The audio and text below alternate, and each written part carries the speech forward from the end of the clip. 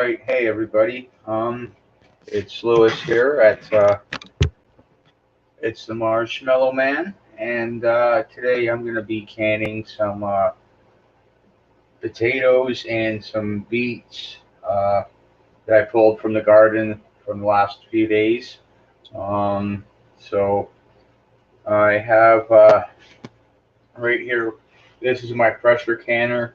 I've got my pot of warm water here. I've got another pot that's already been heated up with the lids. Um, yeah, where you see my hand going out of the screen there. I've got some vinegar, some salt. Um, I've got this magnet thing here. Uh, I've got uh, this thing to grab the jars out of there. Um, my mason jars are sitting in the oven at 275 and they're just about done. I've got my potatoes here and the beets are sitting in the fridge. They're already been pre-cut up. I've also got this to debubble everything. Um, I've got this soup thing here to put the water in the mason jars, and I've got this thing here to put the water in the mason jars. Got everything. I need to put a towel on the counter, um, uh, right over there, out of view, so the mason jars don't break. I've got the vinegar with the rag, and so should put this out, and yeah, I'll need a glove on to touch the mason jars. Okay. Uh, the mason jars are sitting in the oven at 275. I'm going to leave the oven on. It normally takes about 20 minutes to sterilize them. So I will be telling you what I'm doing as I go along here. So here I'm going in to the oven to grab one of my mason jars here. Um, uh, Gonna fill it up with potatoes here, and once that's done, I'm using 500 milliliter mason jars because I am single. So then I put 1/4 teaspoon of salt in there. And then I come over to here. I should get this here up turned on. I also have this thing here in case if I got a need a second layer of mason jars, which I most definitely think I will be needing to be doing because I got about 13 to 15 pounds of potatoes to do and about 7 pounds of beets to do. So now I just put the water in until there's about an inch in of headspace, and I know where that inch mark is. So then now I just debubble it, and then if I need to add the odd potato in there, I will. Then I grab my rag and I just I wipe the rim like that, the top there, on each and every mason jar. Going to there, grab a lid, put the lid on, and then I put them on hand tight, and then put it in there. I keep doing it like that until the canner is full.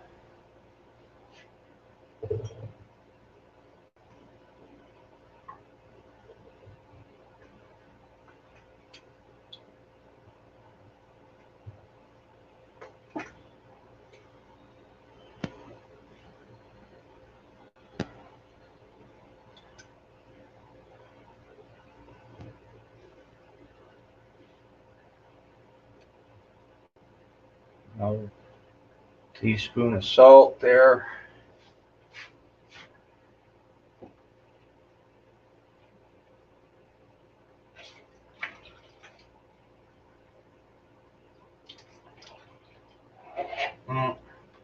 Just a little too much water in there. It's okay. We'll dump some of it back into there. Debubble it all again.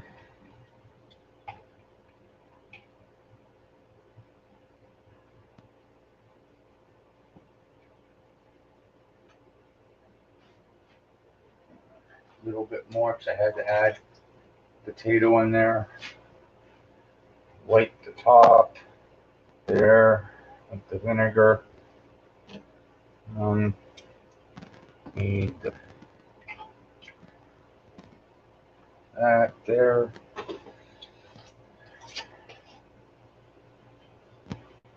And then into here. Turn this up a bit more. There we go.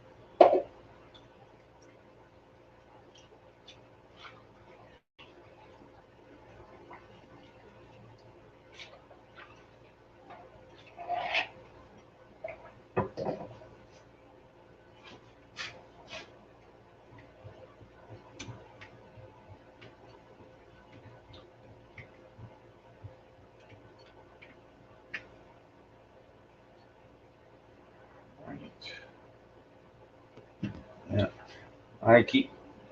you have to keep doing like how I explained it the first round there. I keep doing it every time.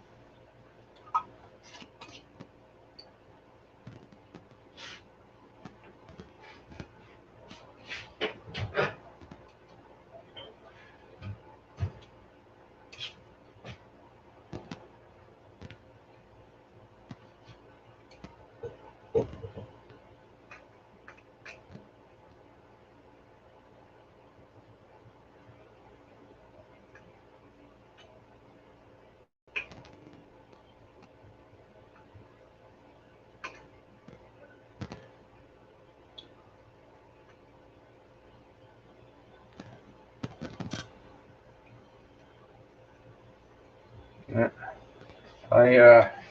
Maybe I need the salt. I put because I got a double oven. I've got four uh, cases of mason jars in both my ovens. I just got the one oven turned on for now. So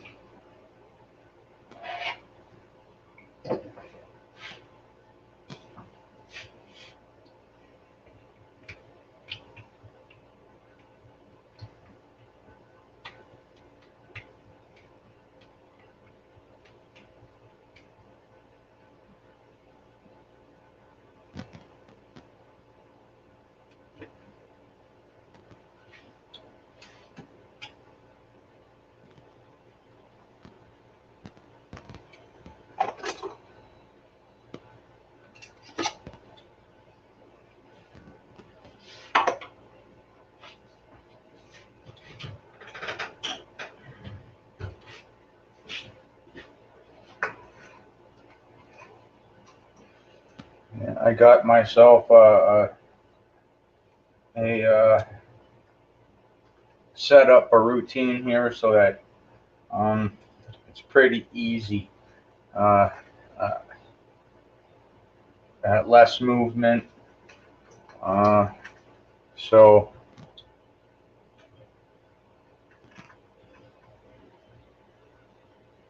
which is nice.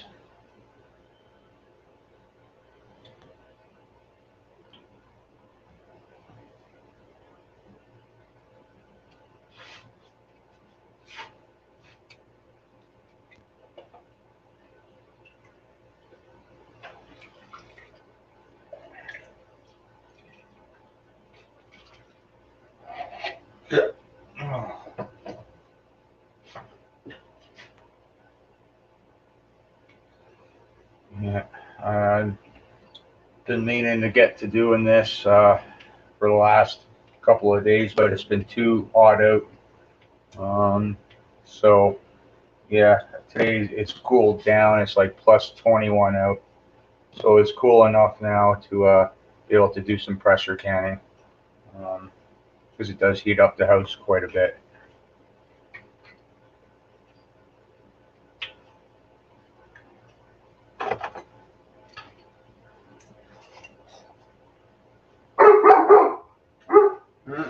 There's Zeus going off. Something must be going on out there.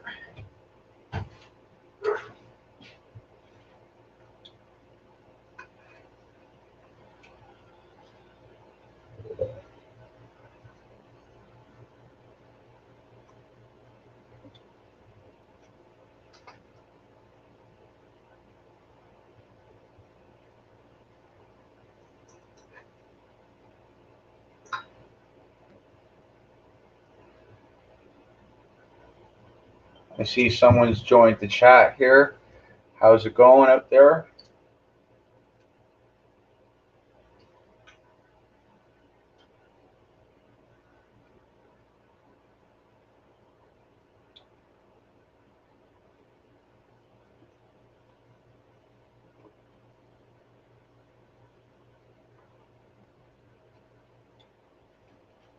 Just doing a little pressure canning of potatoes that I had harvested from the garden a few days, about a week ago, and some beets from the garden um, that I harvested the other day.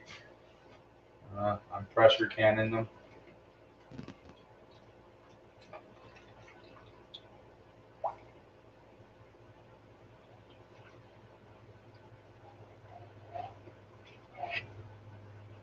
If you got any questions, don't be afraid to ask.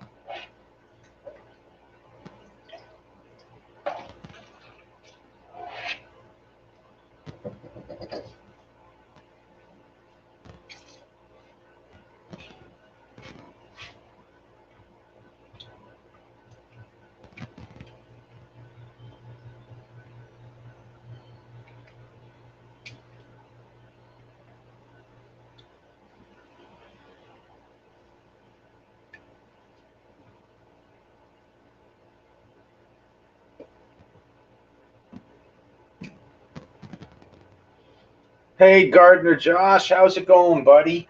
I'm pressure canning some 13 pounds of potatoes and 7 pounds of beets today. Uh, I almost got, I gotta get a few more some mason jars in there still. Uh, so, it's probably gonna be a while. Hey, East Tennessee Preparedness. Yeah, yeah, that's pretty much it there, Josh. Uh, Gotta preserve it, right? Uh, so it's just been too hot. That's okay, Tennessee Preparedness. Thanks for stopping by. You can go anytime if you want. I just figured I'd do a live stream here because it's gonna probably take me a couple of times to um, get all this said and done for, and I didn't want to be doing it on a normal regular video because it would have been like 2 hours long or something like that. Potatoes take 35 to 40 minutes to pressure can per batch, and then beets take about 40 minutes. So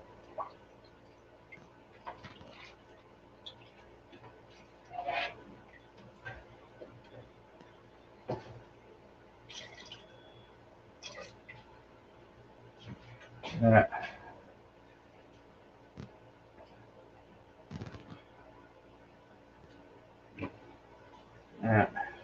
uh, yeah, that's what I need now. Thanks, Josh. You're a great man.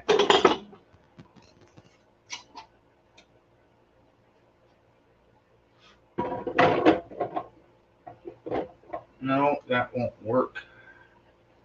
Okay, so I've got a rack here that I put on top uh, to get a second level in. Just got to sit in there properly. I can only put a few cans on top. On top.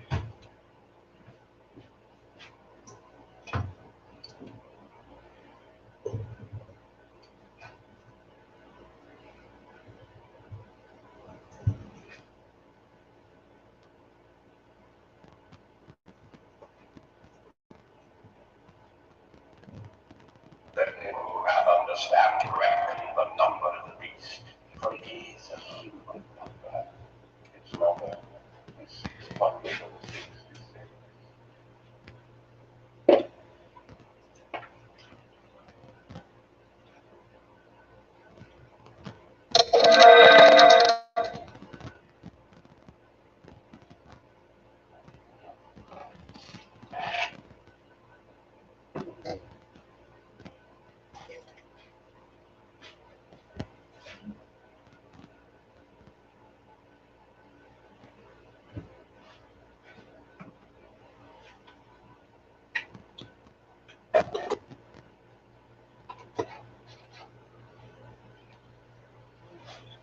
3, 6, 7, 9, 10, 11. There's 12 so far in there.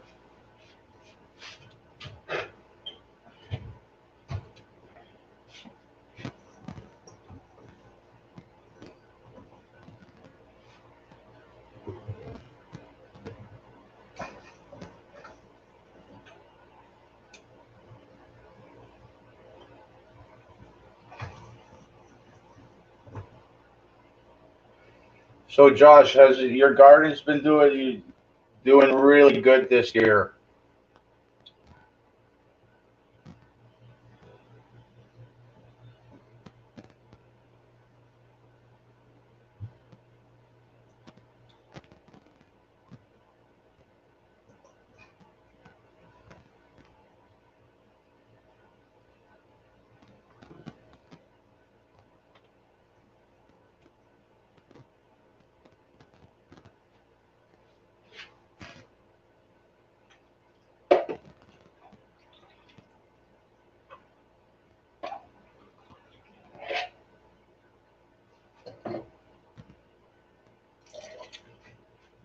Gotta get the pressure can. I'm gonna turn it up on full blast now. Um,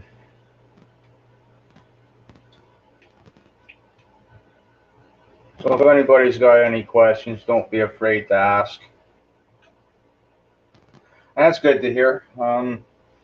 Yeah, some of them, like I'm just beginning to start pulling some stuff out, and I planted a bunch of onion starts that the nursery gave me for free. Um, I can't remember what type of onions they were, but I got like at least 30 pounds of it, so uh, I had to give some of them to other people in the neighborhood to plant for themselves.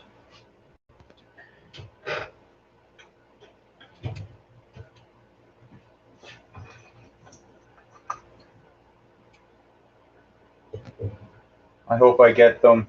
Uh, I hope I can harvest them before the snow fly, the first frost and the snow flies.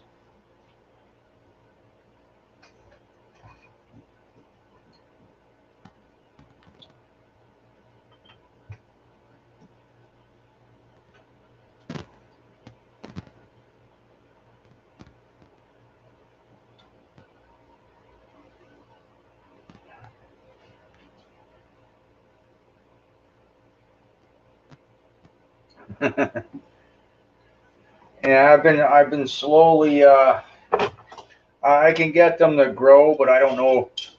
They're not very big, so I went with the seeds. They don't get very big, but that's why. Like I got seeds in. I've rehydrated some when I buy from the grocery mall and stuff like that. So this year well, because they gave it to me for free, um, I'm gonna see how they do. Um, so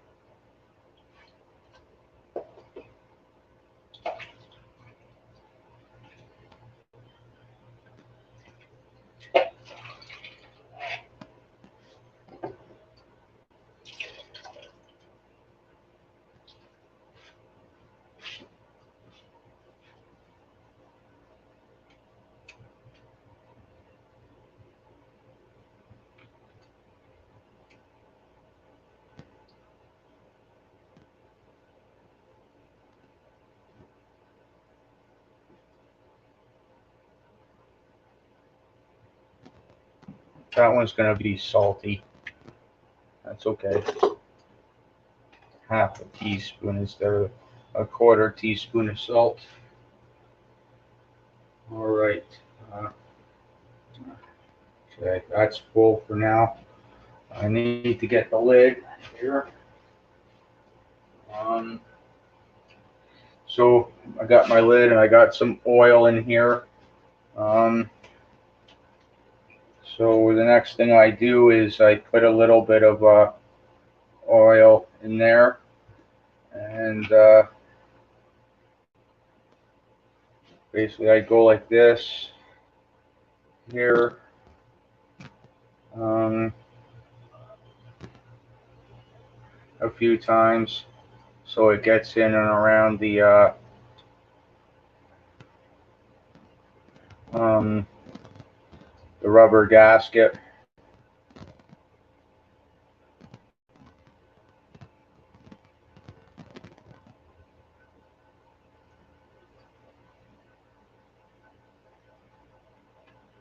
And then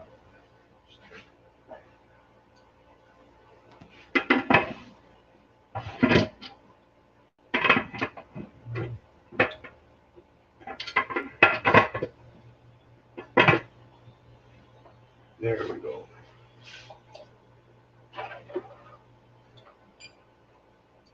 And the oven off. I gotta wait till steam comes out of there.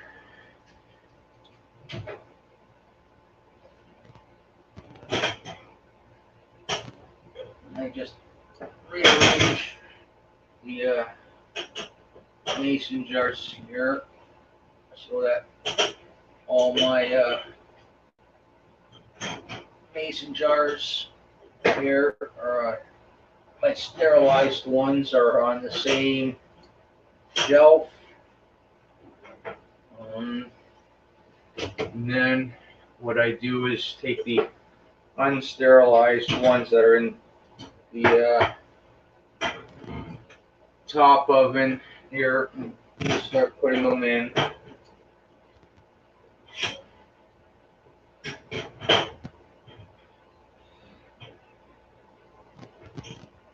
Yeah, I used, I've got 12, 13, 14, 15, 16, 500 milliliters in the pressure canner going right now.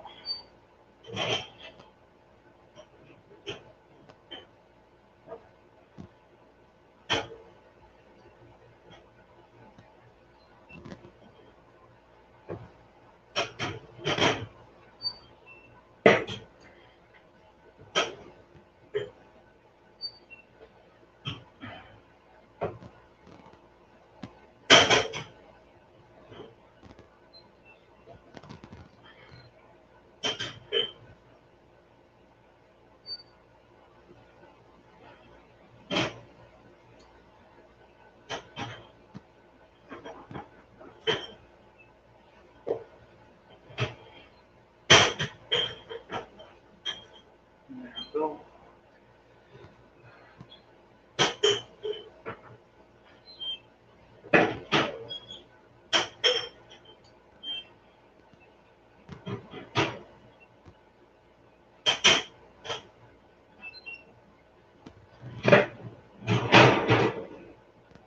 All right.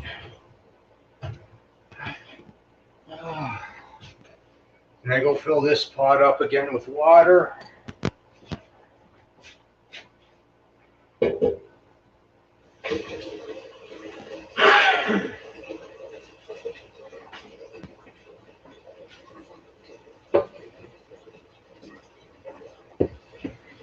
And I put the other parts of the lids over here back on the stove. Reheat them again.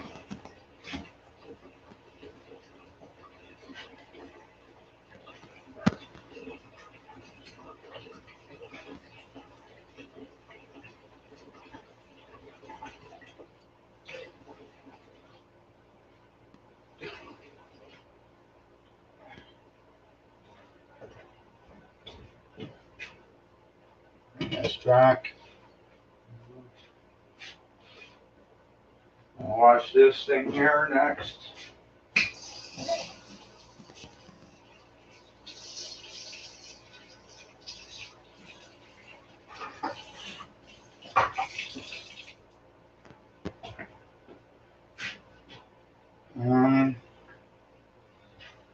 Yeah, so if anybody's got any questions, go ahead and ask.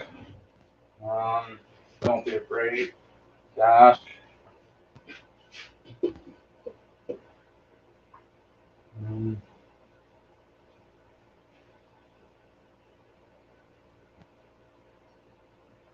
Yeah, that's probably going to take about a few minutes there. I don't know how long.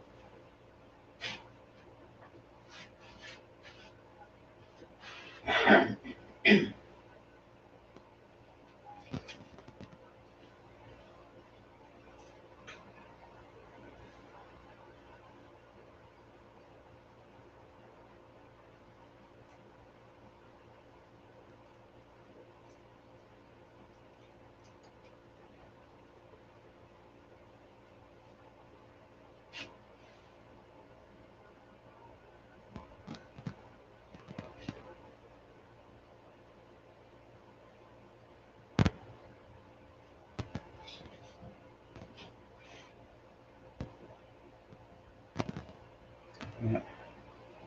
I still got more beets to harvest, but they still need some time to grow. I still got more potatoes, but they still gotta do their thing. It'll probably take me 2 or 3 times to harvest them all properly, so that's okay. I like doing it that way, anyways. So I'm the kind of guy, once I get started doing something like this, um, I just go until it's done. So for me to do this, like 13, 15 pounds of potatoes and 7 pounds or so of beets, yeah, it's a couple of hours at least, um, which is fine, because I don't want to be standing over the stove all day doing it.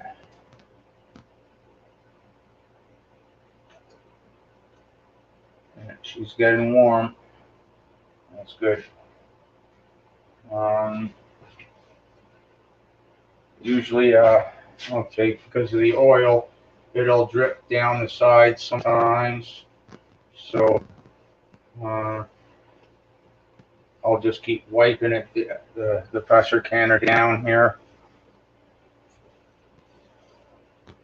and off the stove.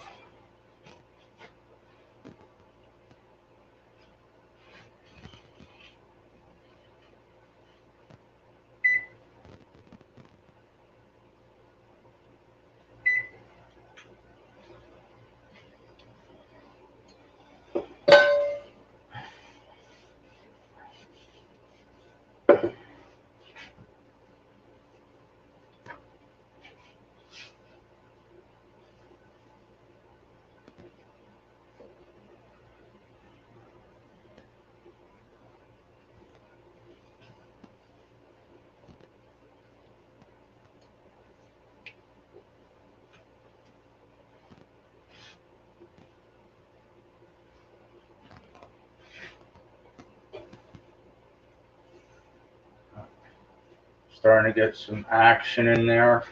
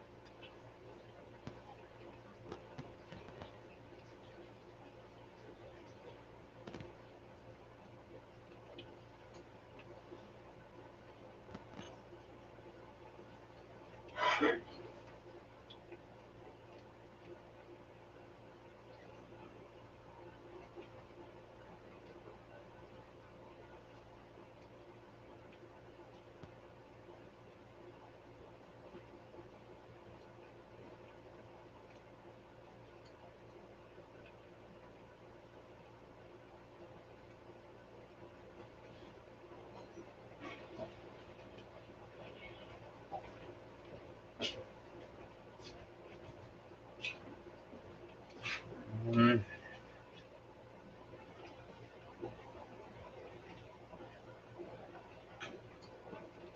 yeah, there's a little thing here. I might have to play with it a bit. I've had this pressure canner for, geez, this will be my third summer with it. Um, and it's done me no wrong. It's a Presto. Uh, I don't know how many quarts it is. I know I can get one level of 1 liters in there, and I can get 2 levels of 500 milliliters in there. Um, I probably maybe I don't normally do 250s in there, but I probably could um, get 3 levels um,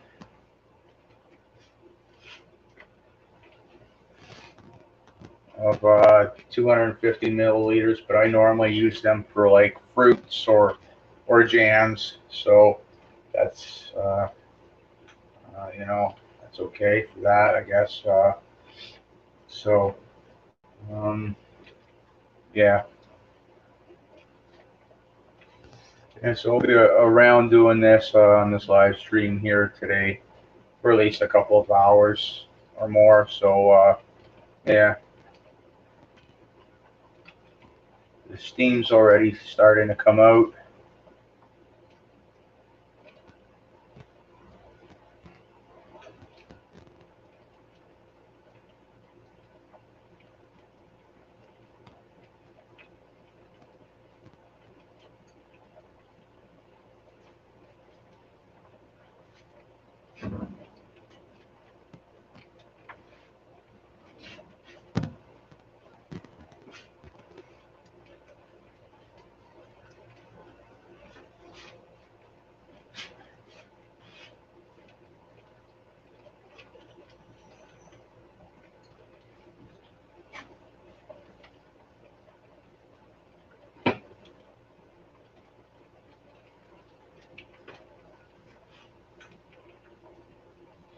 Um, yeah, so because I can't remember my elevator. I'm around 1,500 feet, I think, or just shy of it.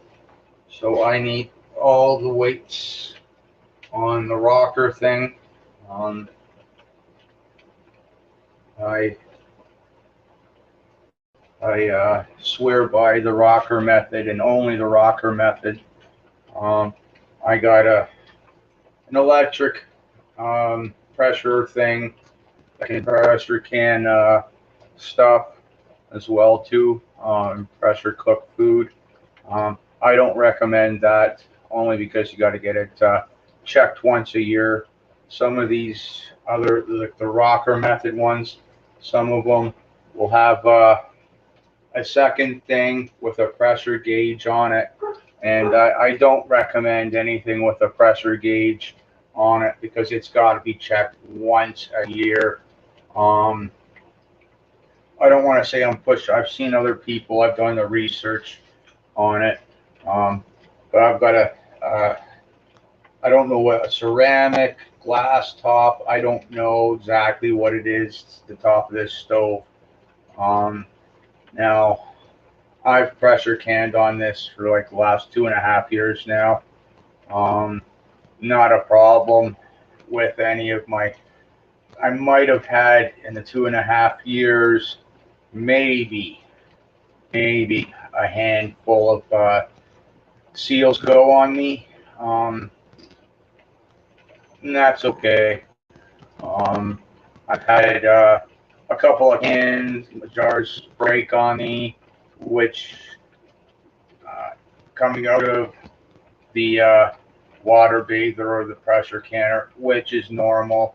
Um, I've even dropped full mason jars in my pantry room, and like this stuff's bound to happen at some point or another. Um, so it is what it is, right? If this stuff doesn't happen to you, great, that's a bonus. But Gary, if it hasn't happened to you, it hasn't been doing it long enough. Because it's bound to happen. Um, so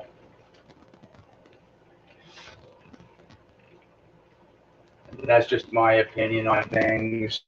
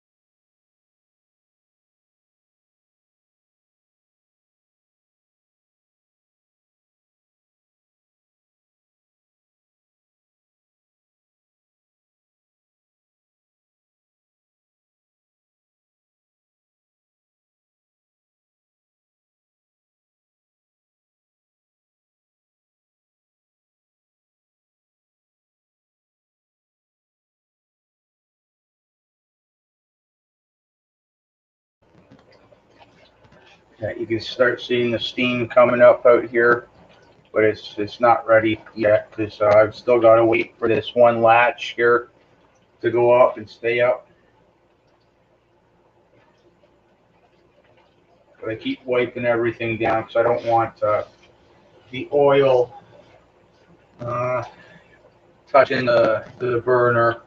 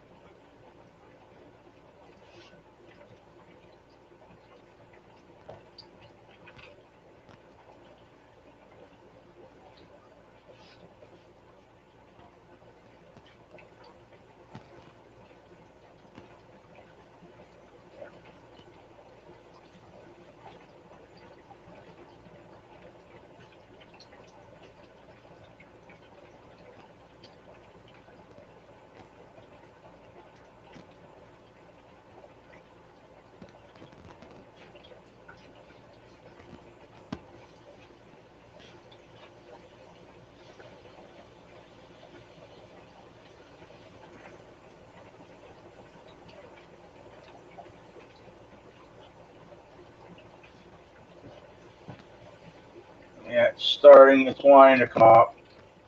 Got to wait for the pressure to keep it up.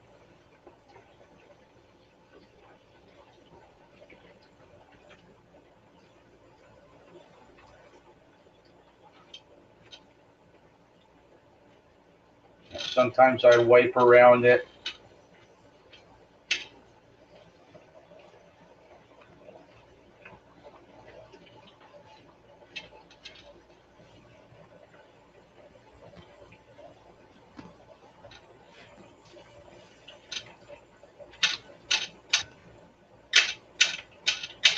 Yeah, I play with it sometimes.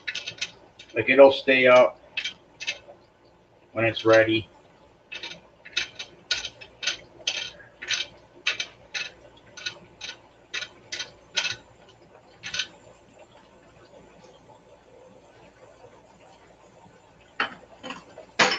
Oh,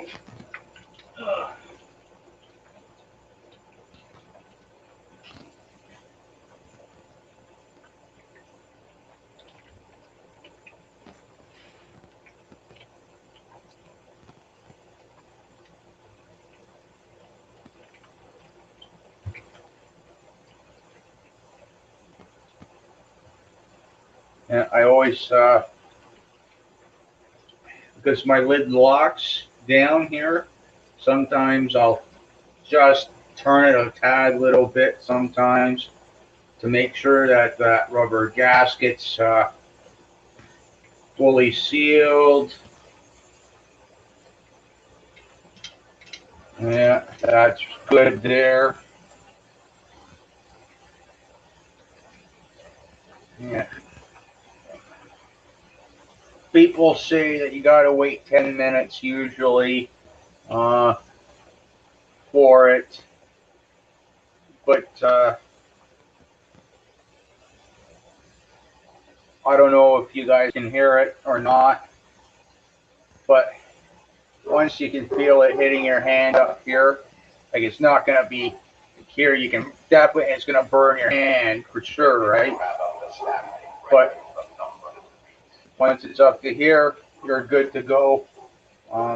That's just how I do things. Uh, then I give it a nice little spin while it's on there, and then once it's stopped, it's good.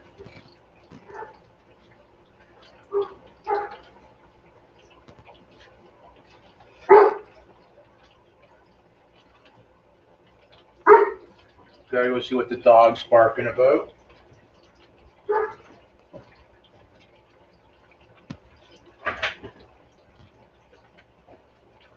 Then you have understanding reckon the number of the beast, for it is a human number.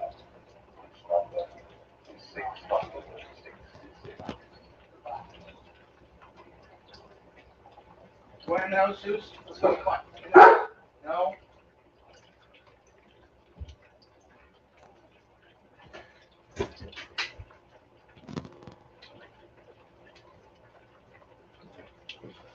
Yeah.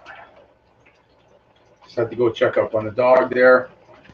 Um, Now I gotta wait till this thing, the rocker, here it goes, starts rocking. You don't want it violently rocking, just a nice half decent rock, gentle rock, I guess. Um, so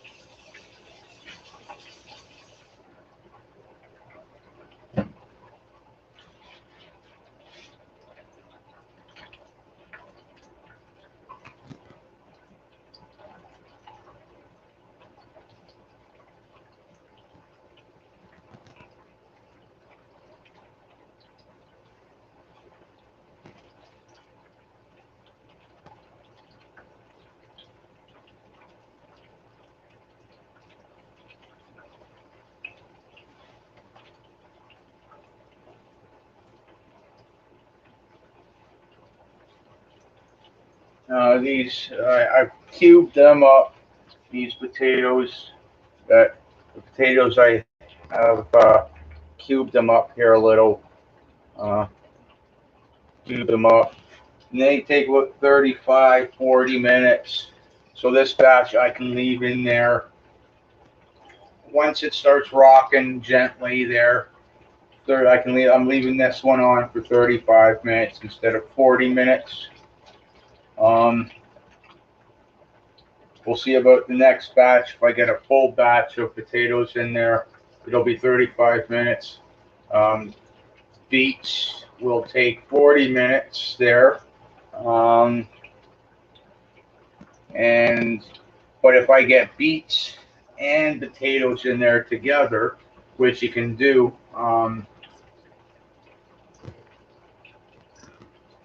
I will be leaving them in there for 40 minutes because potatoes, they can be in there for 40 minutes just the same. So now it's just a waiting game here now. Yeah, I figure to stay on just to show everybody how long it takes.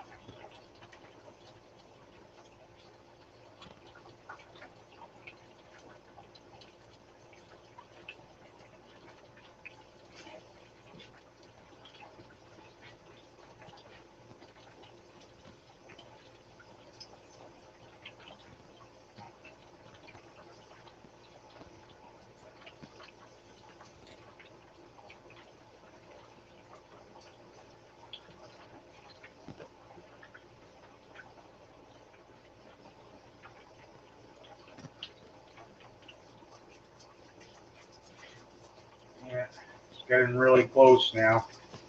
Really close.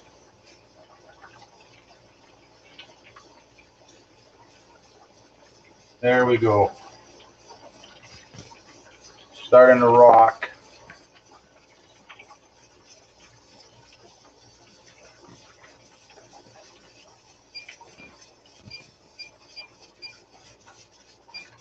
There.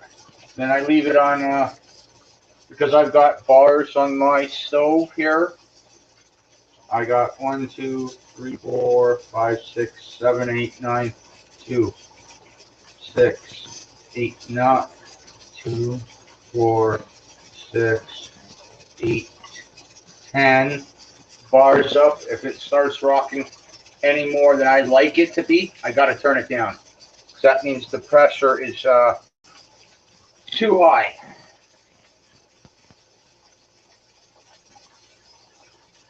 And so now, okay, it is 7:40, 35 minutes. So quarter after 8, it'll be coming off.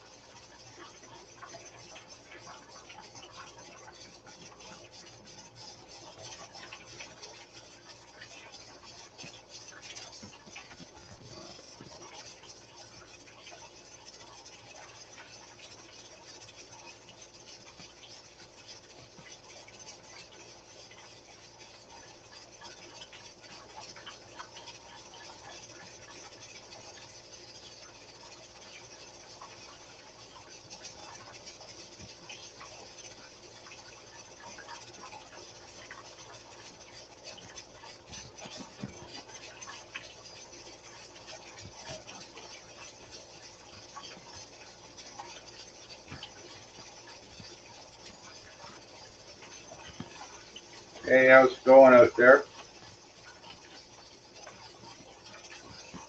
Just pressure canning some stuff.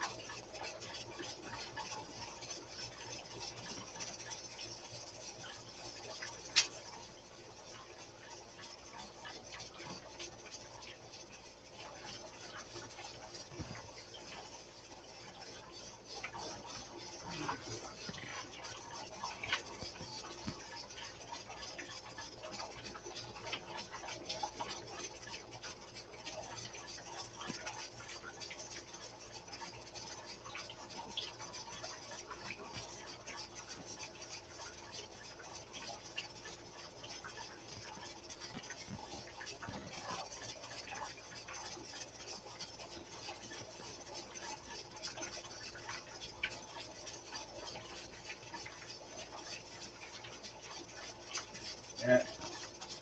Nice gentle rock.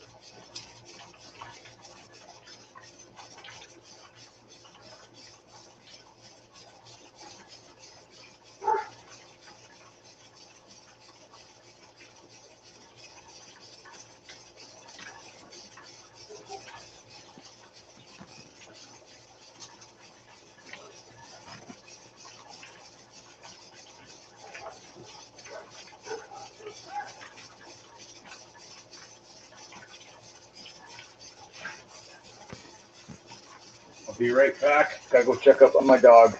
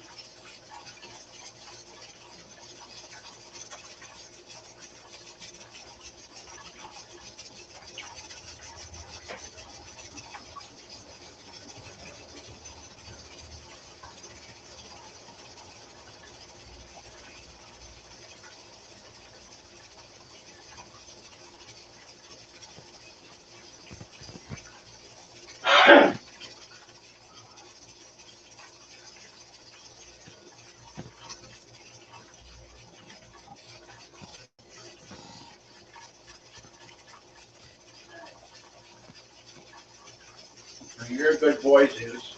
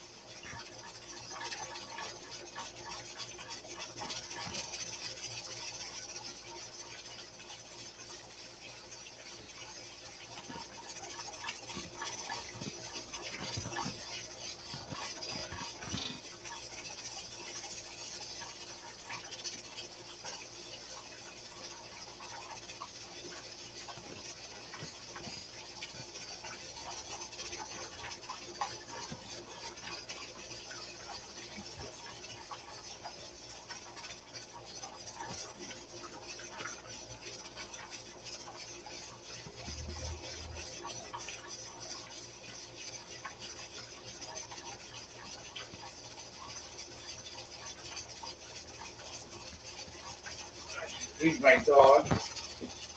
Get him some fresh water too.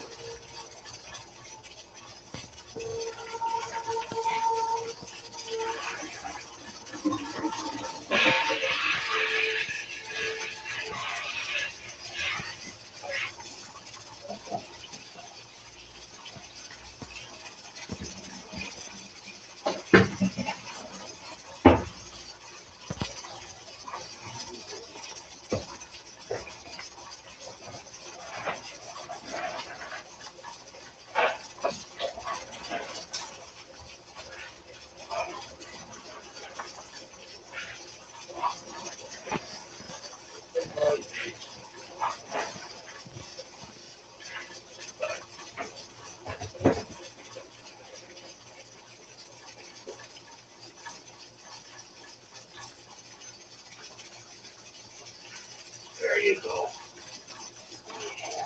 Good boy.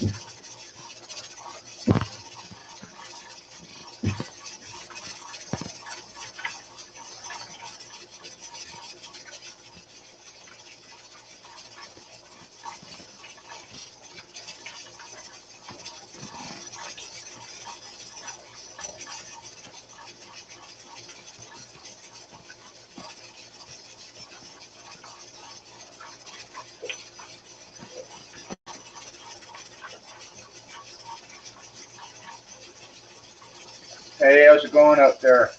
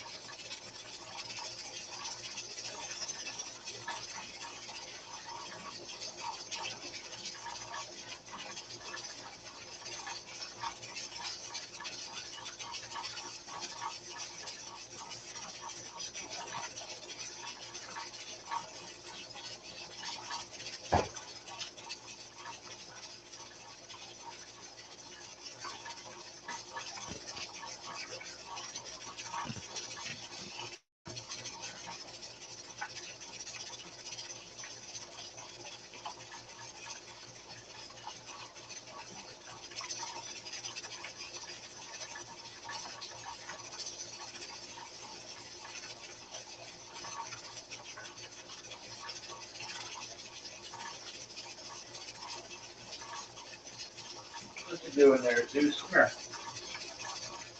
Come here.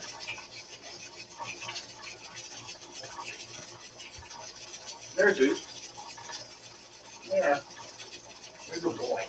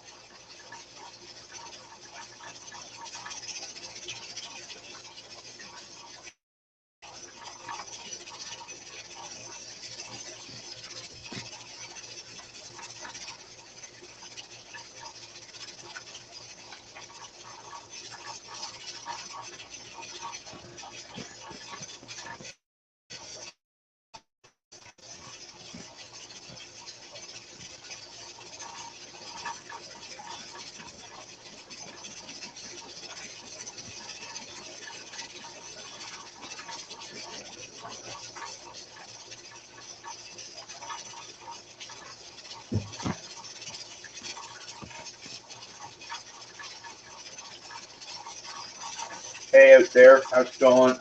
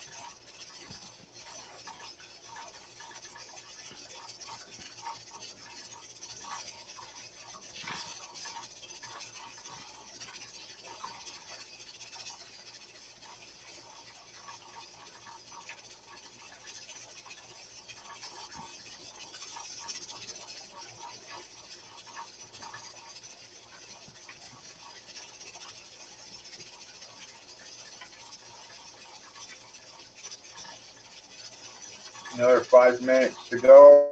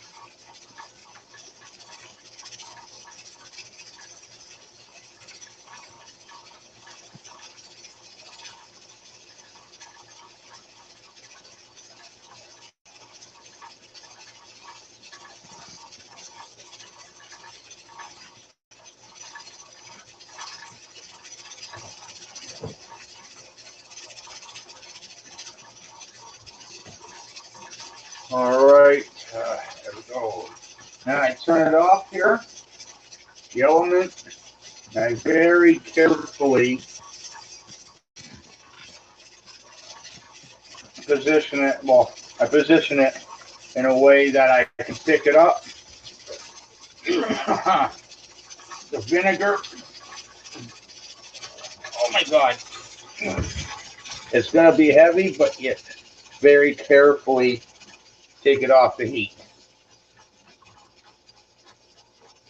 I got to wait for that latch to go down.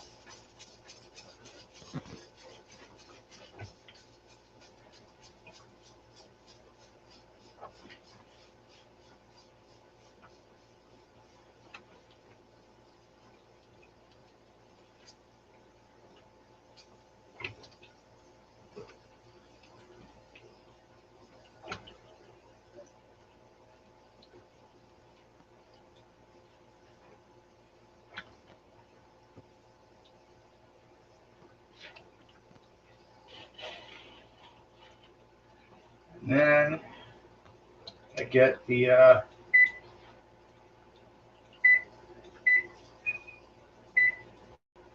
oven up and going again at 275.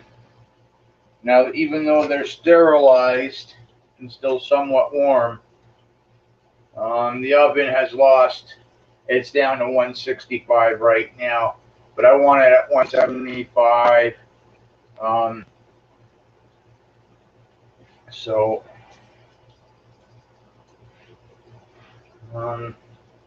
just gotta wait for that to do its thing.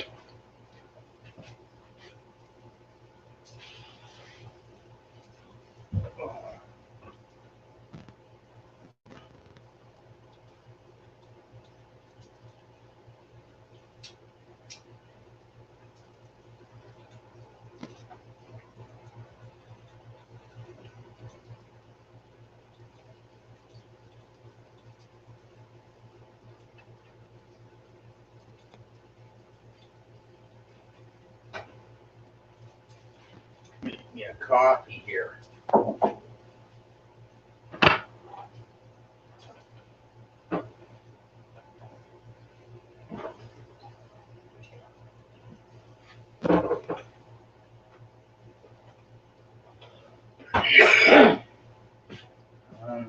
My sugar.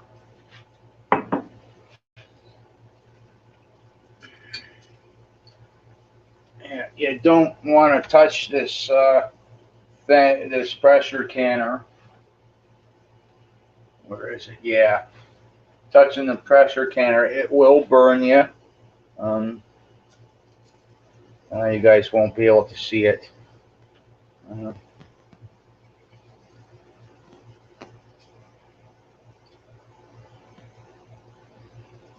yeah, maybe if I turn down the lights a bit here.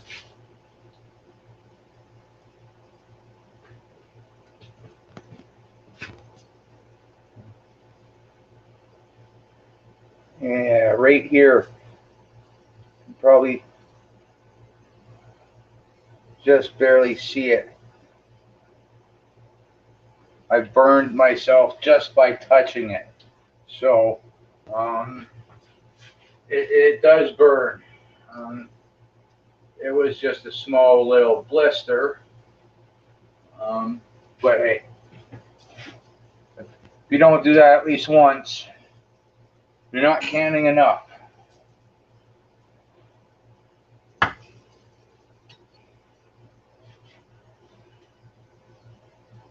No, the oven there is at 165, so I need to bring it back up to 275.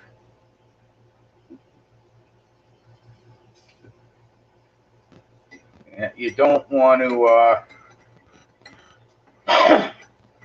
take the rocker off. You want to do this all,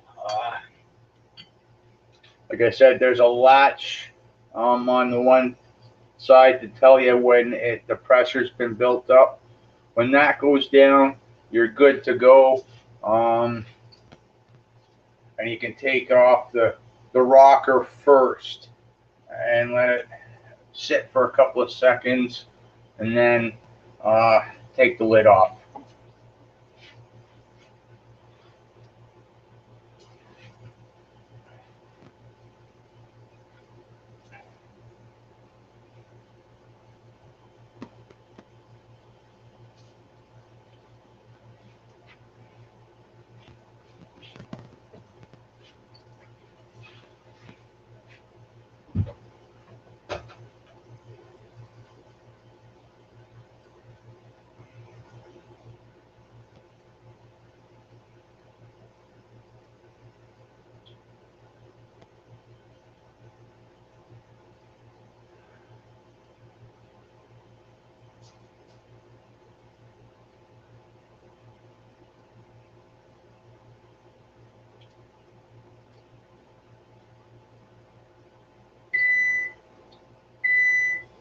There we go. The oven's back up.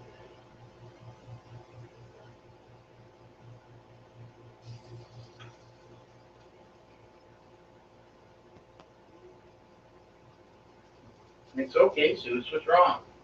Oh, okay, Zeus. Come here, Zeus. You're a good boy. It's all okay. Yeah. You're a good boy. Yeah.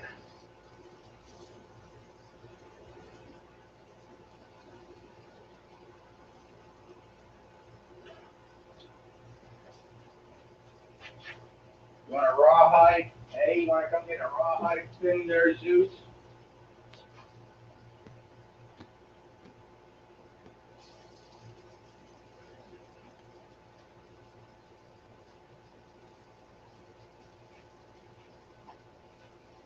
What do I got? Hey, come here. Want some cookies too? Hey, come here. Come get some treats, Zeus. Yeah, you're a good boy. Come here. Come here. Come on. Got some treats for you, Zeus. You're a good boy.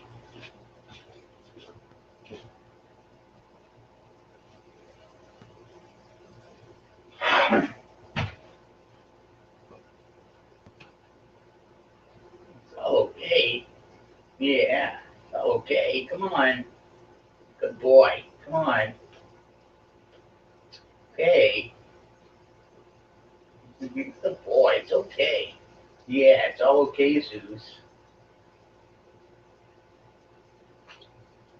Scaredy cat. Friggin' dog's scared of the dehumidifier. Come on, Zeus. Come here. It's okay. You're a good boy. Yeah, come here.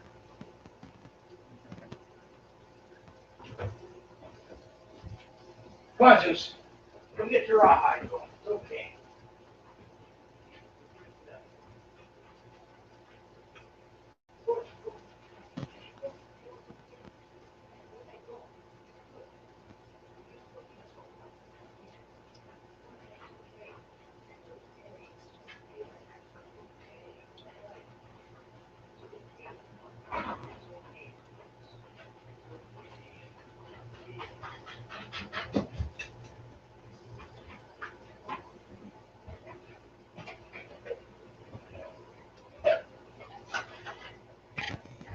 Yeah, it's a 9 or 10 month old dog, weighing in at about 110 pounds. Biggest baby you'll ever see. Scared of a dehumidifier, but will guard the house.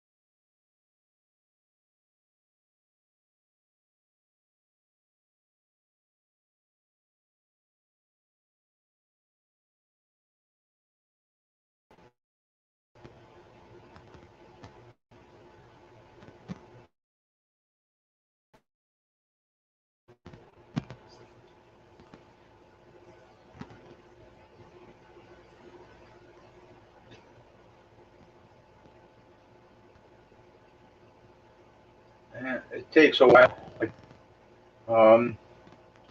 I don't know how many, 5, 10, 15. I don't know the weight system here. All I need to know is for your elevation, there's different weights for different elevations. So uh, all I know is I need all the weights for my elevation. Um,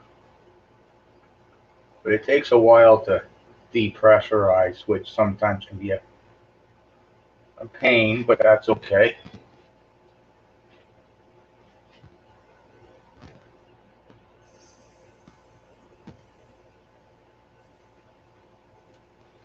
But now I'm just going to get the lids, the water there warmed up again.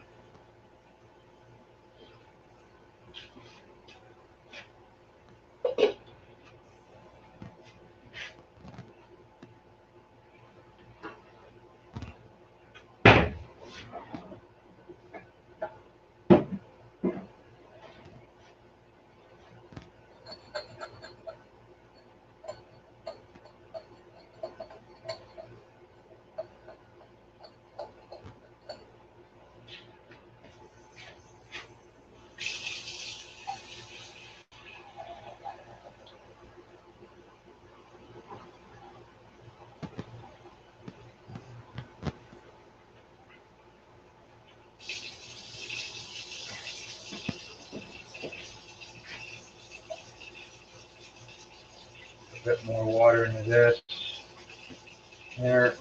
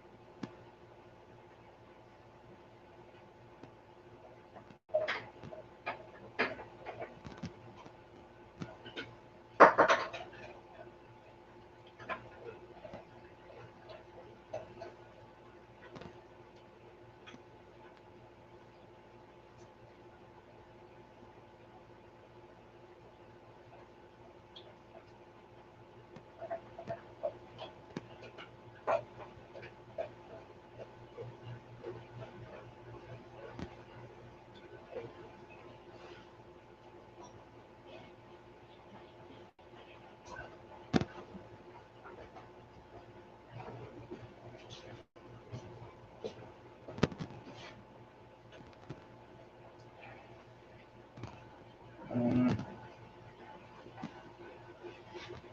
get this other one here up on the go to heat up that water.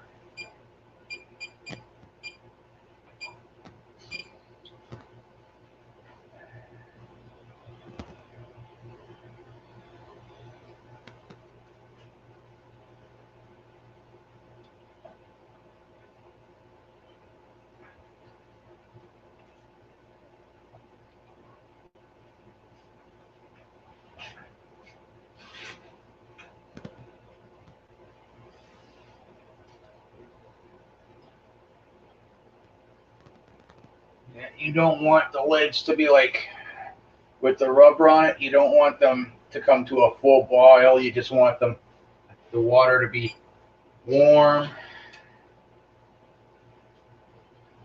Bring it back over to here. Leave the lid on for now until I start putting stuff into the jars. I'm not too particular. Well, I am, but not very much. Not like I used to be with the mason jars being in the oven. Because it's set at 275, which does sterilize them. But if they're in there for like half an hour or 20 minutes while I'm waiting for like half an hour, 40 minutes while I'm doing that, they're fine. So the more sterile they are, the better it is, I guess some might say.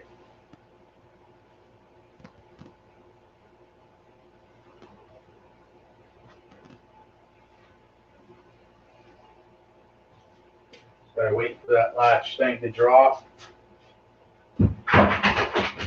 Zeus, good boy. Come here. Yeah, hey, good boy. Yes, you are.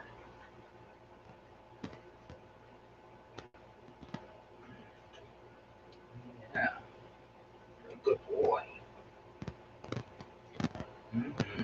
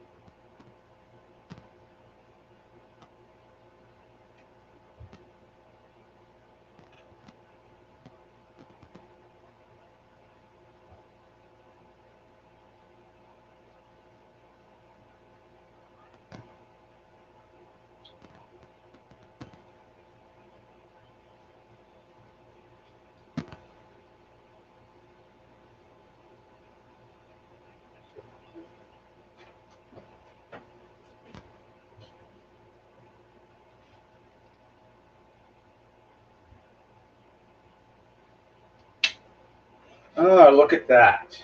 It went down. So there we go. There's still a little steam coming out, which is okay. That's why I only took the rocker off. Uh, Let it sit there for a couple minutes or for a little bit.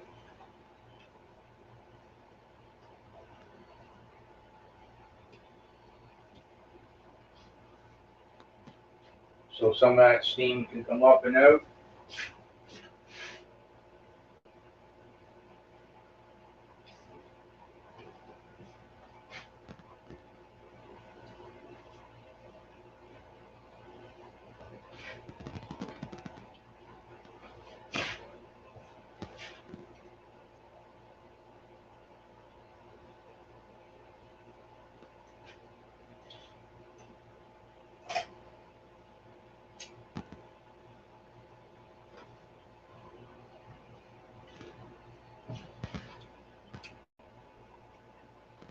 All right, that should be good.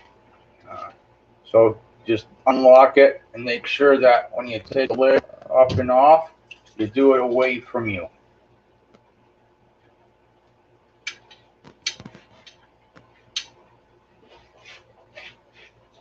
Gotta find a place for this lid. Here will be good.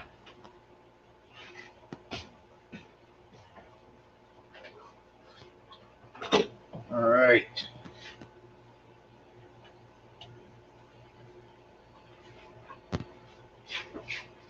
So I need my glove here back on, and I always put my ear to the mason jar just in case if it's still leaking out air.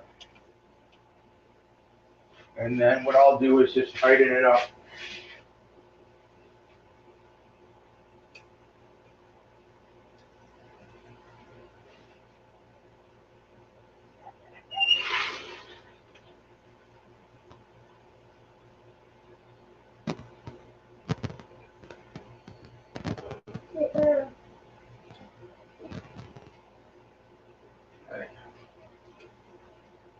So,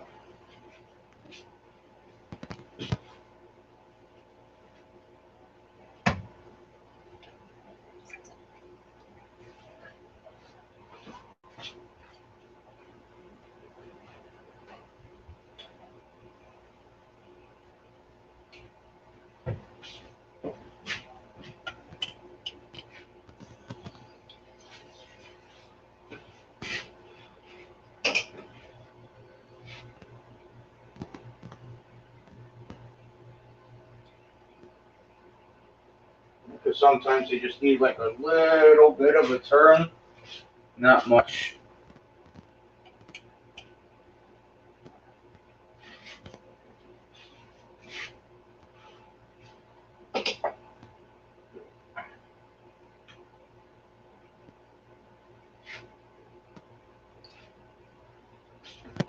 All right, then get this thing up and out of here.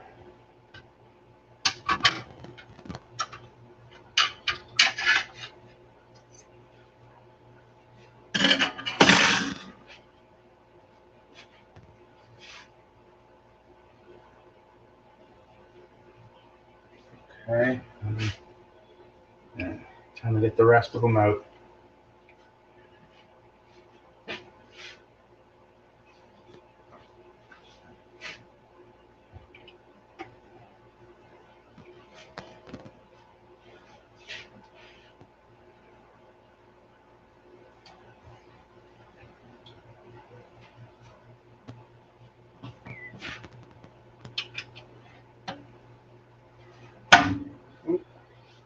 Gotta be careful of that.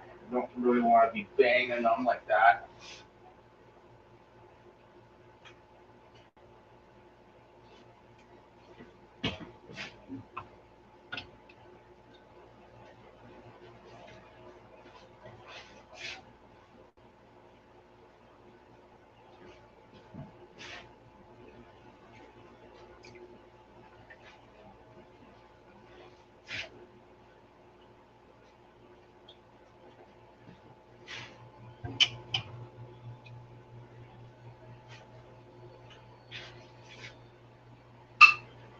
Oh, they're starting to pop now.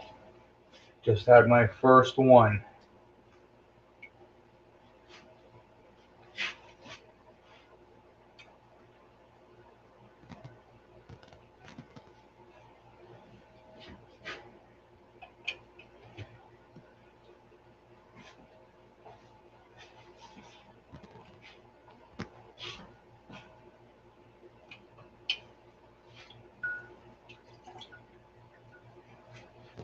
Because that was on for about 36 minutes, okay? Which is fine because it's 35 to 40 minutes um, on there. Um, some of the water will evaporate out of there. Now,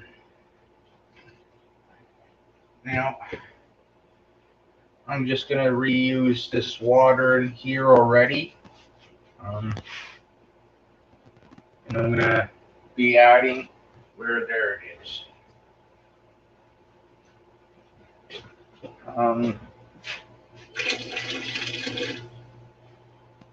Some fresh water here.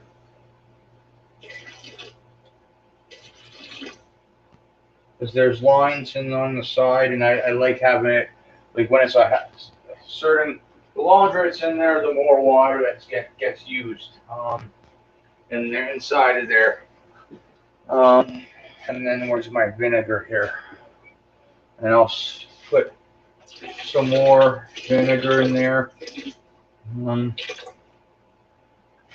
And on my rag here that I got for doing the rim.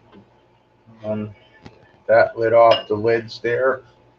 And then we're good to start the next batch.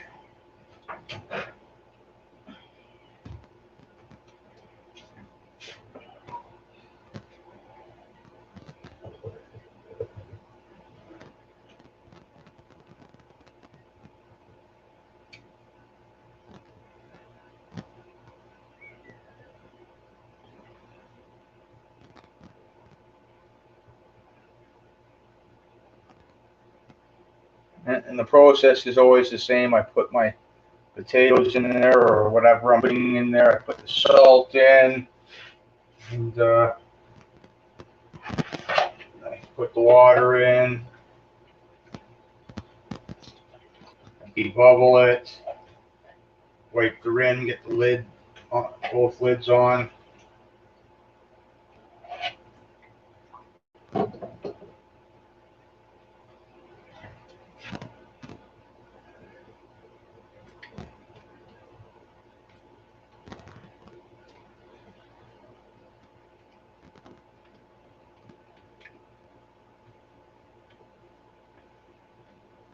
It's debubbled.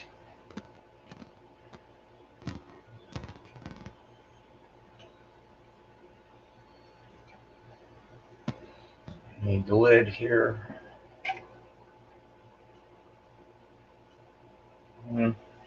Yeah, that one too.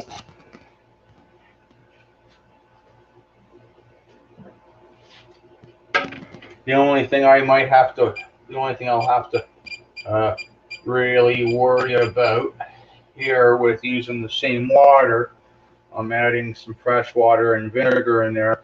All I got to do is wipe everything down with vinegar. Um, when after it's all cooled down and stuff like that, um, all I got to do is wipe it down with the rag I've been using with another pot, um, with the vinegar and all that stuff.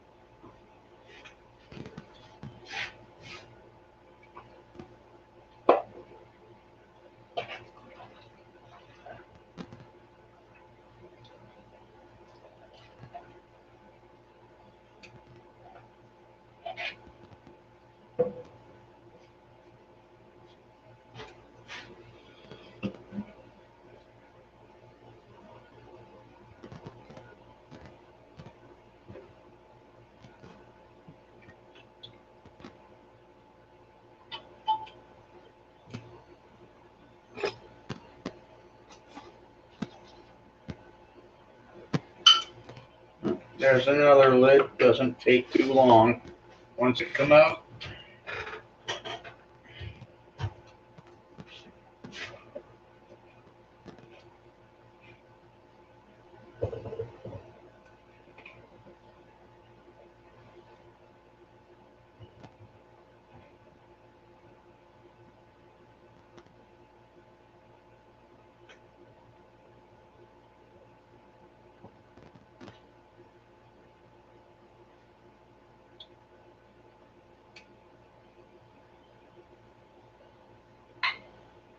There's another one.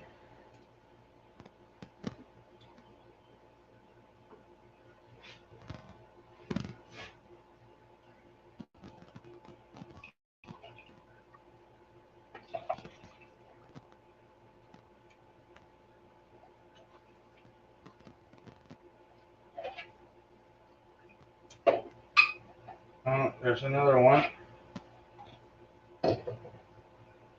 There's another one.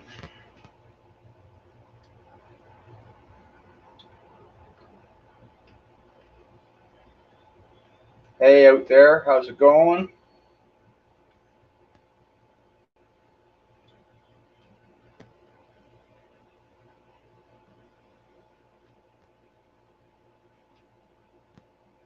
Just doing some pressure canning of potatoes and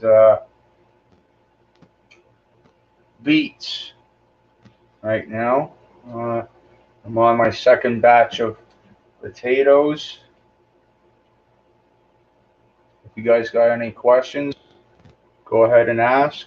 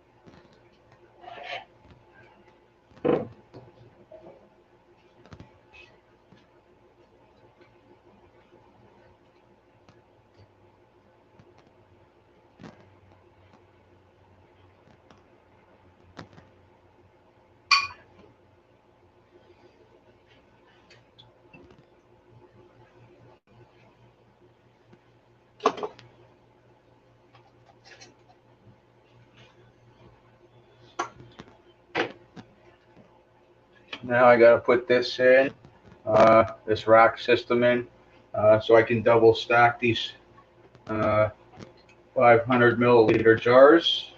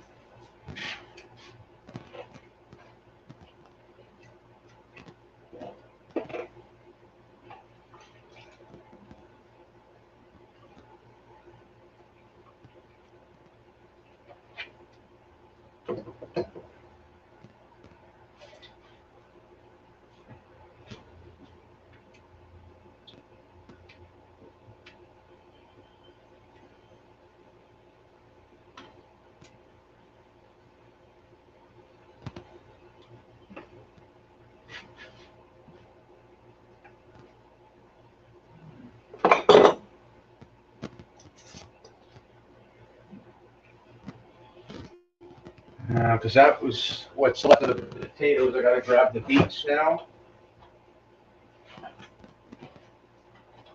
They're already cut up and ready to be put in the mason jars. Potatoes can take 35 to 40 minutes in the pressure canner, and beets take 40 minutes in the pressure canner, so I can get away with doing that. Just means I gotta do it all at 40 minutes.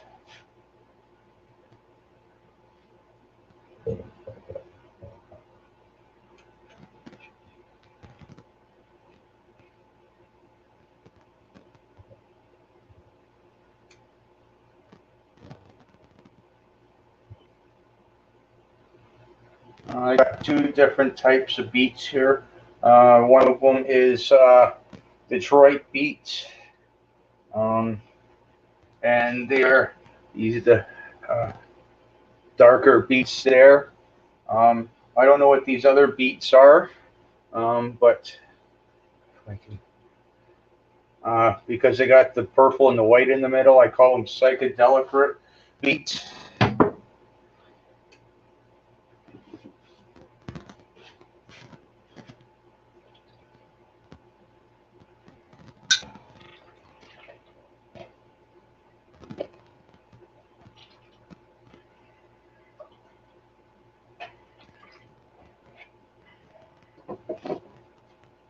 I'll be right back in a second.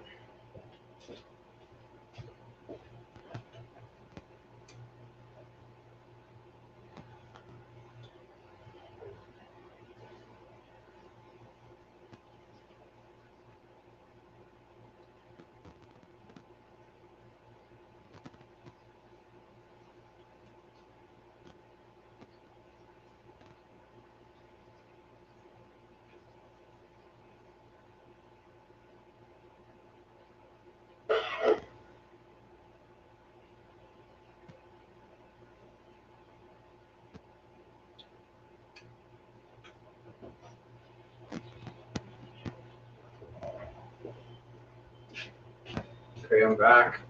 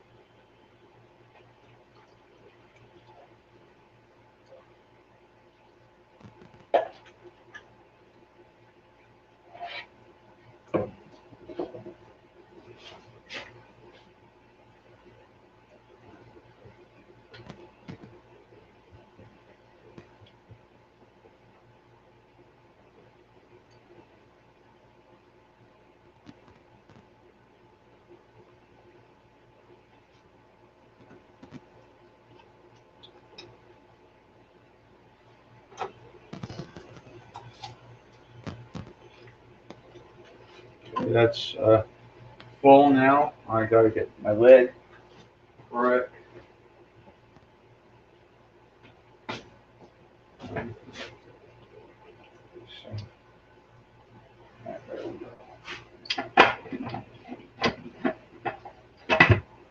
It's locked up. I gotta wait for the steam to start coming out.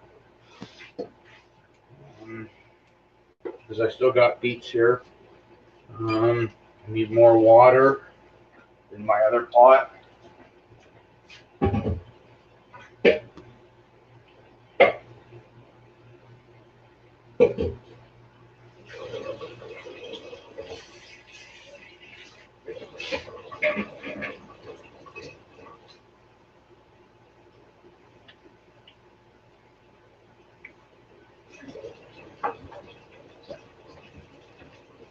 Put my lids back on the stove here. I'll shut the oven off for now.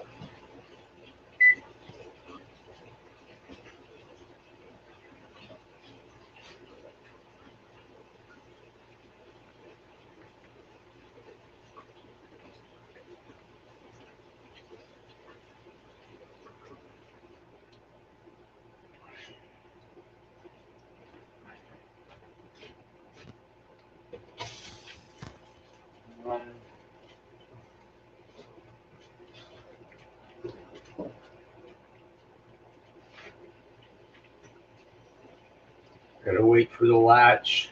That's like right here to come up. While I'm waiting for that, I'm gonna put some of these mason jars here that are sealed up in a card in one of the boxes I got to make more space and to help keep the bottoms warmer for longer.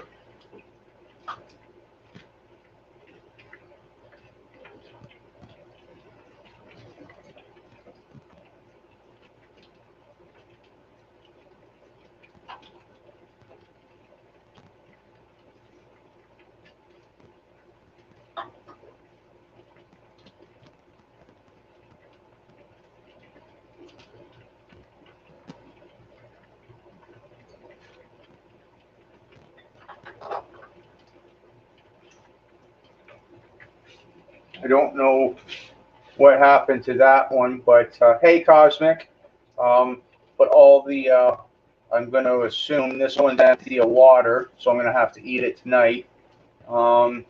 Hey, Miss Cosmic. It's going good.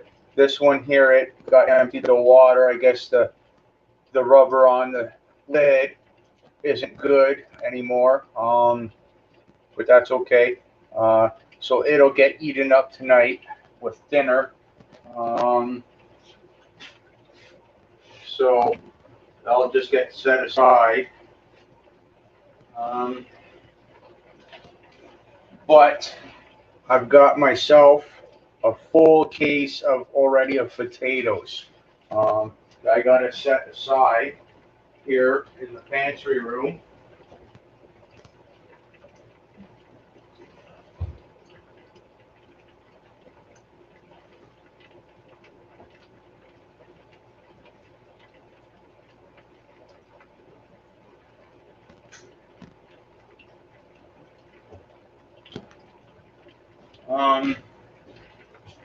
If that one had taken, if that one had taken, I would have made 12, 13, 14 mason jars of potatoes already. I've got another 14 in the pressure canner right now. I got like 4 beets in there right now, and the rest are potatoes. The potatoes and beets, potatoes can be done at for 35 to 40 minutes. The beets got to get done for 40 minutes. So that's all good. So they can be done together. Um,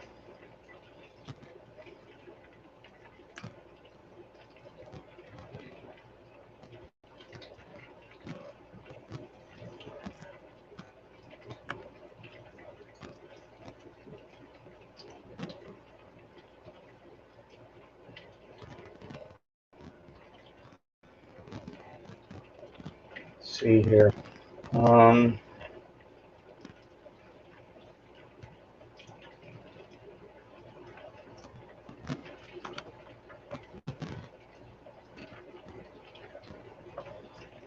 Alrighty there. Thanks there, guys. Uh,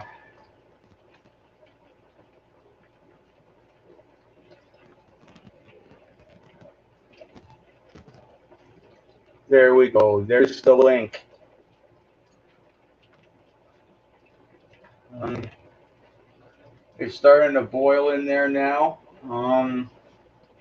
Gotta wait for the pressure to come up. Uh, so, yeah. Okay, that's good. Take your time. No worries. No worries. Um, so, yeah. Uh,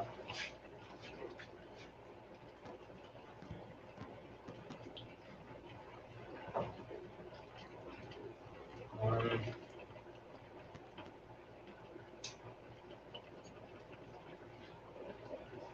yeah, I've already been at this for about 2 hours and 40 minutes now.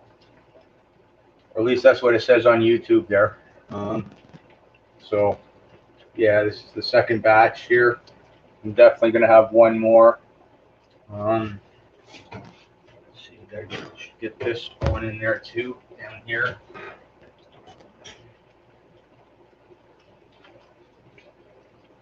Where's my glove here?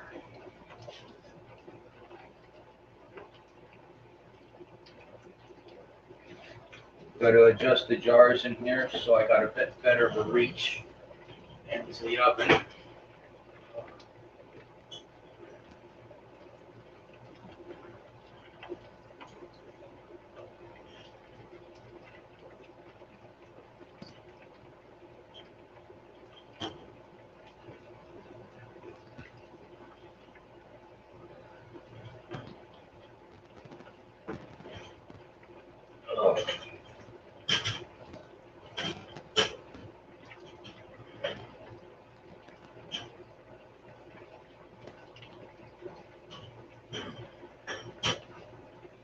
All right.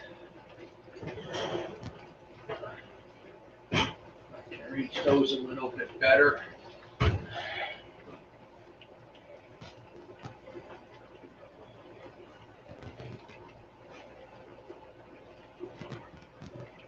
Um,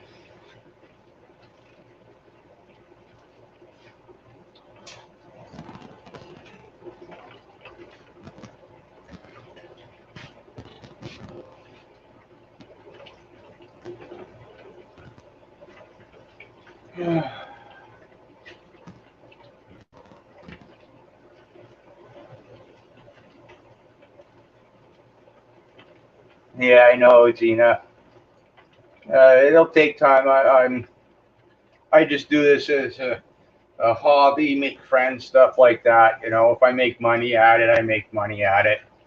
Uh, I see other people on YouTube doing stuff, so it's you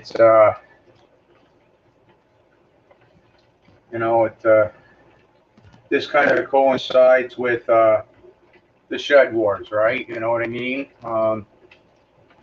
You know, I don't want to take anything away from like rebel canners or something like that, but um, the more people that are doing it and putting the stuff out there, you know what I mean? It's it's a good thing.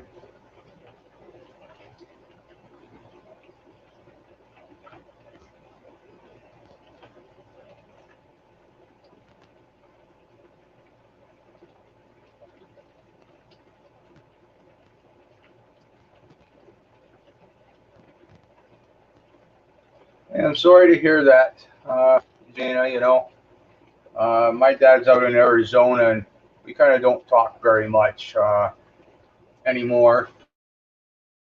Um, he kind of doesn't like me doing the gardening thing uh, and the pressure canning stuff. You know what I mean? He's a bit of uh, a butthole about things, but that's okay. He's entitled to it. He's entitled. My dad's entitled to his attitude and his thoughts and ideas and whatever, right? But let me tell you, when the time comes, you know, uh, the world's going to go the way some of us think, and he comes knocking on my door because I'm doing this. It'll be, why should I help you now? You know what I mean? Why should you don't like this, that, and the other?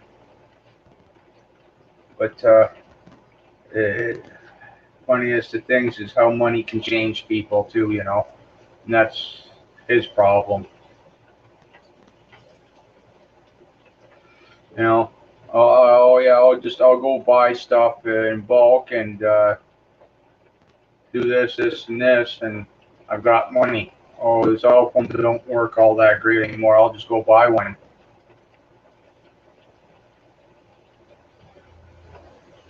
Yeah, yeah.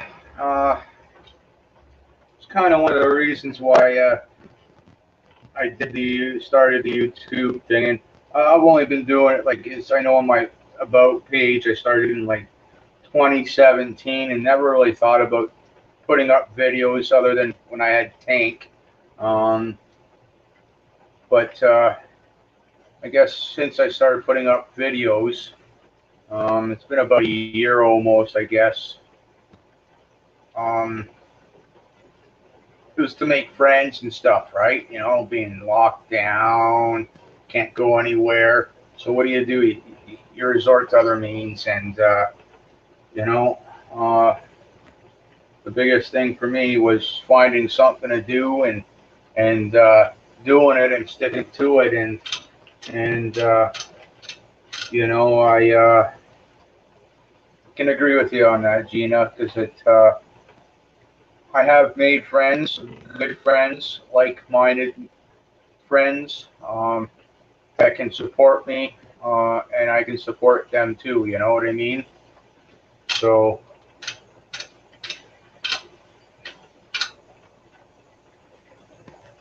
hey, I sometimes have to fiddle with the pressure latch here. I've got a little thing here that pops up. Sometimes I got to fiddle with it to get it in the right position.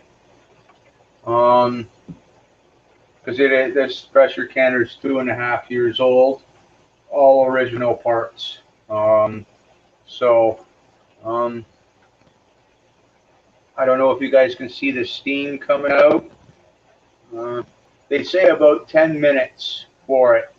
Um, I don't bother with that 10-minute rule with the steam coming out. It's just a waste of water in there. But usually, like I can feel it up, just barely feel it up. I don't know. Um, yeah, uh, I can feel it up to there. But um, when it's about this high, right, it's not exactly burning my hands, but I wouldn't want to put it any lower. It is good enough because it's starting to build up steam on my hand at that spot. Um, then I put the rocker on. I usually give it a spin on there. Um, I have to use all the weights there um, because my elevation's just shy of 1,500 feet. So um, I got to use all the weights. Now now my stove is all the way on high to build up pressure. Um, once it starts rocking, I don't want a violent rock. I want a nice, easy rock.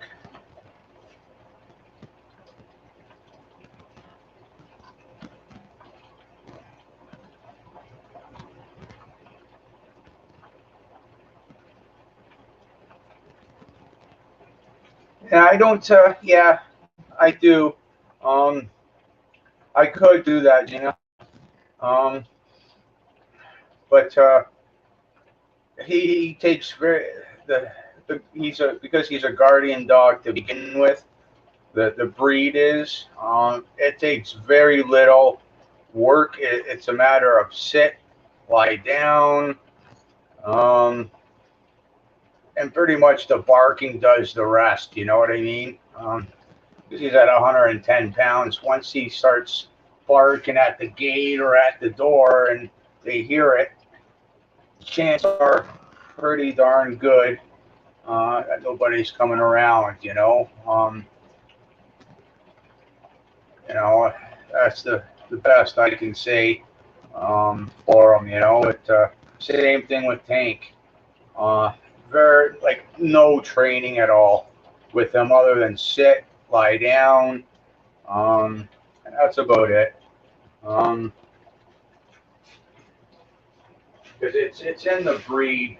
Um, like the breed's been around for hundreds of years. Um, they it's been bred into them pretty good. Um, I guess it's genetic. I mean, like where I know he's in the house here somewhere. Uh, yeah, he hears us talking about him. He's by the front door there, and he was lying down at the front door. Um, and I didn't train him to do that.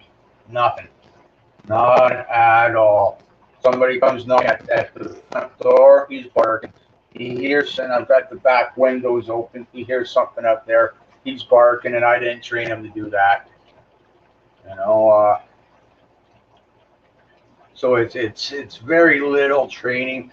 I need the best, other like I said, other than sitting and lying down and stuff like that. The next step of training would be I would need people coming over, kind of thing, and introducing those commands. So, like, that my neighbors, they got a property maintenance company going, and uh, he knows the sound of their diesel truck. When he pulls around the corner, because he goes out uh, uh, that way, like I'm pointing where's the computer there. There's a road that way. He can hear that truck and that.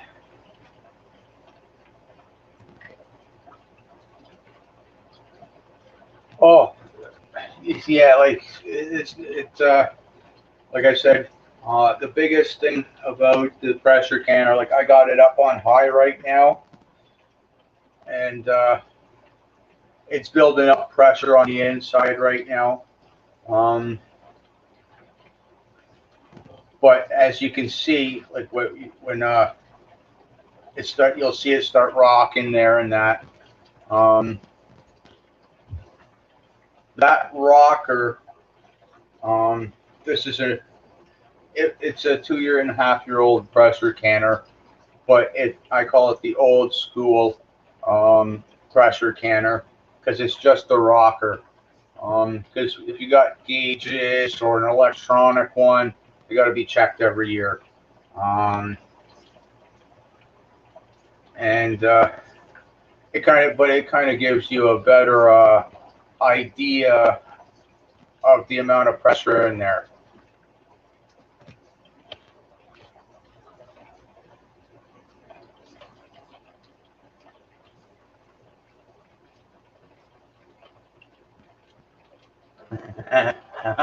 Yeah, yeah.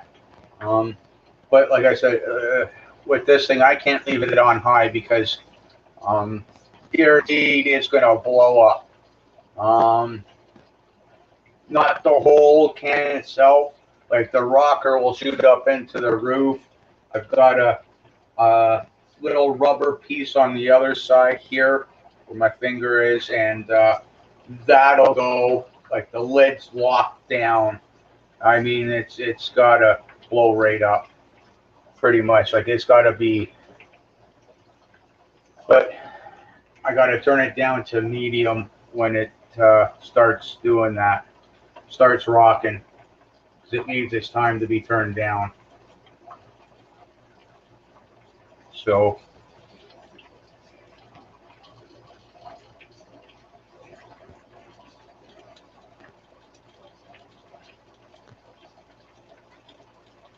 yeah, yeah.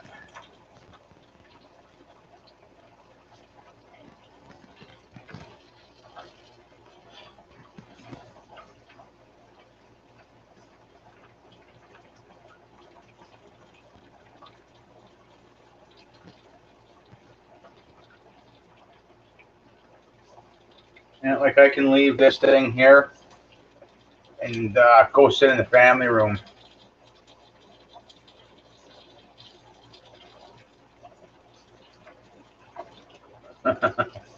Yeah, yeah. He came back in the kitchen here, and he's like lying down by the back door now. They're being well behaved. So it's a natural thing for him, I guess.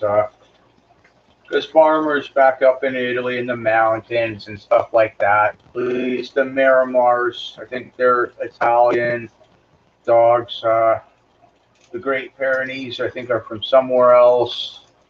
Um, there's the Great Pyrenean Mountain Dog too, and they're all closely related. They're good dogs. You just don't. They'll leave you alone if you leave them alone. They'll warn you to go away. But if you push them into a corner, that's it. They'll they'll go right. If it's like a coyote coming around or a predator, another that's going to push their luck, right? Uh, that's it. They'll jump, right? Like Zeus, I know there's no way I can. He's at the point that I could just if he was to go at somebody, I could just barely keep him off, right? But I got no worries about that as of yet. Like he's good with the kids' neighbors, the neighbors' kids, which is nice. So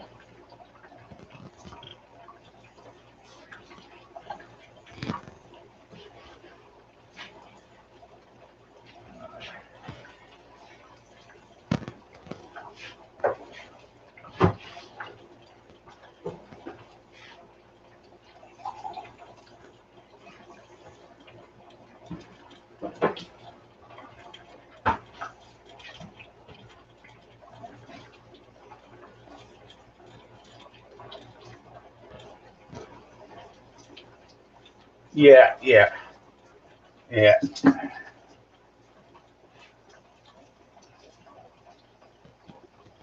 yeah. That's definitely true.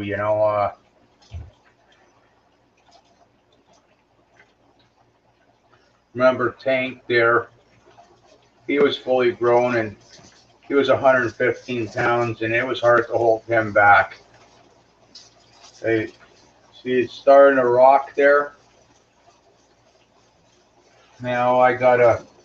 It's on the burner's on full blast right now. Um, so I gotta turn it down to the lowest medium. Okay. All right.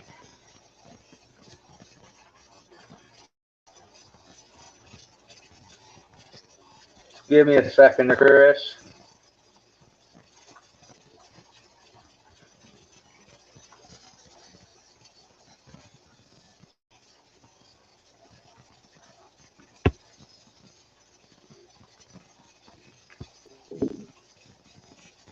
Excellent.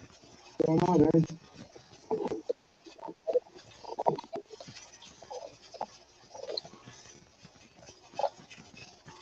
Can you hear me? Hey, Chris, how's it going, buddy? It's going, man. It's getting set up for the long haul of nothing. Yeah, Yeah. yeah. Looks like you're hard at work. Oh yeah, yeah, totally, man. That was so last night when I came here, I had a special clean. Oh, Yeah. Hang on. I had a special clean here, and it was to clean and sanitize the entire room. Oh, is that feedback? Yeah, I think so.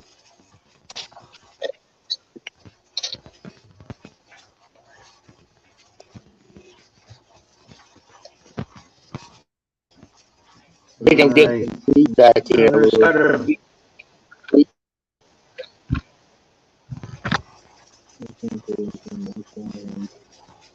All right. Can you hear me?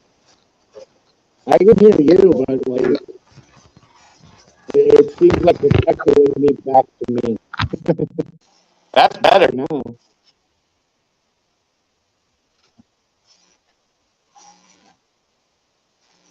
That's As long better. as you can hear me now.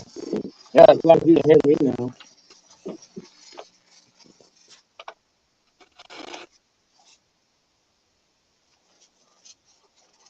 It's kind of scratchy. How much when yeah, that's what I mean, dear. It's yeah, it was scratchy, but it's better now.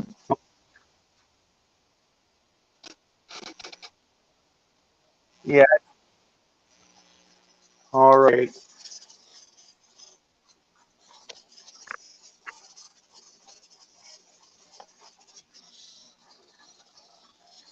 Yeah. Okay. All good now? Can you hear me?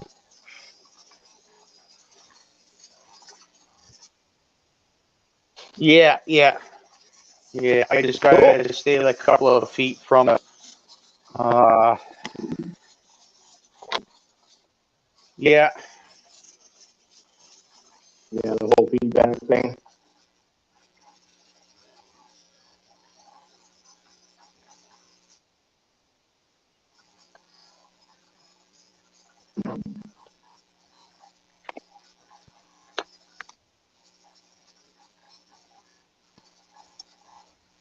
Okay.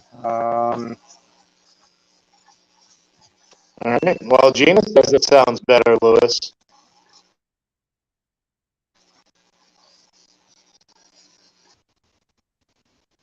I don't think he's able to hear me now.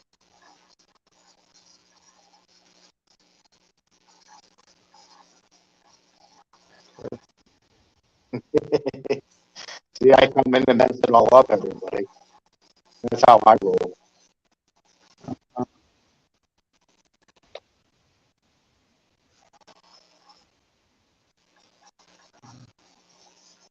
That way.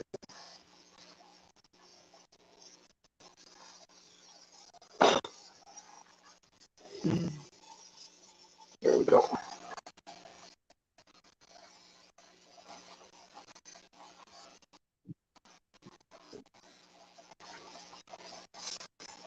Okay. Uh-oh. All right, now what are we going to do? We have the show. When you both first started talking. Yeah, I think he fixed it. He's just trying to adjust right now, dear. But now we own the show, so hopefully it comes back in like 5 minutes. I think they cut it off after 5 nowadays. At least that's what's been happening. There he is. Excellent.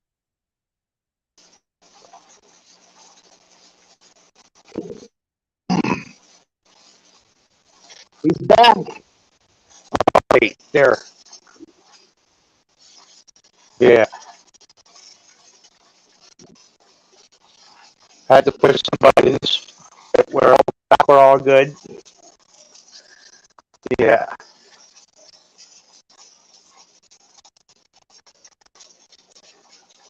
Yeah, had to play with some buttons.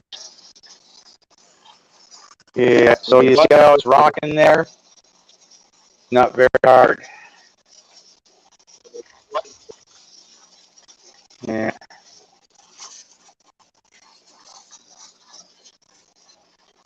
All right. Well, I'm gonna unplug the earphones for a second so I can go roll something. You sound like a robot if you can hear me. I go roll something. Oh, I can hear it from here. It's all my fault, Louis. I came in here and had to do things.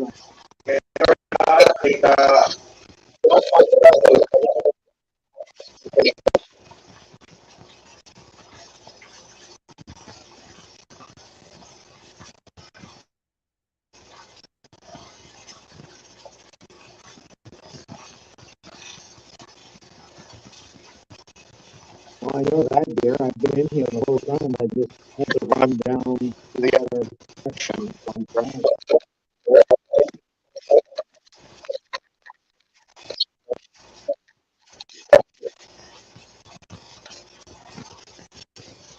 beginning to wonder if it's me that's messing it all up.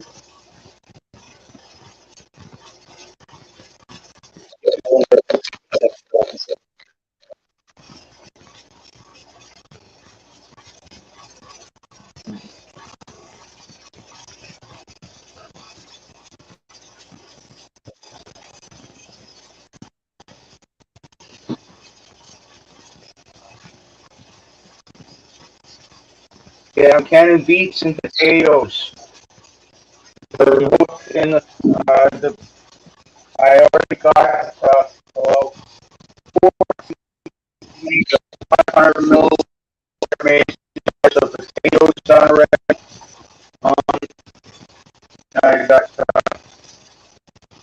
oh, 14 there. Okay, 14 mason jars in here. Uh, 4 or 5 of them are beets, and the rest are potatoes. The potatoes take 35 to 40 minutes.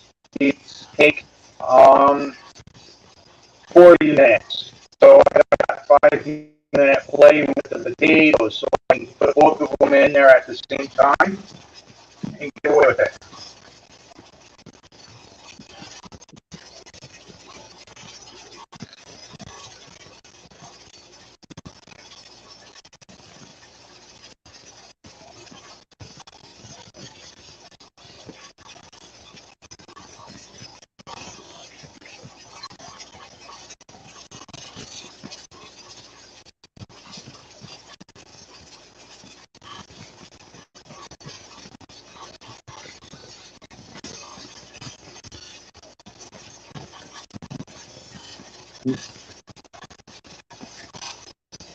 Louis, can you hear me? Yeah, this is on media that burn right now. Once this thing starts rocking, it's got to be set at low medium. So nothing goes up.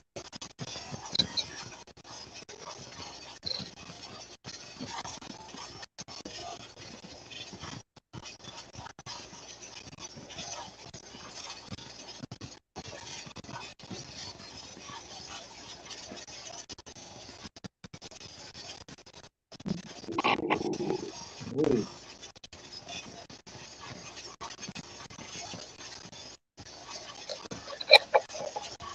Yeah, that'd be nice. Yeah, yeah. I only pulled like a small fraction of beets.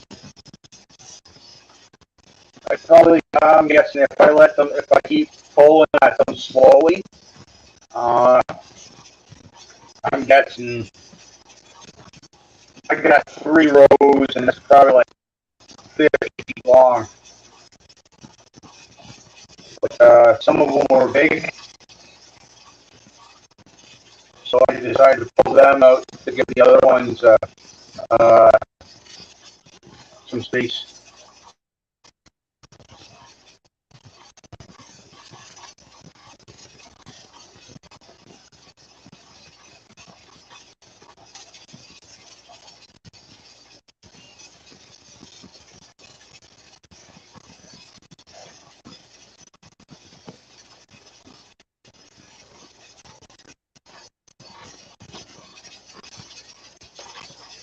45, okay, 40.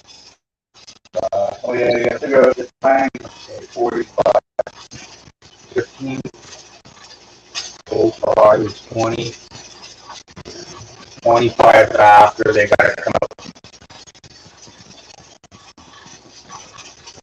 25 after they come out.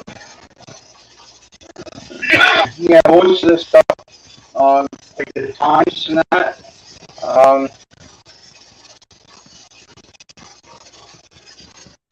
are you talking at all, Chris? Yeah, I have been. I've been wondering if you can hear me.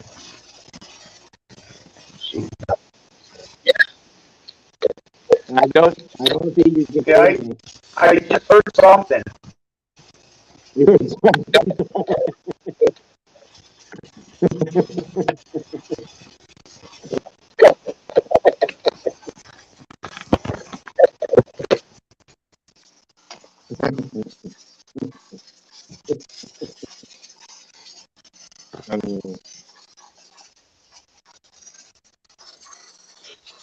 Gina, I just cubed them up and it's a raw pack.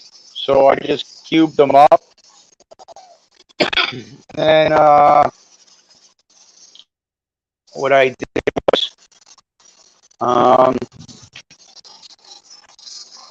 heat up the water and then put the raw beets in jars, a quarter teaspoon of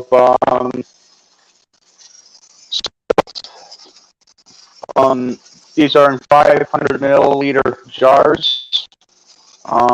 So they don't need just a quarter teaspoon. If they're in 1 liter jars, they need two quarter teaspoons. Um, but everything's raw. Sometimes people, depending on what you do, you gotta blanch them first. So, but I like a raw pack better for the potatoes and the beets and even carrots. Yeah, there's your your screen goes fuzzy a little bit when you try to talk, Chris. Really? So I'm gonna try to come back in then.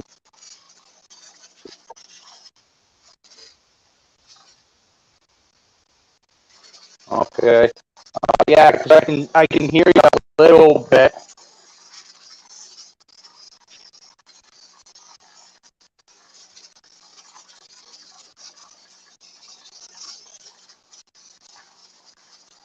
Yeah, I could just either um,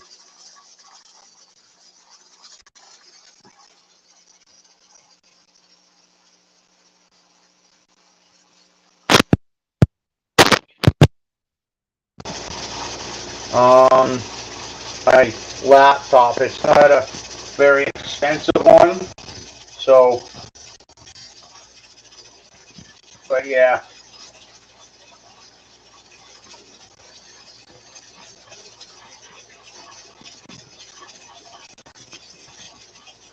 it could be where it's sitting too.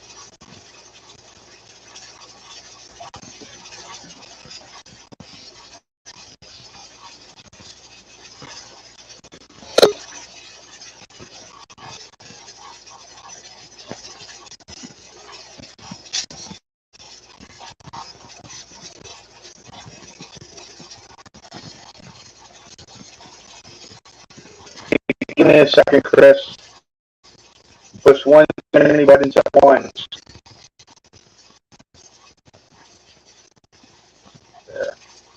Add to stream. Oh, can you hear me now?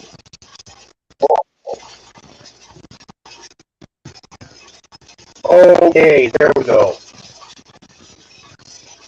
Yeah, any better? Let me get these ear pieces in. Earpieces in, ready to go? Yeah.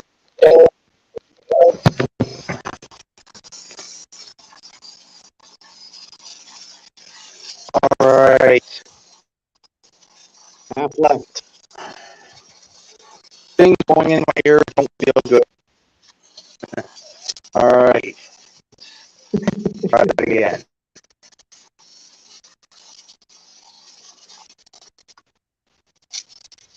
Yeah, it's still a little bit crackly, but And also you guys laggy. here. You seem to be That's the main like thing. 5 seconds after. Yeah, that could be it.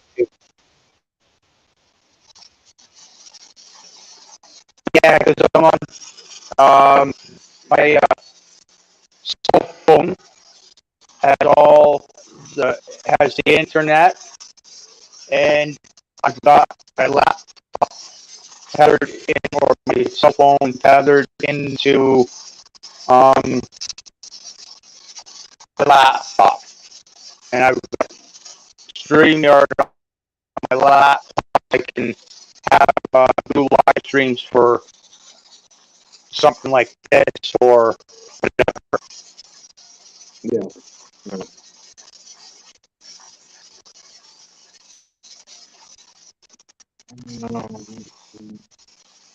So I know there's a delay because I was on I had my live stream on my cell phone, and there is about a 5 second or so lag time because it's got to go for do it on StreamYard on my laptop, and it's going to my cell phone. A whole bunch of NASA stuff, right? Yeah. Like beam me up, Scotty. Yeah. And I go up the satellites and this and that, and but at least I can do live streams, right? Like, Yeah. which is the main thing for me. Well, it's a good Yeah, way to talk because to everybody. like yeah, because I've been up here doing this for like 3 hours and 20 minutes now, and instead of like pushing pause, this, that, and the other, right? So anybody that's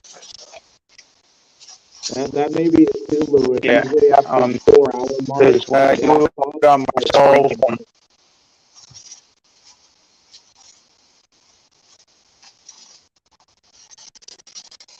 yeah, I got the laptop up and live stream on it for me. Um, I wanted to do it on my phone, right? But um, she didn't know how to do it, so that's okay. So I wanted to do live streams and that because you can make money doing that once you get up to like so many subscribers and hours and doing stuff around the house and whatever, right? Whatever the case may be. Have people watch the whole process. Yeah. We'll be doing a lot more of the cooking this weekend too. Stuff like that. We have the 40 pounds of onions to preserve and probably another 30 pounds of tomatoes. Yeah, yeah. Oh yeah, yeah. Um, yeah, that's how it's done. It's done. Everything's done through Bluetooth, Gina. So all the stuff that they make, it's like, make it to work. Like, what is it, right? Yeah.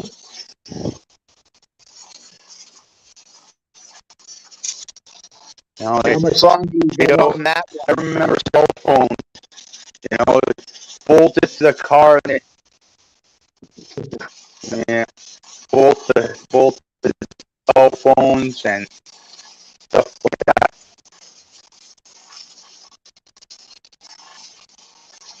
Yeah.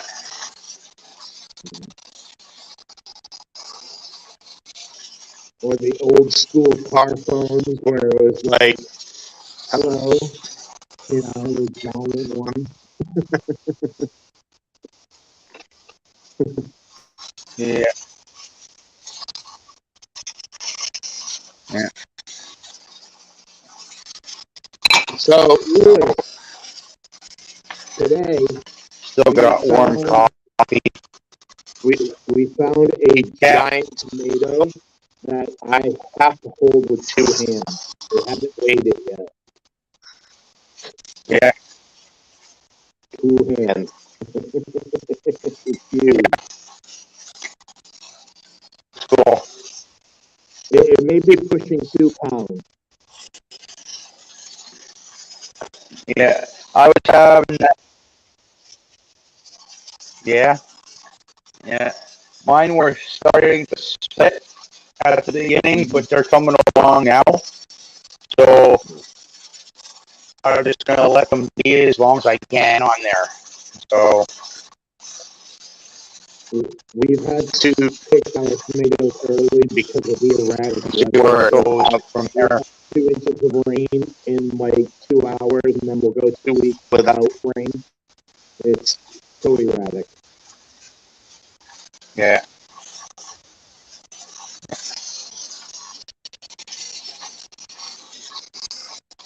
Yeah. Yeah. They're mine, or just they're on the ground. It here and there. They're already into the dirt. Mm. Yeah. So there's no sign of end rot. Our first batch of tomatoes had the blossom end rot, but now it's pretty much cured itself. So now we got good tomatoes coming.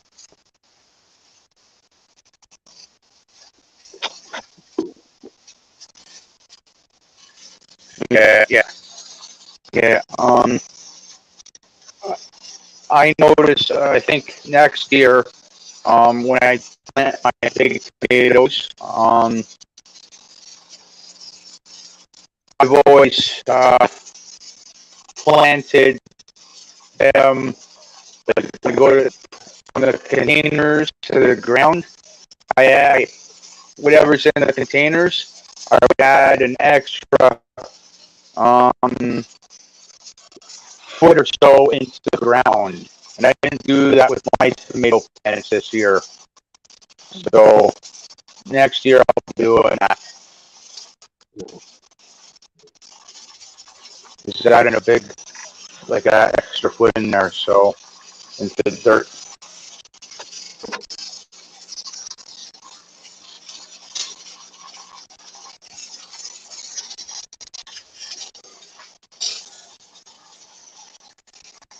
Hey, I'm gonna take my earphones off for a second. I'm gonna go make a smoke. Yeah, do it up, man.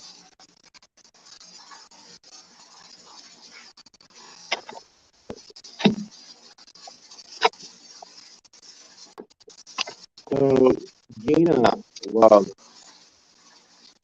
I found these tonight here. There's 2 of them. If you're not looking, I'll just tell you what they are. They're the smart LED strip light, and there's 100 feet of it. All we gotta do is hook it up to a power source, and we have 100 Yeah. feet of smart light. They're even they go with the music. Some of them with music as well.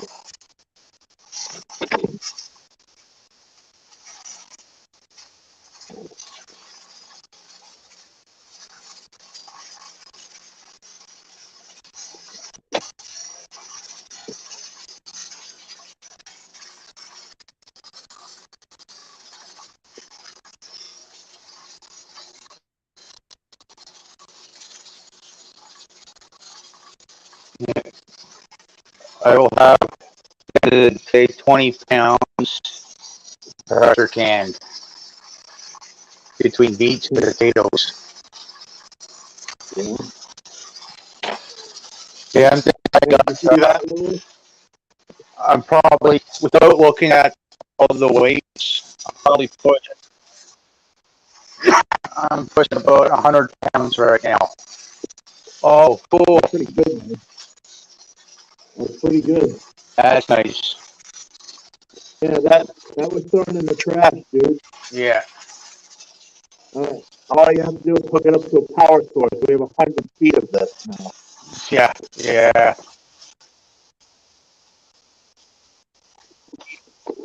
yeah. That's nice.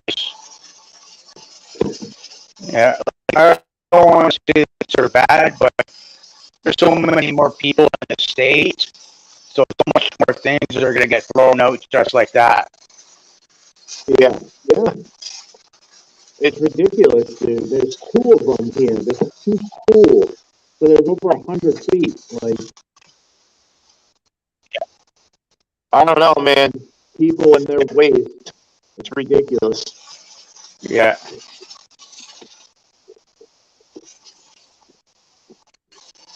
yeah, it's freaking sad. My dad, if he has a problem, like he $90 million, his best year with his company, right? So the guy got money, right? Yeah. His cell phone stops working, but it lacks working properly. He goes into the cell phone place, give me a one.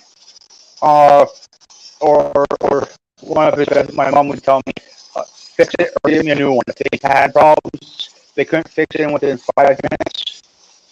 He wanted a new one, and he'd point to the one he wanted, and then he'd be like, "That's a lot of money." He goes, "I'm rich. It doesn't matter." Yeah. You know, so it is what it is, right? When you get money, you can do whatever you want, whatever you want.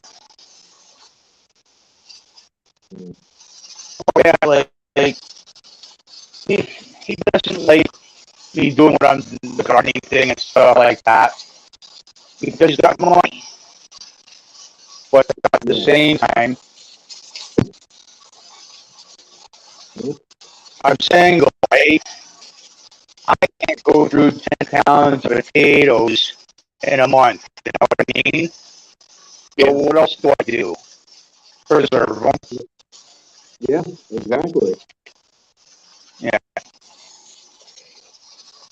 I mean, it's kind of like the same Like, with us, you know, Lewis. Like we nickel and dime everything, and we have money. You know, it's not vice versa where we have money, we can just piss it out. Like we nickel and dime everything just so we can have a little cushion. You know. yeah. The shoes I got on right now.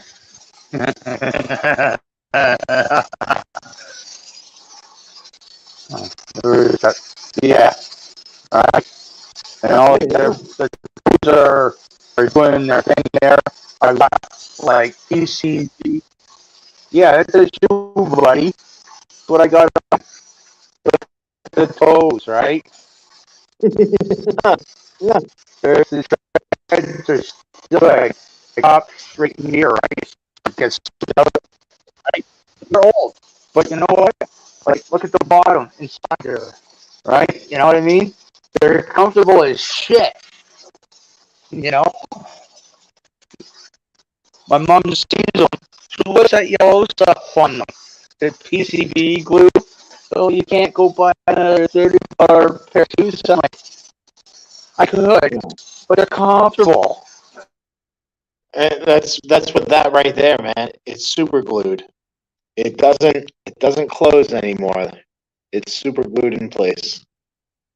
You just get the most out of your possessions, you know. Time to take over again. Ah, just kidding. So, dear, I think I'm going to put up the smaller tomato first and get people to think that that's all we got, and then I'm going to drop a bigger one. I think that'd be funny.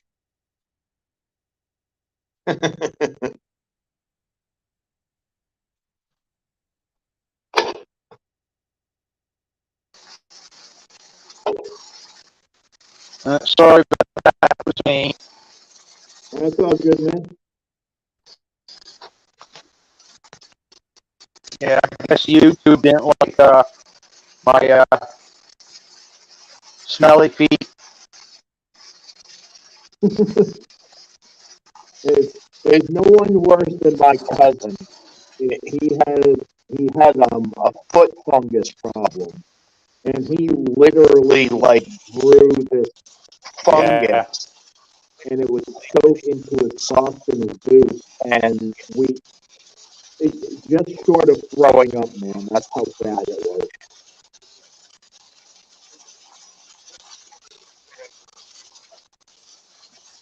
yeah,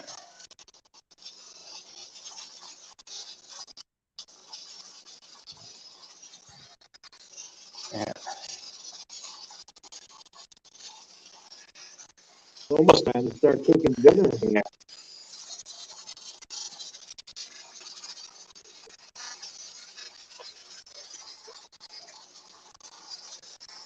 Yeah, I had my dinner a few hours before, 3 or 4 hours ago before I started canning. I knew it'd get a while. You know,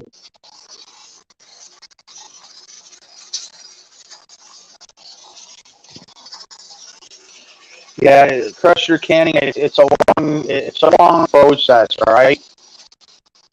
Let me tell you, it's 18 months, you know what I mean?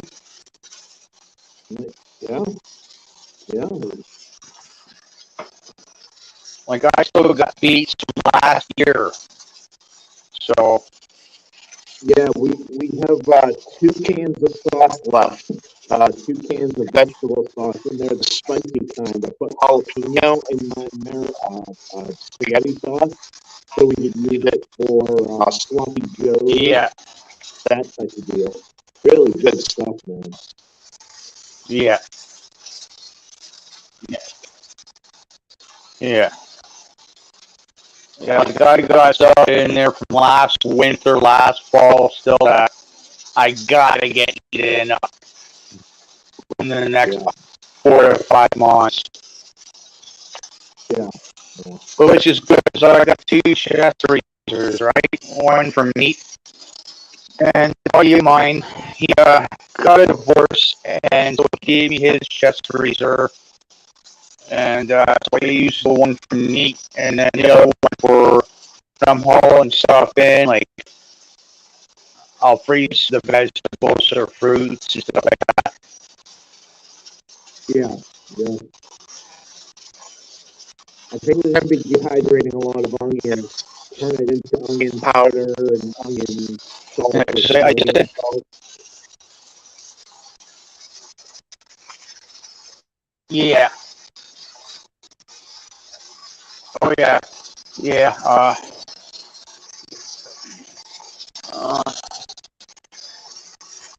um, that's what I'm also doing. I'm dehydrating some spices there.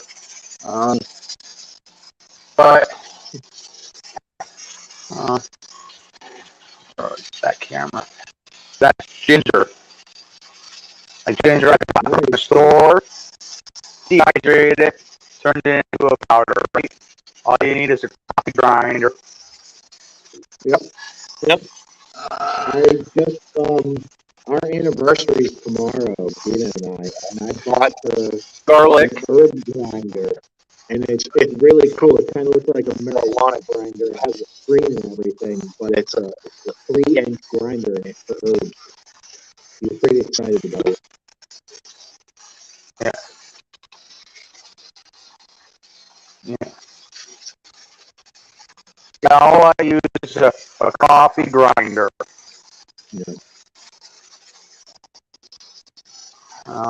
A crest. There's a piece of the garlic right here that I dehydrated. Just get into a coffee grinder, and it's garlic powder. Pulverize it. Yep. Pulverize the damn thing.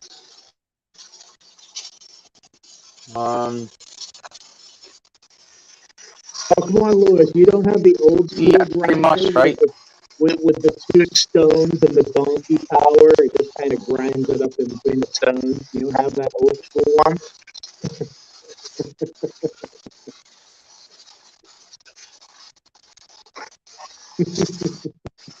No, I don't. When the COVID hit, right? I started buying stuff out, watching YouTube for like the gardening and crafting and homesteading for at least a couple of years, so I can learn some stuff. And I was getting into it a bit, but I was buying stuff left, right, and center, right? So Yeah. I bought what I could immediately, right? Like I got no credit card, so for me to go on Amazon, I got to go through somebody, Um, so I just bought what I could, right? Yeah.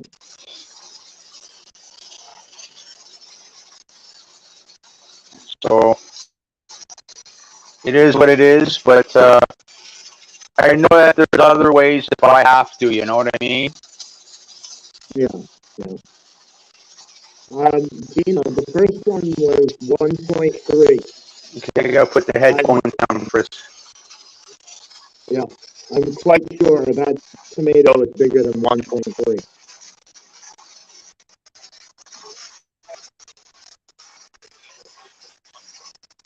Yeah, that's nice. That's nice. Very nice.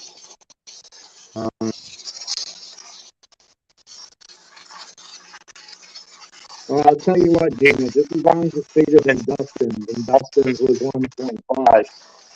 So we need to beat the evil empire. Yeah. Yeah.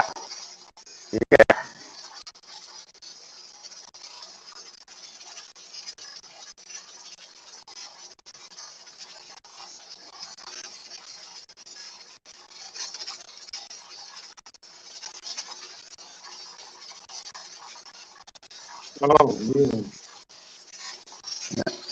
I still think John's up to something with all wanting these trades.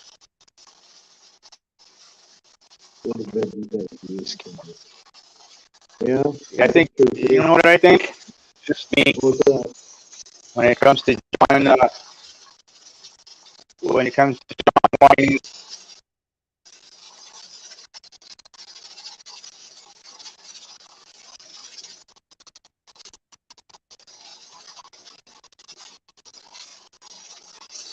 yeah, just about anything.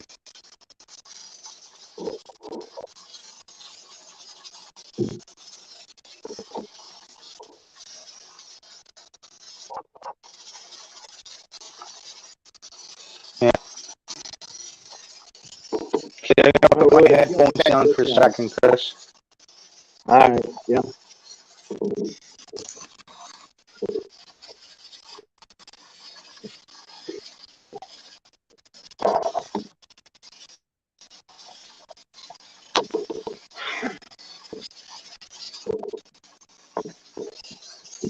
Okay, I'm back. Now check this out, Lewis.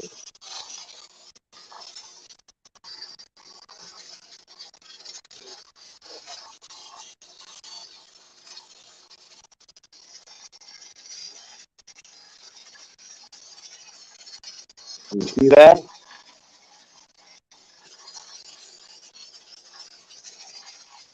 Yeah, This is an anniversary gift from Wifey. what is You it? know what it is?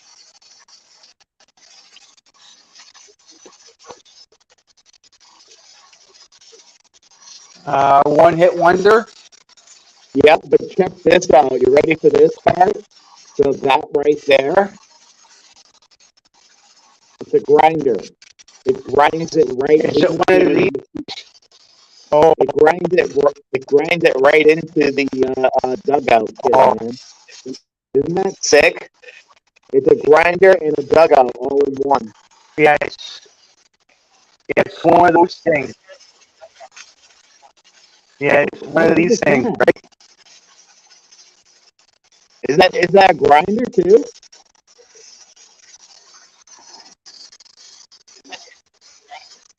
No, no, no. It's got a compartment for this thing here, and then the weed goes into there, and then Oh yeah, yeah.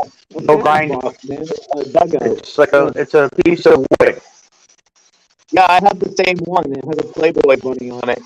But that one that I'm referring to, the Playboy bunny, is 10 years old and it has more sentimental value than anything else. And I wanted a new one, and Gina found this crazy ass thing with a friggin' grinder attachment right to it. See? There you go. That's a little bit better. Isn't that nuts? Yeah, yeah, that's nice. That's really nice. Yeah, That's friggin' nuts. very nice, man. Yeah.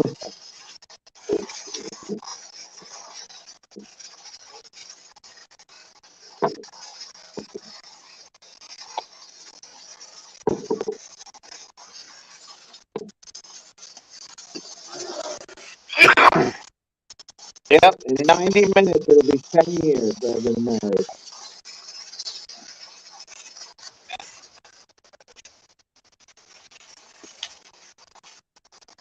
Yeah, that's good, man. That's good. Yeah. Yeah, thanks for the shout out earlier today. Oh yeah, dude. No. Like, thank you for sharing your wisdom. That's why you got the A shout out mad because scientist. yeah, the alchemist. Yeah. Yeah, I yeah. Oh, always hey, do that. you know, I got it from another YouTuber. Isn't that the way it goes? We get everything from other YouTubers. But that's the thing, it's just giving them credit, which we do a lot of. Like, we'll do a lot of copycats and we'll give credit where credit's due, you know? Yeah, yeah. You know, like I feel sorry for John when he was going through that thing with that other person. But you know, the thing of it is, it's the guy that I got all this chemistry stuff off the gardens, right? He's got Yeah. so many subscribers, so many people watching him. There, I watch him. I come to Shed Wars, 60 people in Shed Wars, 40 people in Shed Wars. Well, how many of them, other than myself, had watched that one guy do that home fertilization? You know, one or two of them. You know Yeah. what I mean? Yeah, maybe. Yeah.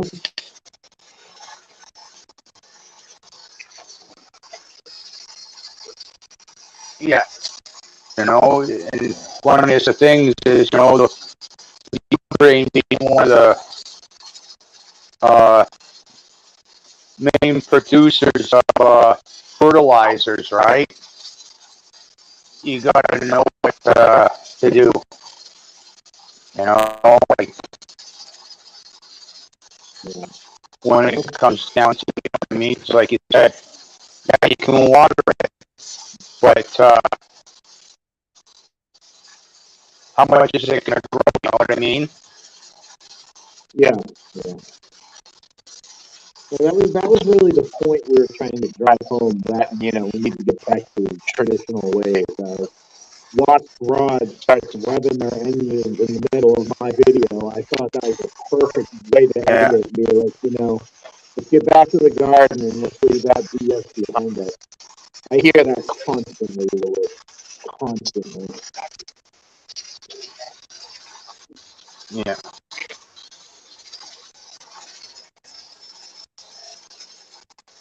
I'm reading the chat, Gina. We got the Evil Empire by 0.3 ounces. That means we have a 1.5 pound tomato.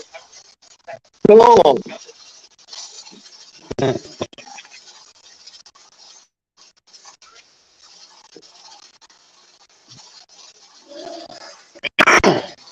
Yeah, John is. Yep. I think he's something with the trades. I think I'm on the. Yeah. I think he wants to hand some penalties to some of his team members for something, and he wants to trade them away to Robert and get some other people that he doesn't have to give penalties to. But then again, I don't know John all that well, right? So. John is a really, really great guy, and he gets portrayed as an evil one. But he would take your shirt off. He would take your shirt off for you. No doubt.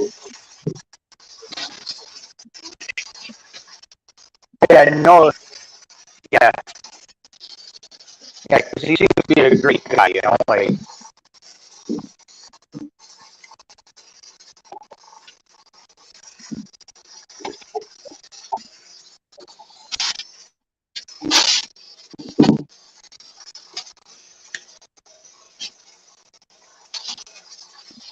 So, Gina, my food's going to take a lot longer than yours. Shoot. Okay, now I gotta take the earphones out. I gotta.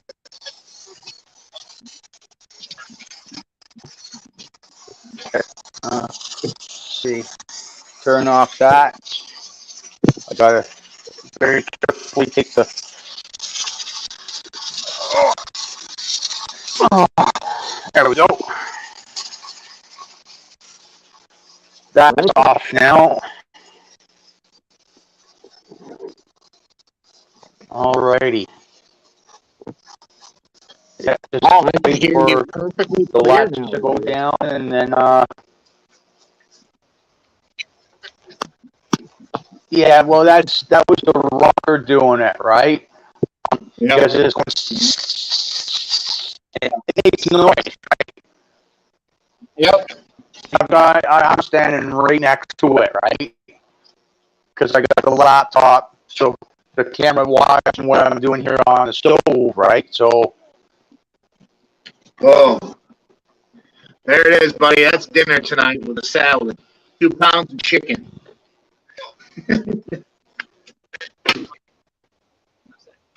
Yeah. Wow, that's a nice man. You notice the manager special tag. Got to save money, right? Yeah. Yeah. Yeah. Yeah. And then I like some of those, man, I see them in Walmart a lot. That's why I shop there a lot. A one-stop shop. I don't know what the Walmarts are in Canada. Oh, that's nice. That's nice. But I'll get these particular spaghetti sauces here, and they'll fit a canning lids on top of them, right? And they'll be like 4 for $5 or 4 for $10, something like that, or 8 2 packages of boneless chicken breasts for like $20. With 4 of them in there. Yeah. So that's why I go there, right? A lot of those things, like 3 yogurts for $8 or $7 or bucks, right? Yeah. And you save a little bit of money, right? Because I think the yogurt that I get, it's like $2.77 a container, right? So I get Yeah. $7, just a little bit of money. Yeah. It's the way to do it.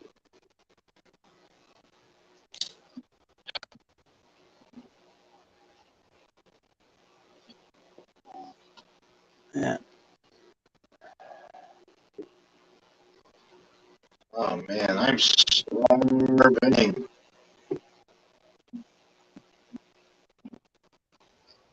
You're actually super thin. Yeah. It's gonna take too long. Not gonna take too long at all. Yeah.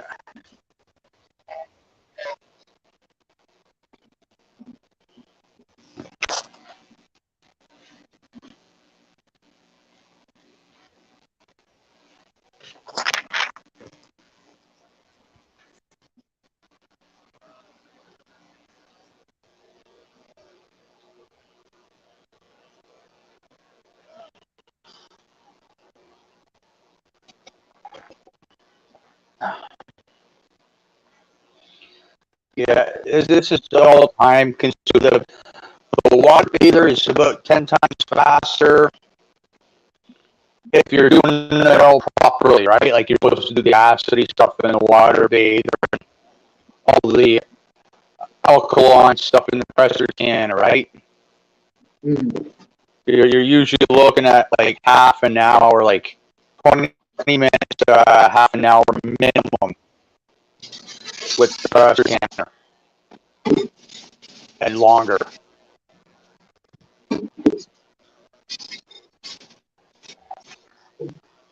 And the worst part of it is when you're building up the pressure and then when you go to let pressure out.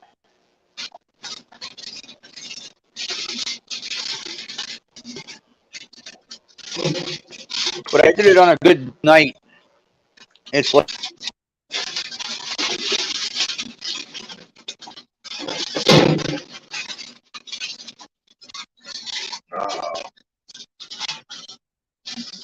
I think he's freezing up now.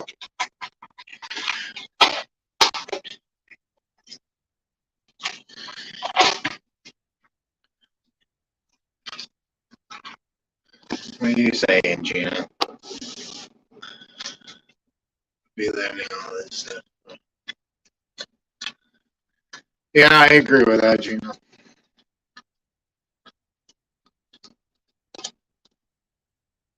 Yeah,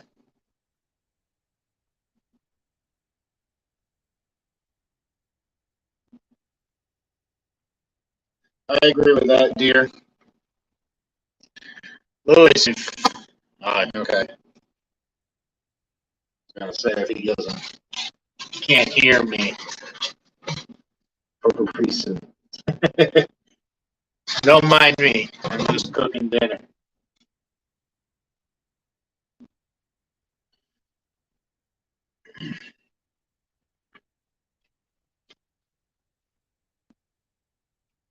Uh-oh. Now he's really gone.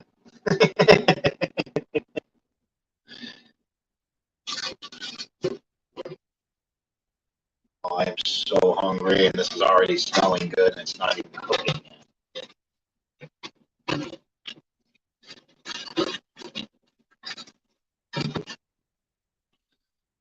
So yeah, dear. As you say, I'm preparing dinner. Or as you can hear, I'm preparing dinner.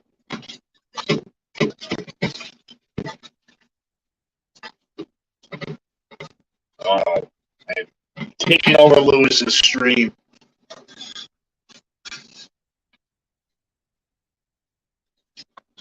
Let's do bad, naughty things.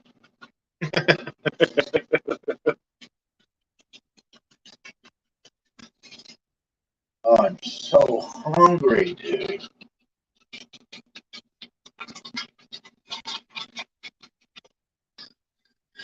All right, there it is.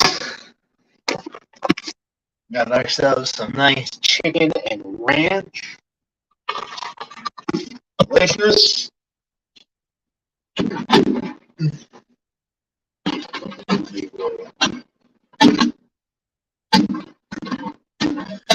Do something like this. That one can go there, and you can go down there, like so. And we have a whole bunch of chicken for our salad. Turn that on for 20 minutes. Probably 400 convection on it. Beautiful. I wonder if he's having storms up there. Is it raining where you're at, dear? Put the stuff in the fridge. Cool. Yeah. Excellent. Still have ranch dressing and everything here. Woo-hoo! What is he going all of us on his team as he's impressed with what we're doing at the moment? Oh, yeah? Well, apparently he has a 500-pound lead, Gina. 520 pounds or whatever. Like, that sounds like a familiar number, doesn't it? I'm not sure. I'm not sure at all.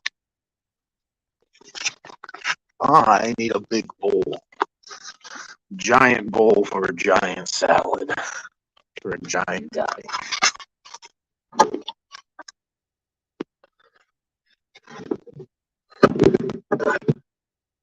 I think his phone died. Lewis, that is.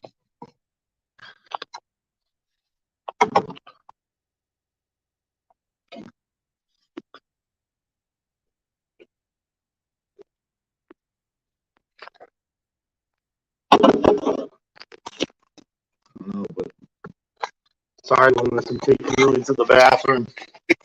You can just stare at the mirror for now.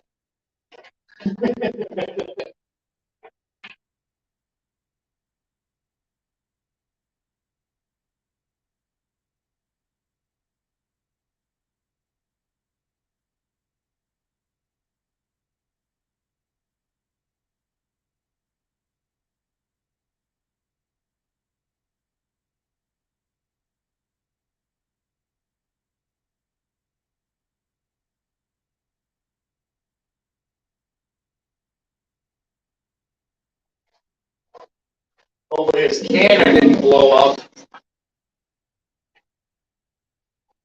Hopefully.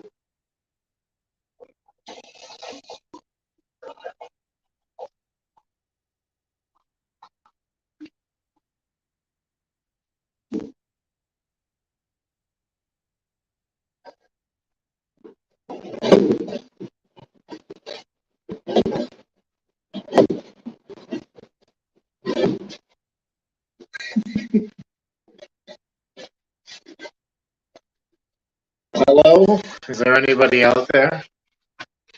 Just not if you can hear me. Is there anyone home? Come on now, if you're feeling down. I can ease the pain and get you back on your feet again.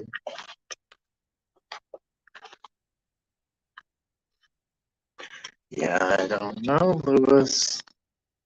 I think your phone died.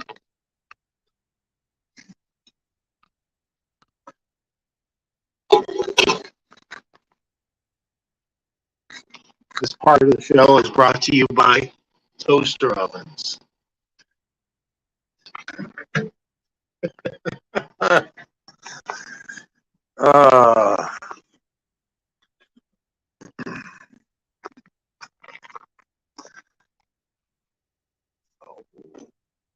let's see. Come in here and on YouTube and see what's going on. Yeah, I'm still going. Looks like it's me, and you, Mrs. Cosmic. Hey, there he is. Okay, so Yeah, it's all good, man. No worries. my phone unplugged, and it died on me, so I had to go and all that and plug in and get the tethering set up on that, hook up Bluetooth and technology, man. I said it was your phone died because it took like 10 minutes. I'm like, yeah, he's charging up his phone and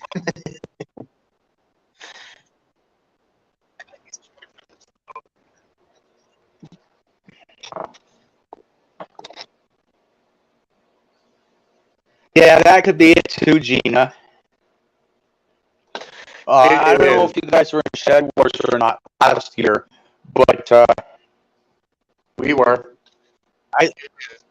I think he sees me, the new guy on the block, right? You know what I mean? And it's like, what is this? You know, like, because I remember putting my first set of potatoes in, and video, and he comes out and says, "Okay, we'll see what happens." Right? I pull maybe not even maybe a quarter of them, if that. Okay, and it's 13 pounds. Boom. And he was like, probably his four just hit. You know what I mean? Like, this guy knows what he's doing, right? Yeah. You know, I don't want to sit here and say I know what I'm doing. I've worked on farms, right? That's what the only experience I got. You know, and I know it takes time to do, right? And to get gardens established and this, that, and the other.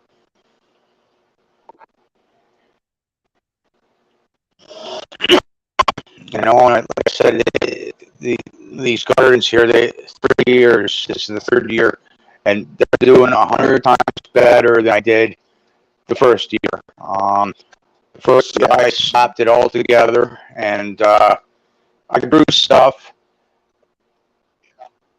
but it was nothing like in comparison. You know what I mean?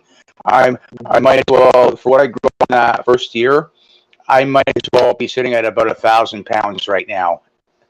That's the difference. Yeah. You know, that tells me, you know, like some of the stuff I've learned. The biggest thing is I had a lot of cedars and pine trees, and I still got some spruce trees. But that just tells me that the ground was acidy enough, and with ordering like almost 40 yards worth of triple mix in 3 years, and getting maybe 15 square yards of horse manure in, I've raised up the pH level on my gardens, right? So it's coming along, you know what I mean? So it takes a lot of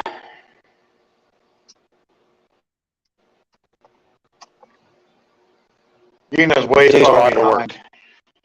It really does. You know, I do the farmer the farmers, they don't like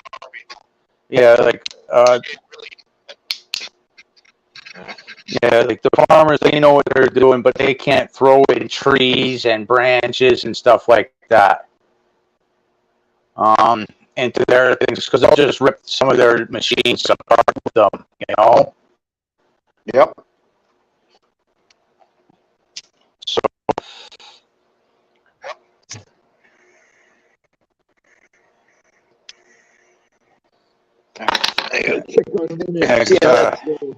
the place I was living before, like I've cut down trees and stuff like that, and they've had to go in there after I've cut down the tree and deal with the stump, right? And so they'll get a big payloader in there, with the front end bucket, start yanking and ripping out roots and this, that, and the other, just so that, and then they'll have this big machine with like big arm hooks in there to rip out their roots, right? And then they'll go in there with another front end loading machine and get the roots out, get the rocks out, and then they'll take another piece of equipment, drag behind a piece of equipment, and they're out there for like a month just dealing with that one tree line that was gone, just so that they don't put their disc and stuff.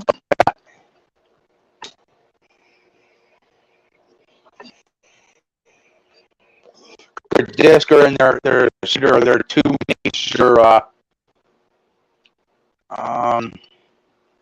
pieces of behind equipment, and they can take a bit of a beating.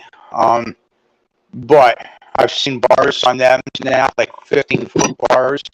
Hey, Monty, how's it going? It's good to see you too. Yeah, and then and I've seen those bars snap in the machine, right? And then go and try to repair it. No, got to get a new bar. But hey. Yeah.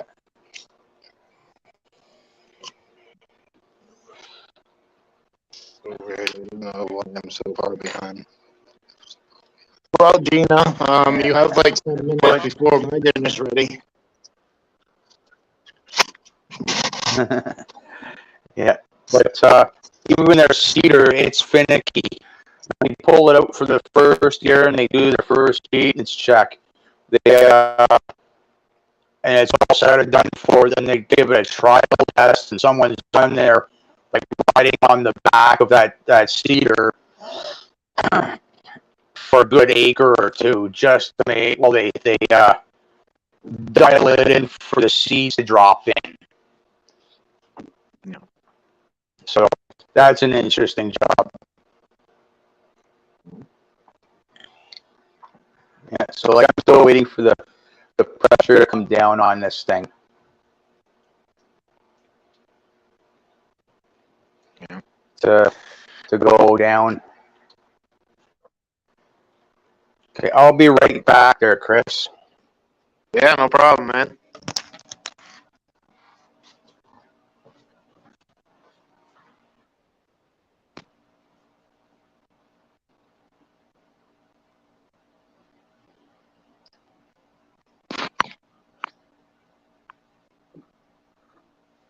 Oh, I'm so hungry.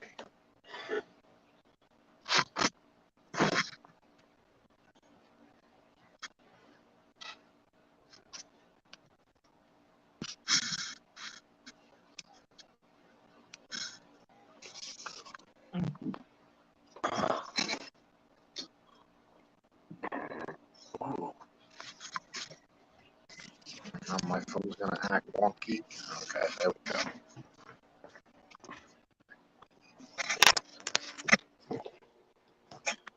Okay, I'm back. Perfect.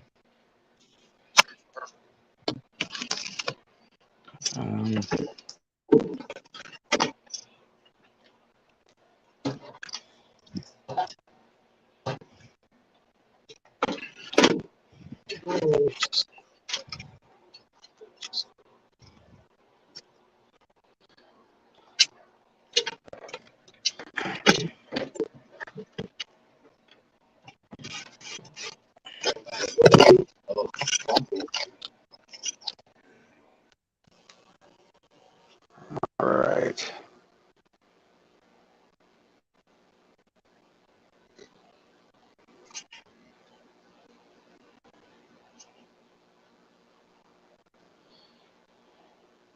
Downstairs, yeah, the downstairs is done there. Still got the bigger part of everything.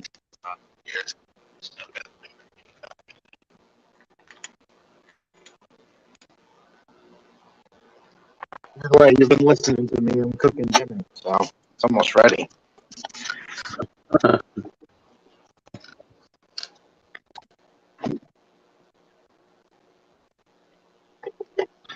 Yeah, I think she's getting a little hungry by watching you cook dinner. I guess I'm fortunate to have all the amenities that are here, like a toaster oven, microwave. Yeah. Yeah. Yeah. Before my dad retired and sold the business, I was working for him, and he had a cafeteria in there where a guy was cooking your meals and stuff like that. Yeah. Yeah. Or when you got 500 employees, why not? You know what I mean? Yeah, if you even have 50 employees, man. I mean, I've done catering events for less than 20 multiple times, so.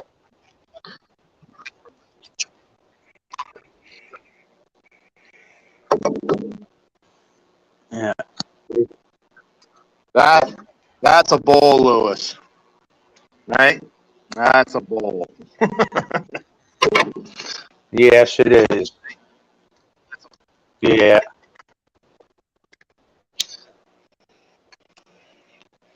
More like a broth.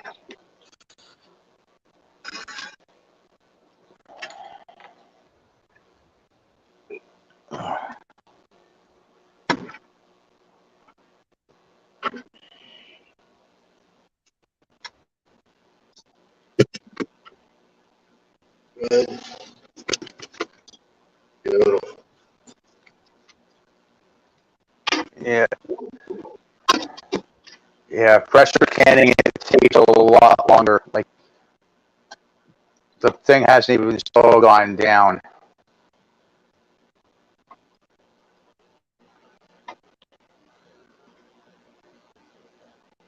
Yeah, that's done. That's good.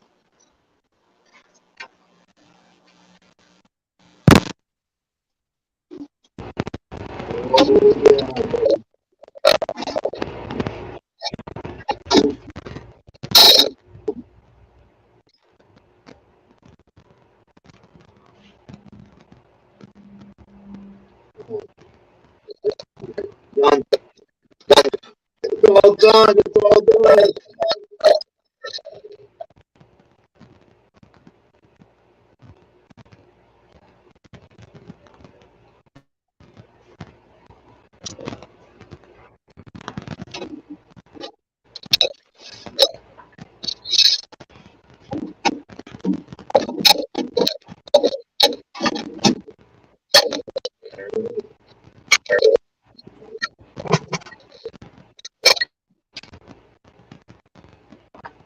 Yeah. Oh, yeah.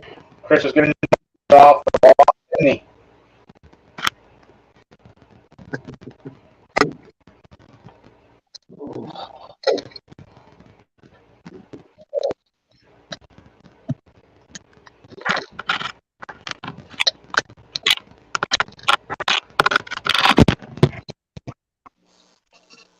So, Gina, what are you doing, huh? Are you eating? Or...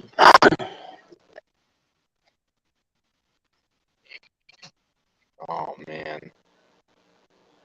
I'm like salvage. Okay. That's set out because I have to deal with the pressure can.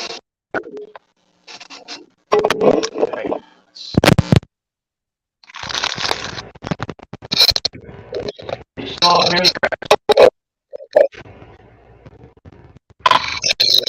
Just look at the rocker off there. Then unlock it there. There we go. There you go.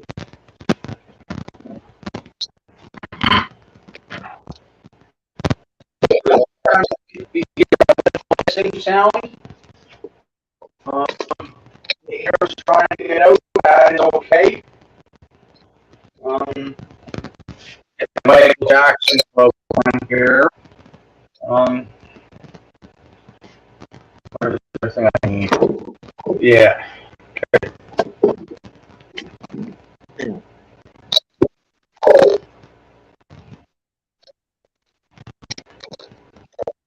Ah, that's beautiful. Yeah. There's the beets. So you'll see sometimes the bumps. So sometimes you'll hear a little hissing coming out, but that's just it's going to shrink, right? Everything's expanded, so it's when it's doing is pushing the air out, right? So you'll hear that. So when it starts expanding, sucking everything back in, it'll stop. Yeah.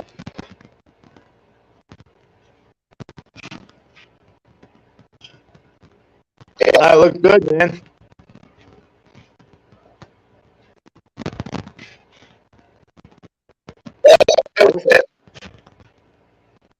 Yeah, though that's 2 beats, 4 beats in here.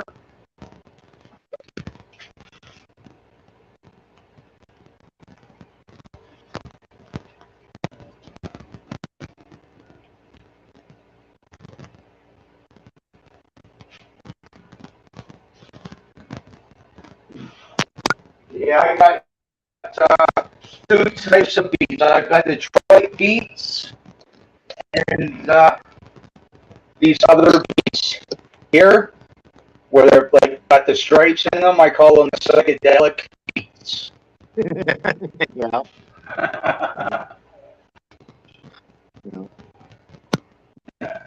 There's the potatoes there now. So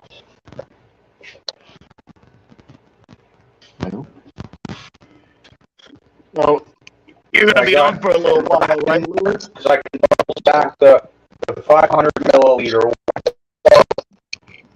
Yeah. Yeah, I got another batch to put in. That's gonna take another 40 minutes, and it's probably about a half an hour to get this loaded. So if you want to come back, go right ahead, man. Yeah. Gina and I usually have cyber dinner since we can't eat together anymore. So I only need like 30 minutes or so, but All right. all right. So I'll see you in a few, man. Do what you got. All right. Okay. See you soon.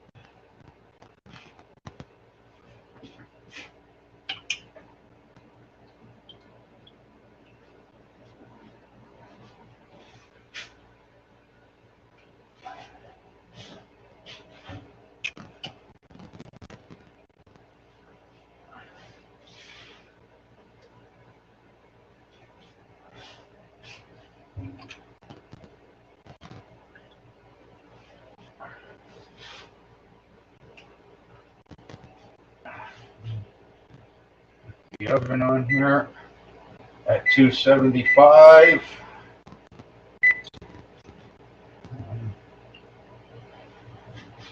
Set my way.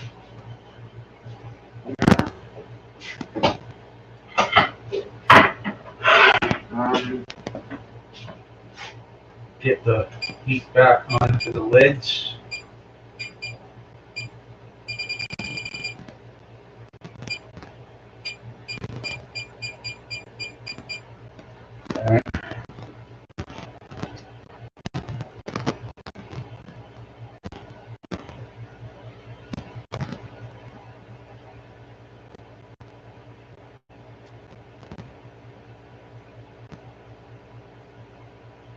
Okay, that's all good.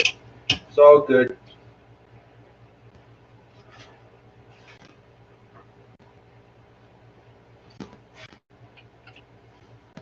Yeah, I'm just putting the, if you guys are still watching, I'm just putting the heat on the mason jars again, and the water I put in the mason jars and the lids, and fill this thing back up. Don't need this thing here anymore.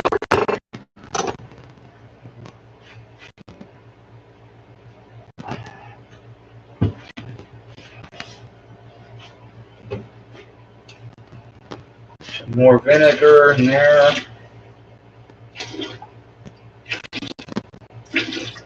Lots more vinegar. Yeah.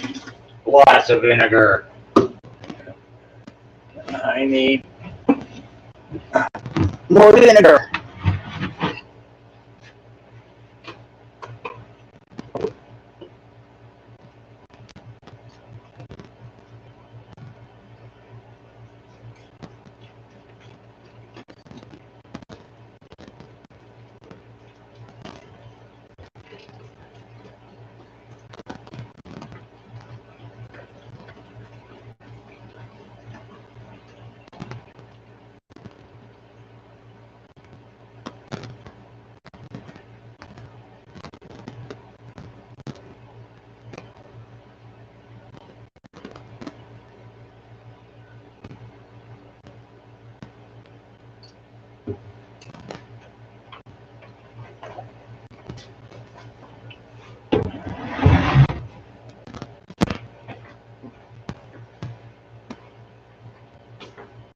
Add more water in here.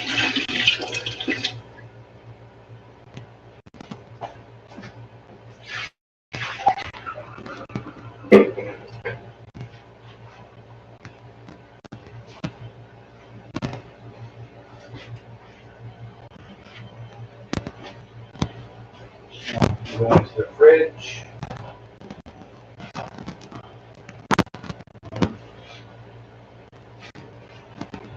You gotta wait for that to heat up still.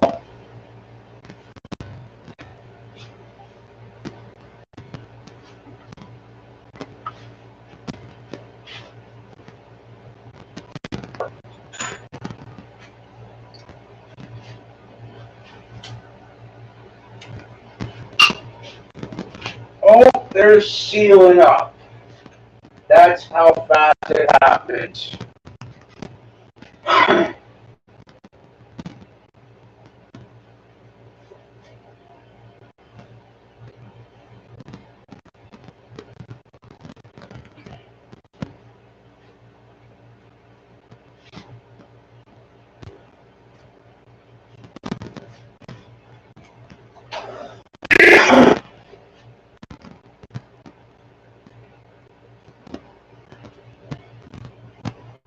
Yeah, yeah, it happens within minutes, like not even 3 minutes.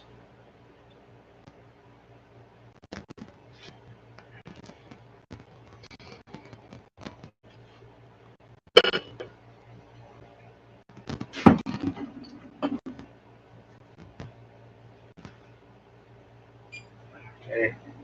Yeah, normally I don't boil the water the lids are in. I just make it warmer for the rubber. Boiling them makes it the rubber start to peel off and stuff like that. Pretty soon, well, the next time I got to buy more mason jars anyways, but I got to keep an eye on the lids. I've been using the same lids for a bit, for a while. And I got to take baking soda and water and put the lids in that to help oxygenate the rubber on the lids. So when I start getting some of the older mason jars, I got to do that. So I got to do that before I go each and every time with all the older lids, because it just makes it puts the oxygen back in the rubber.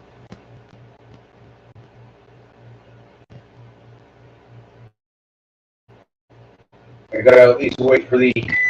There we go. Wait a couple of minutes for the oven. because this is the third time I've had the oven on already. At 275. So the mason jars are warm. But every time I wait a couple of minutes, usually 5 minutes or something, just to get them back up to 275, and start doing stuff. I gotta wait for the water to warm up because it is a fresh pot of water. I want to make sure whatever's in there is somewhat sterilized, because but it'll primarily be a lot of it will be sterilized. I like the initial sterilization, just because it's sterilizing everything on an individual basis. But it will really get sterilized in the pressure canner.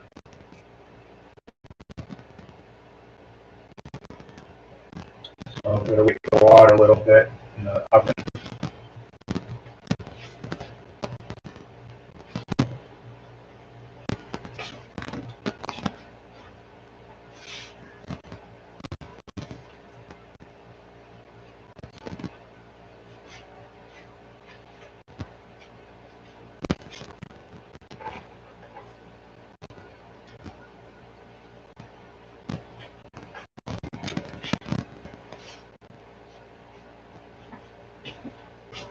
Yeah, okay, see, I got these pieces of paper here.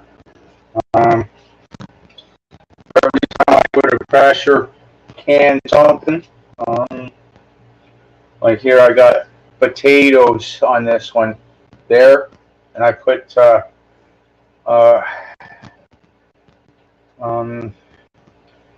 the instructions down on it, but the instructions on everything can be done, but it's the time that I need for the potatoes, and I got the beets here. I don't do peppers anymore, but I got the time for the peppers. Same thing for the onions. Same thing with celery and carrots. So out of all this, the least amount of time that I got is the carrots. It's like 25 minutes.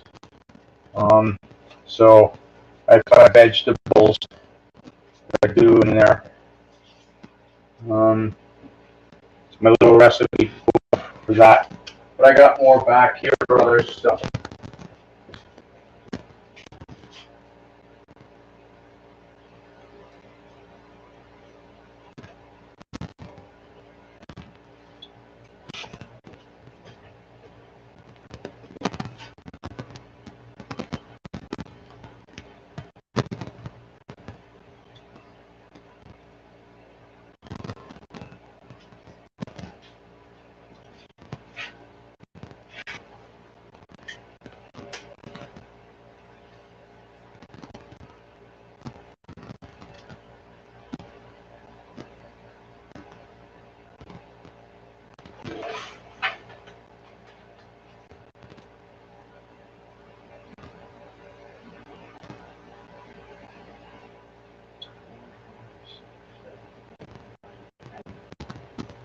Wow.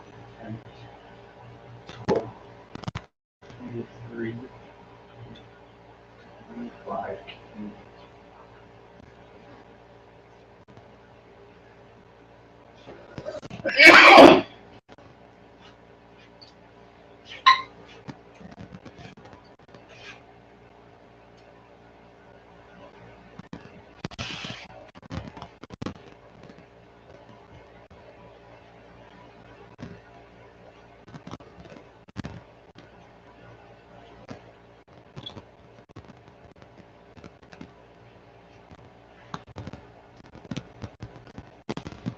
Yeah, I had that 13 pounds of, when I harvested the potatoes, I had 13 pounds of potatoes or whatever there, and I had maybe a few extra pounds. I don't know how many I had, but they needed to be pressure canned, And I got 12, 3, 5, 10, 20, 24, 500 millimeters mason jars of potatoes already. So I already got 4 mason jars of beets, plus this big bowl still.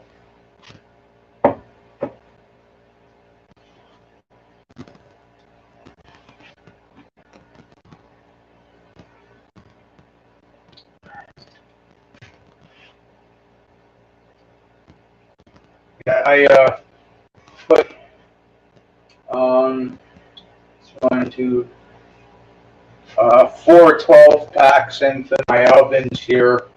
I don't think I'll need them all,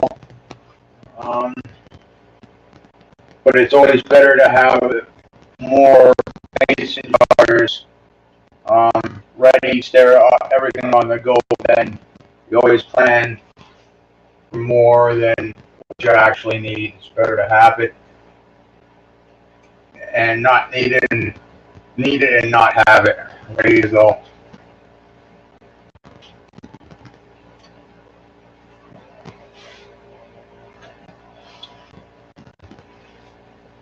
Okay.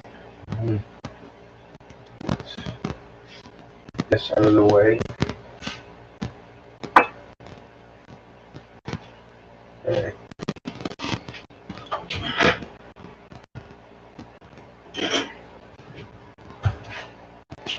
All right. So now, what I do? These are raw beets, Chris and Gina. So I put everything in there right away. Um,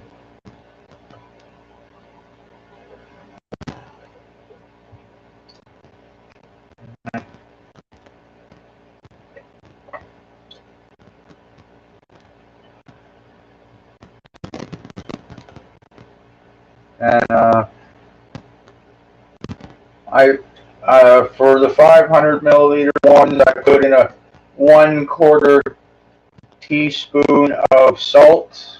Then over here, now this is just plain normal water.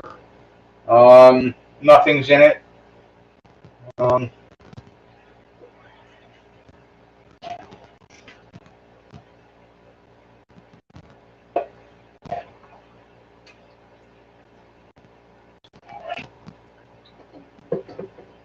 the biggest, I don't know if you did this with your other stuff, Chris, but yeah, but this thing here, I poke it down, everything down into there, just like that.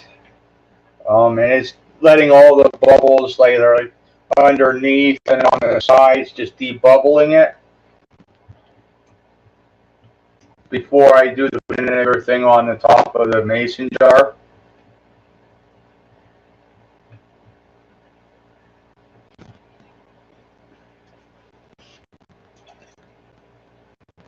Now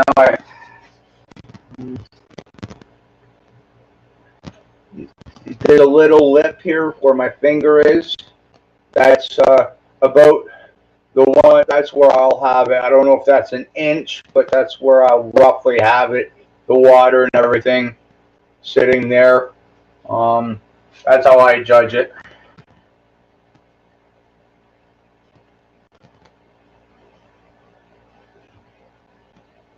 And then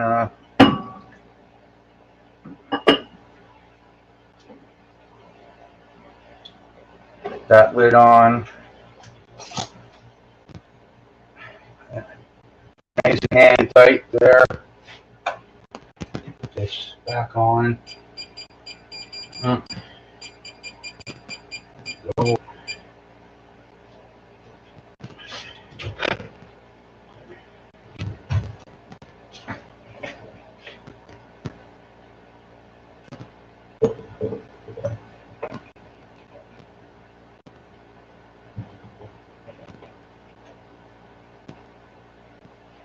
Hey, shift kicker.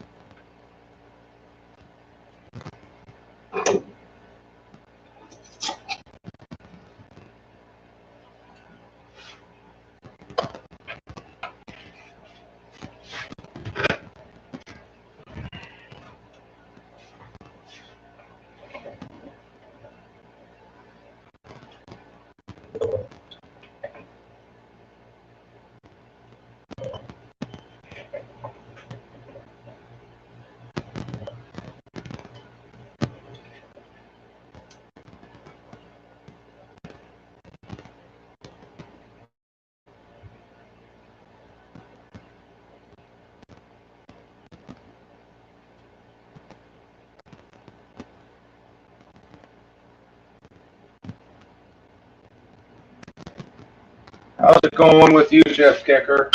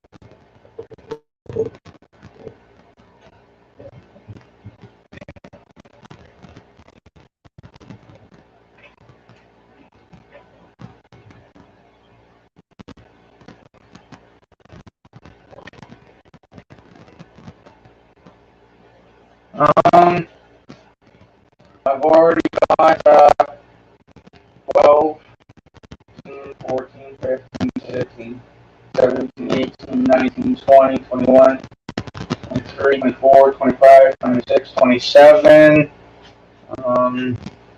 28, 29, 30, 31. 31 so far, Chef Kicker, and still going strong. I might have 35, 37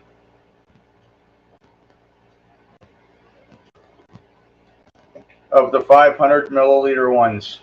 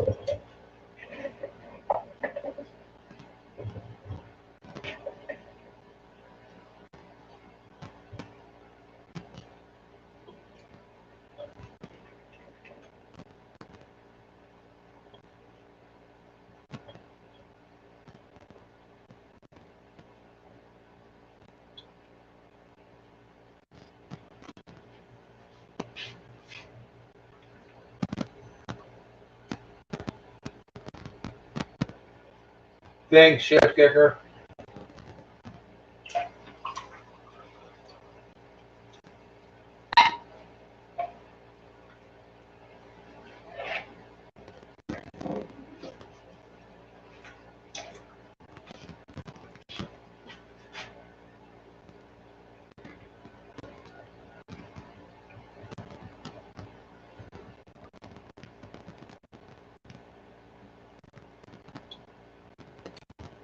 There's going to be a lot more canning to do, especially the pressure canning of potatoes, beets, and carrots.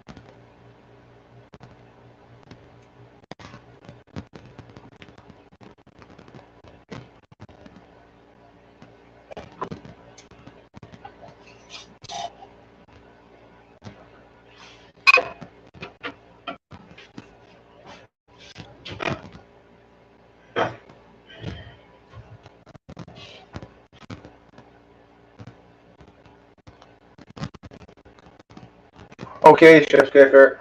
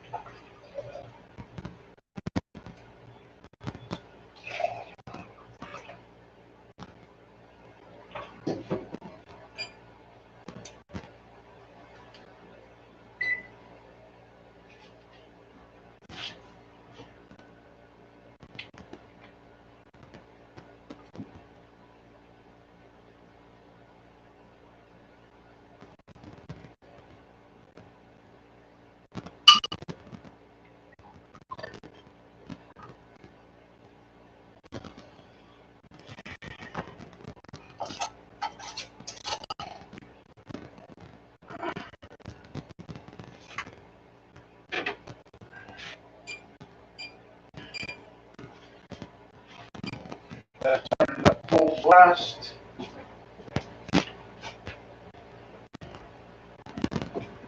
And yeah, so there we go.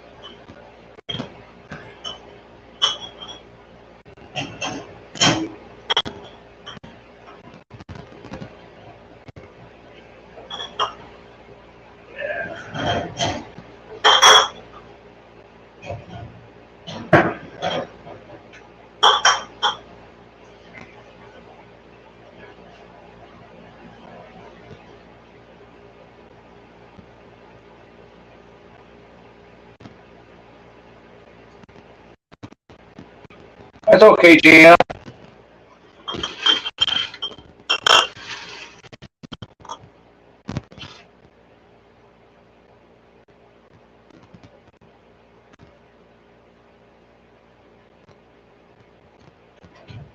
Okay.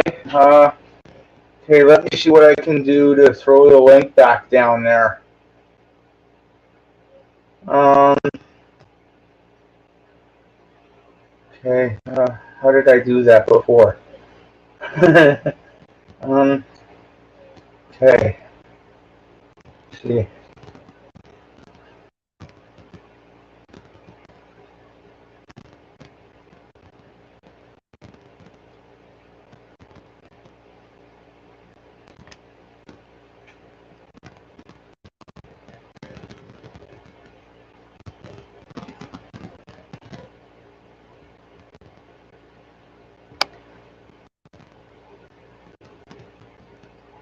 Alrighty there.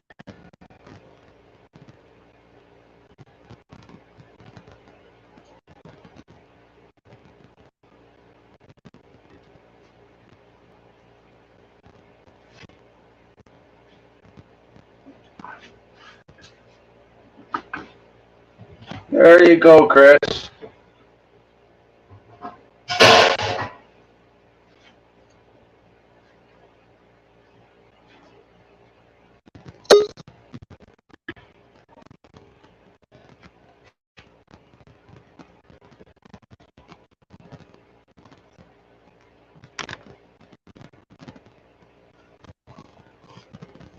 Come on, man.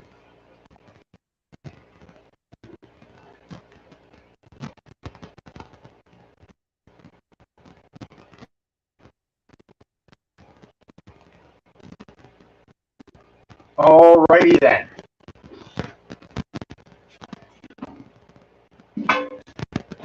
Yeah, I got my third batch sitting in the pressure canner, single stacked. It's building up pressure right. Um, it I had three uh, 12 packs full. That's one of those. Yeah. So,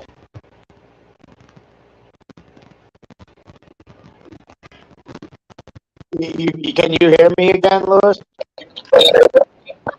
yes. Yeah. You got two devices going? Like you have a wicked reverberation going on. Moving around a little bit right now, Chris. Putting some stuff away right now. Yeah.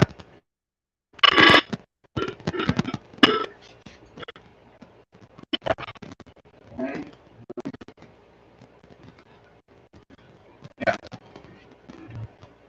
Getting things all. This is just the last batch I'm gonna do.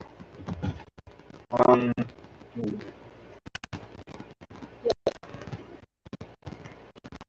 So it's just gonna be like plus minutes. Just how to build up the pressure.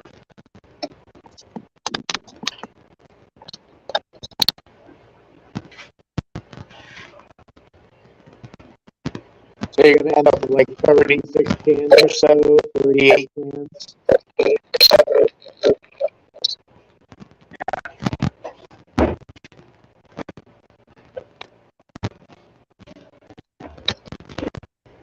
The rest of the beets are in.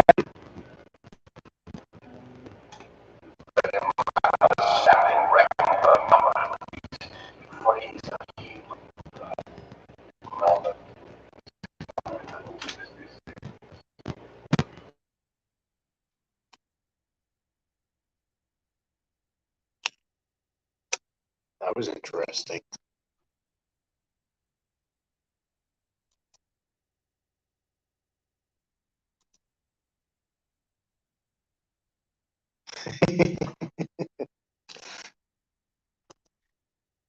He disappeared on us.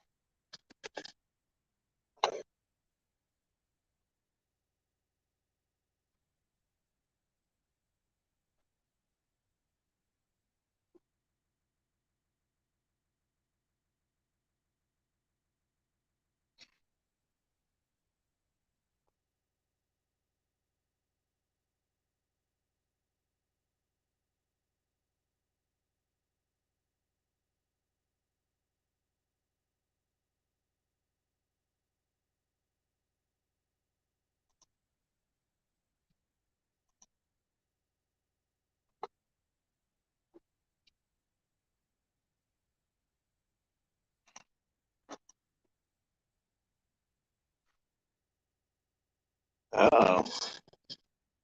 Looks like I'm holding down the fort again, dear. They have horrible internet up there. Horrible internet.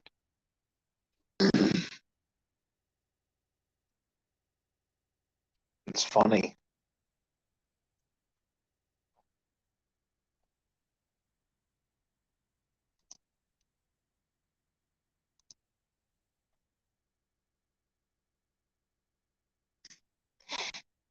I'm sitting here. Ah, there he is. He's back. He's back again.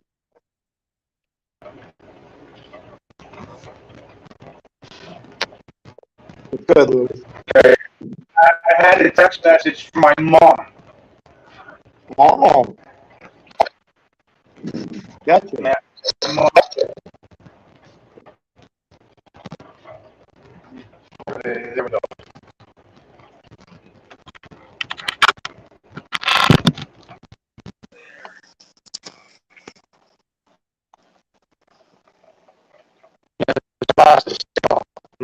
texted me.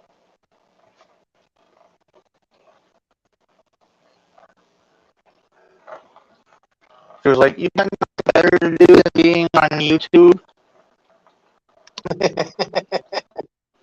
Well, you're multitasking. Oh no, yeah, yeah. So when I go to her, just don't text me when I'm doing the YouTube because it'll just cut out. I'm doing this, so it's taking uh, the signal, right? So when I go to get a text message, it's coming in, and I got stuff going out, and and Yeah, no, I was just saying, like, the internet up there has to be horrible, but you're not the only one that has these internet issues. oh no, it's not the only one, but it is what it is sometimes. Yeah, pretty much, man. Yes.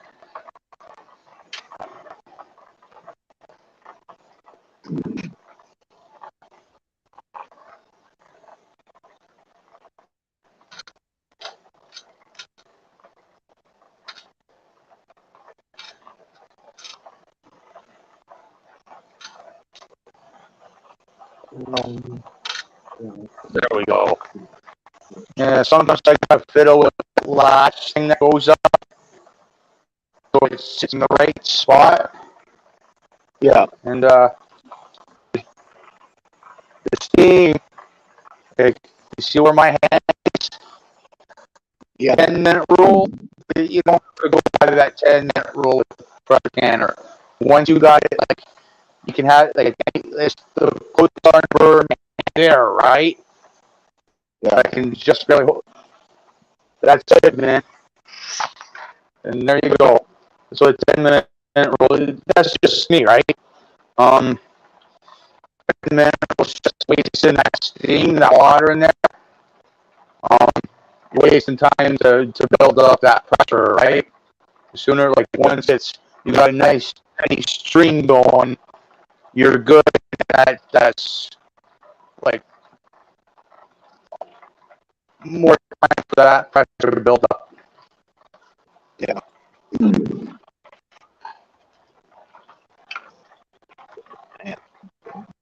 My sister, she's in the restaurant. I said that to her, right?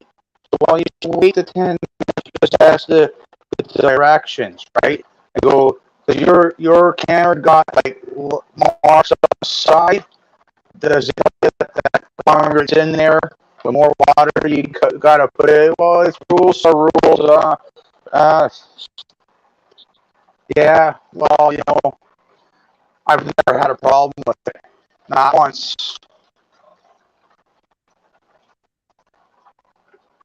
But she's in the restaurant and she does that. It's like somebody gets sick, right?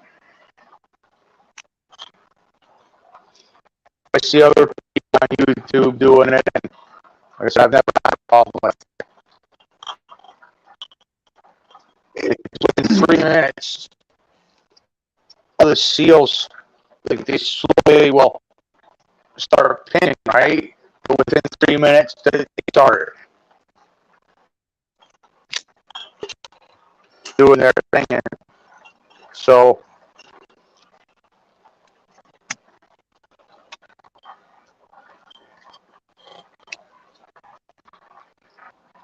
That means you're almost done, huh? um, the pressure carrier's got to build up. I got to turn it down to medium, and then it's like another 40 minutes. So, Yeah, but that's it, though. yeah.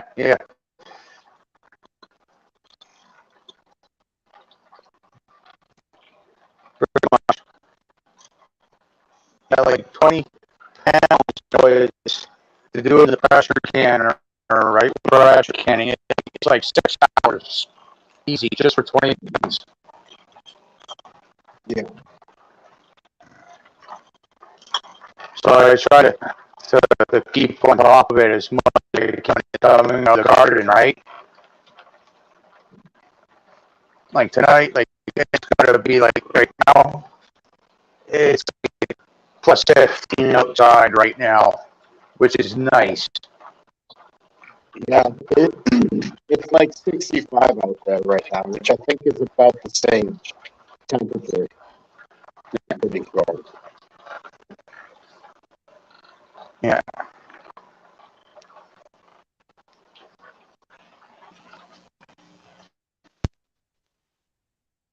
Nice wait for that heat.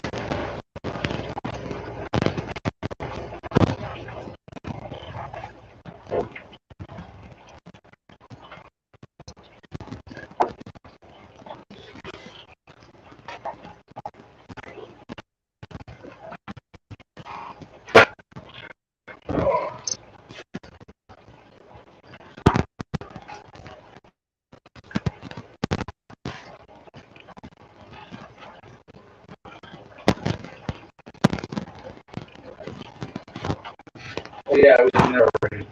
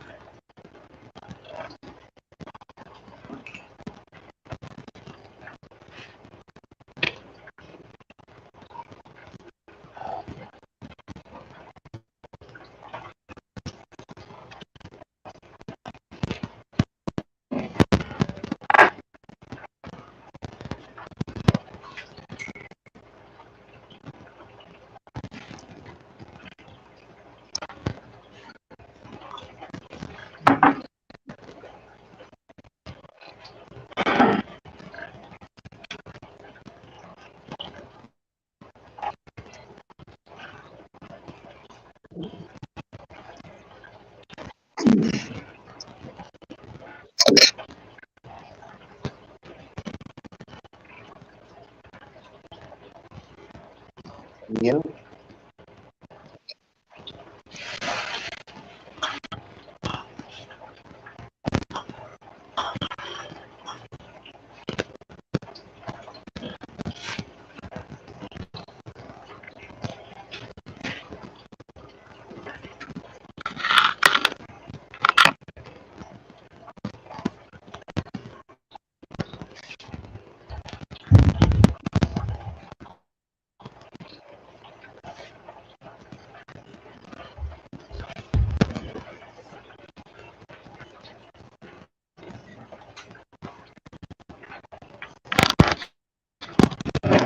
Oh, Yeah. So this month I'm gonna be getting more um, mason jars and cast iron set. what's that? Uh, this month I gotta get more mason jars and get some cast iron frying pans and a cast iron pot and stuff like that. You know, Walmart had a 8-quart cast iron pot for $20. I'm almost kicking myself in the ass for not getting it. Oh yeah, this aluminum and stick stuff. Man, every year I gotta go buy at least 2 or 3 frying pans. Sick of it.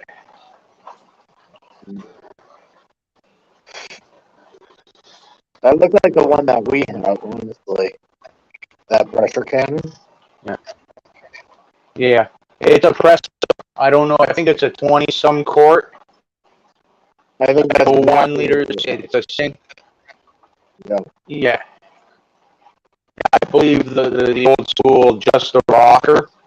You never have unless the parts, you lose the weight to the handle, you need a new screw the handle or the rubber gasket or something like that, like or the relief valve or the latch that goes down, the pressure latch.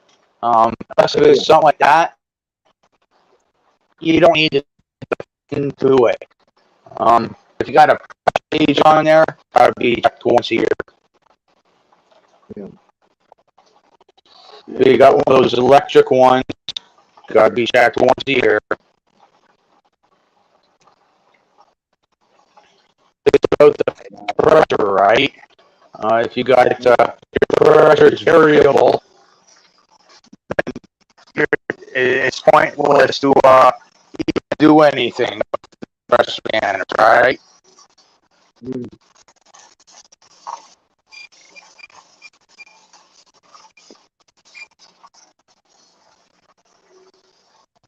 Yeah, so 40 minutes from now, 10, 2, 12:30. Yep.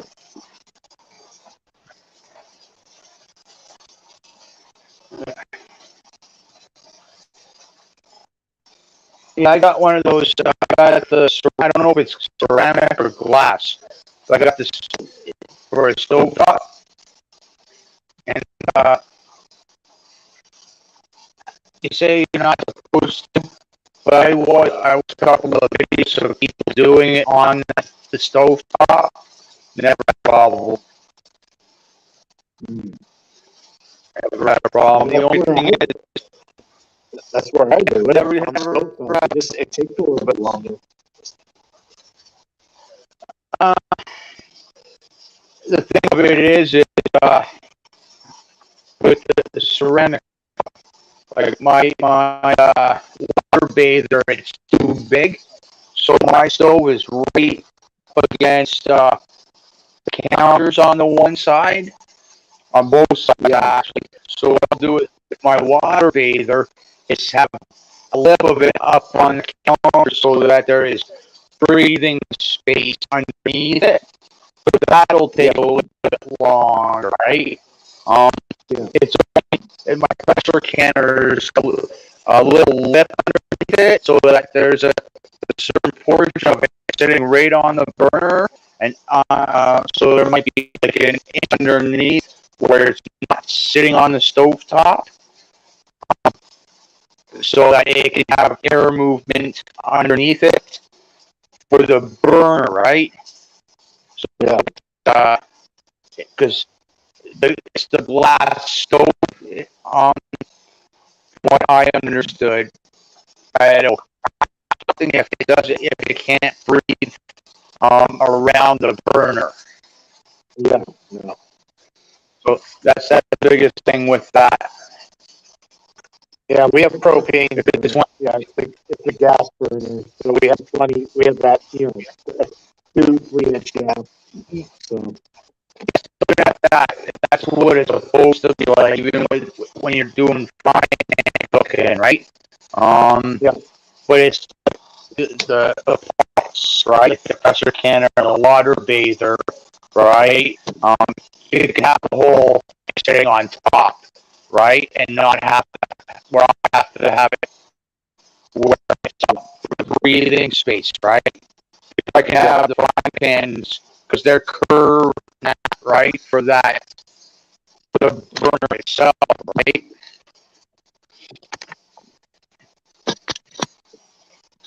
yeah, Yeah, because the glass tops, they're very finicky. Or these ceramic cups, they're finicky. They're nice and all, but yeah. They're really not like, I don't know. I'm not a fan. Not really a fan at all. yeah, I'd prefer propane, but it's too expensive right now. Yeah, Last winter, it was like almost it was like 99 cents a liter for propane to heat the house. I don't be adding any more of that stuff. yeah, yeah.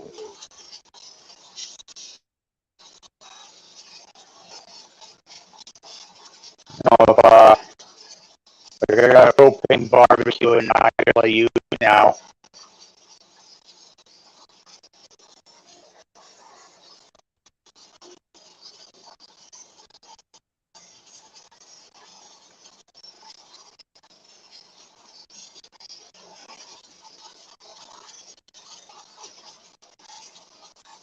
And like these things are good, man. Like this is how I pretty much treat my do canning, right? Just pressure canning. You see me do the water thing, right? Hours of it.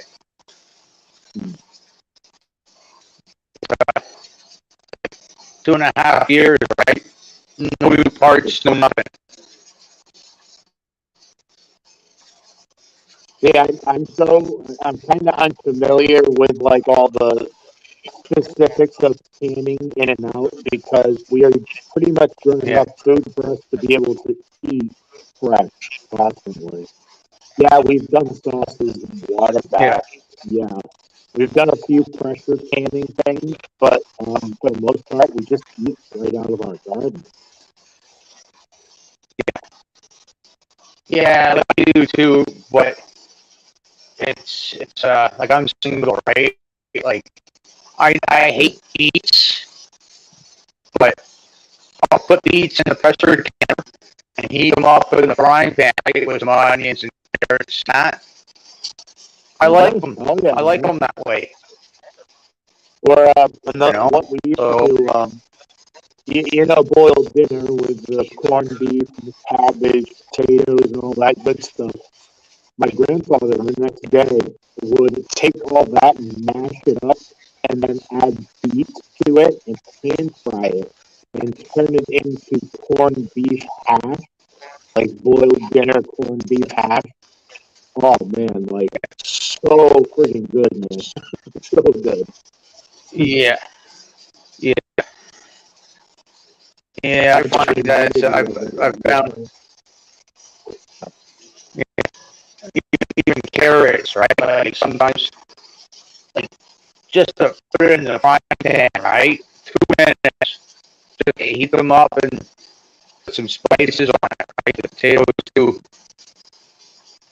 Oh yeah. You know, any of those like onions, I won't do again. Peppers and celery, and that I won't do. I'll just freeze it. You know what I mean? Yeah. Like, because they become mushy, right? If I want them like that, I'll put them in soup. Yep.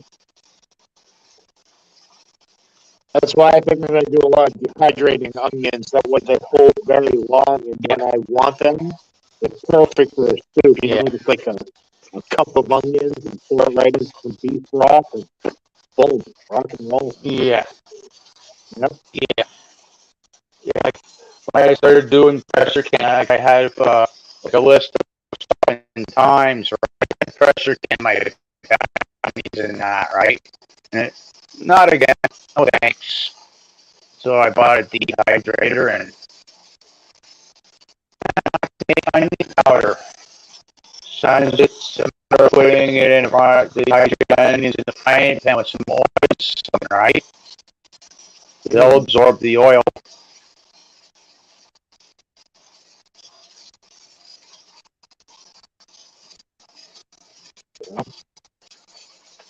It's going to be a busy And weekend. That's for sure. the only thing I find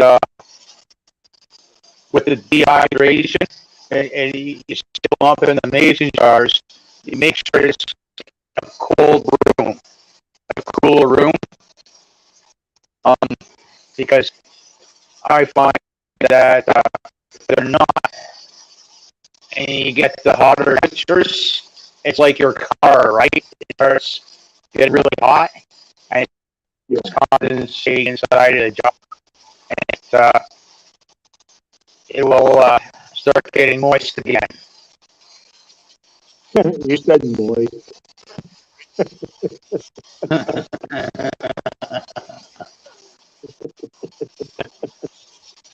Sorry.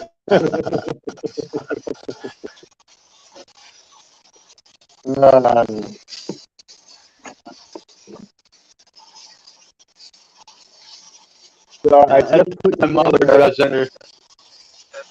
I just put together the first tomato story, first big massive tomato story.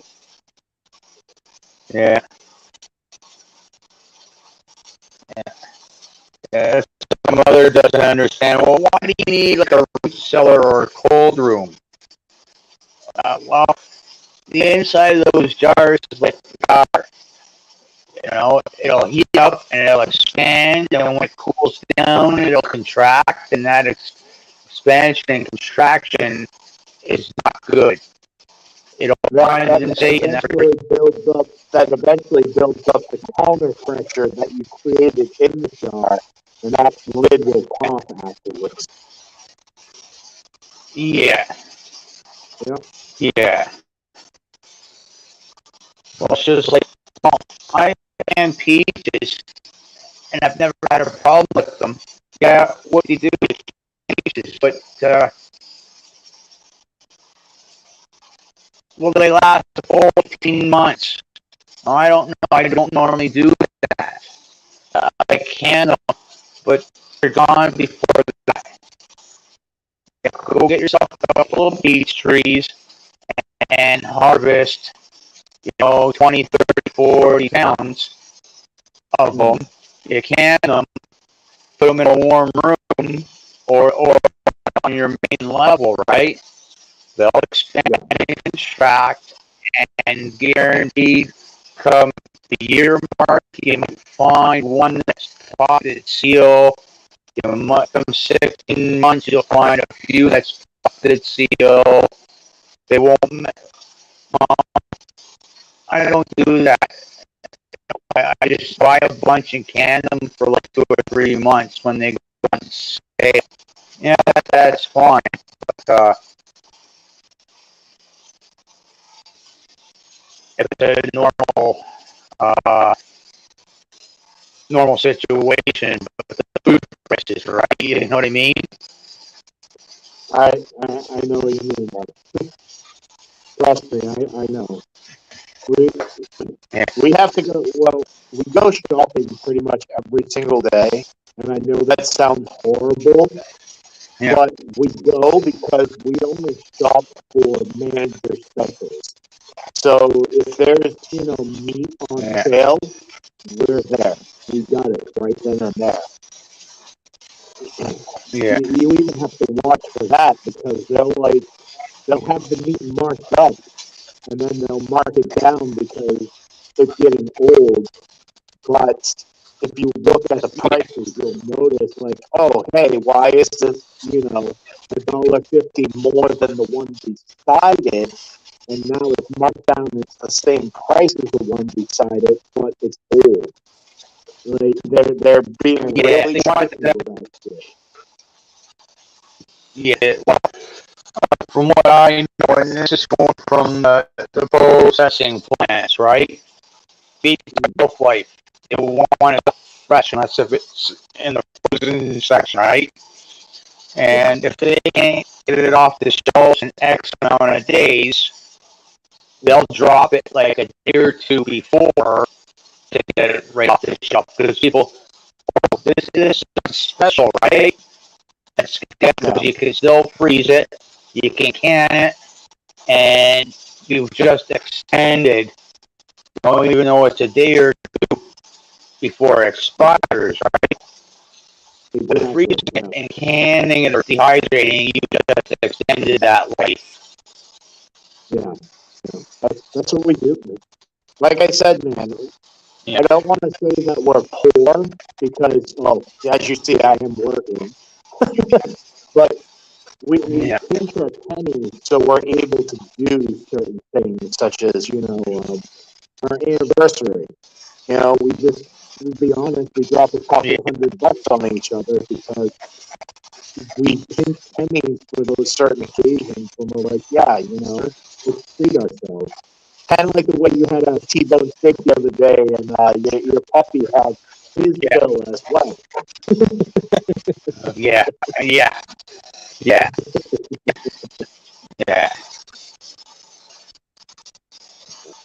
You have to shop like that nowadays. You have to. Yeah. We make at least it's we make $20 an hour, and we're still scraping by. $20 an hour 5 years ago, we would be, you might as well say millions, right? Yeah. Like, Yeah. Yeah, even before the pandemic, that's a decent pay, right? that's what I'm saying, man. Like $20 before all this an hour, dude. I wouldn't be bitching about money at all. I'm not bitching Yeah. about money Oh, now, yeah. but Yeah. it's because of the garden. Seriously, it's because of the garden that we're able to allocate Yeah. our funds. Yeah, Yeah. Yeah. Like I got to be like $3,042 a month, right? Before taxes in my pocket, right? Before the pandemic, most people don't see that kind of pay up here, Chris. You know, like most people don't see that. You know, yeah, and at least up here in Canada, and so my life was pretty good. Now I gotta be cautious, right? I gotta be cautious. yeah. Fucking crazy, man. You think about it. Yeah. Like our needs, special needs me. We are fighting tooth and nail. Well, I shouldn't say we. Gina has been fighting tooth and nail for 5 months, just trying to get $600 in food stamps, man. Selena Yeah. will never live a normal life. I don't want to say it like that, but she'll never be able to work. She'll never be able to take care of herself by herself. You know what I mean? It's Yeah. one of those situations. And Yeah. Gina is fighting for $600 in food stamps. Not even rent, Yeah. not even like, deodorant, clothing, that kind of thing. Just food. Yeah. It's Yeah. so fucking stupid, man. Yeah. Oh, Yeah. There's people up here in Canada. It's called ODSP. It's Ontario Support Program or something where they get a check every month and a crappy deal on a crappy med. And yeah. I think time I heard they were getting like 1,100 or 1,200 bucks a month to live off of. And You know, that's rent. That's rent, right? Like, okay, I have a place to pretty live. much. I have nothing else. I have nothing else. Yeah, Yeah. yeah. You know, like last time I paid rent, and this was for a full house. I was looking at $1,200 Yeah. before hydro, before uh, oil for the furnace, before wood, Yeah. Yeah. Yeah. house, electricity, for food. You know, It's unreal, man. Unbelievable. yeah. Uh, no, the other place, like I had it on Easy Street, Easy Street. You know, so I had a job plus $3,000 a month, right, from the old man, and four-wheeler, boom, done, said before. Yeah, I'll take that Yeah. job, $5,000, right? Get myself a new four-wheeler. I'll take that job, you know, doing the tree Yeah. thing, right?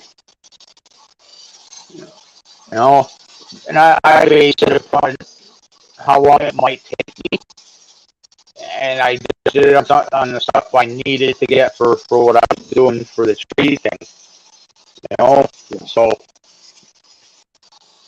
they paid for all my rent, right? Mm.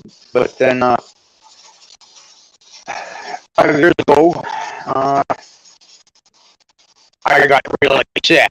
Like, I mean, like, I might have weighed 210 pounds of solid bucks, right? Lumberjack, right?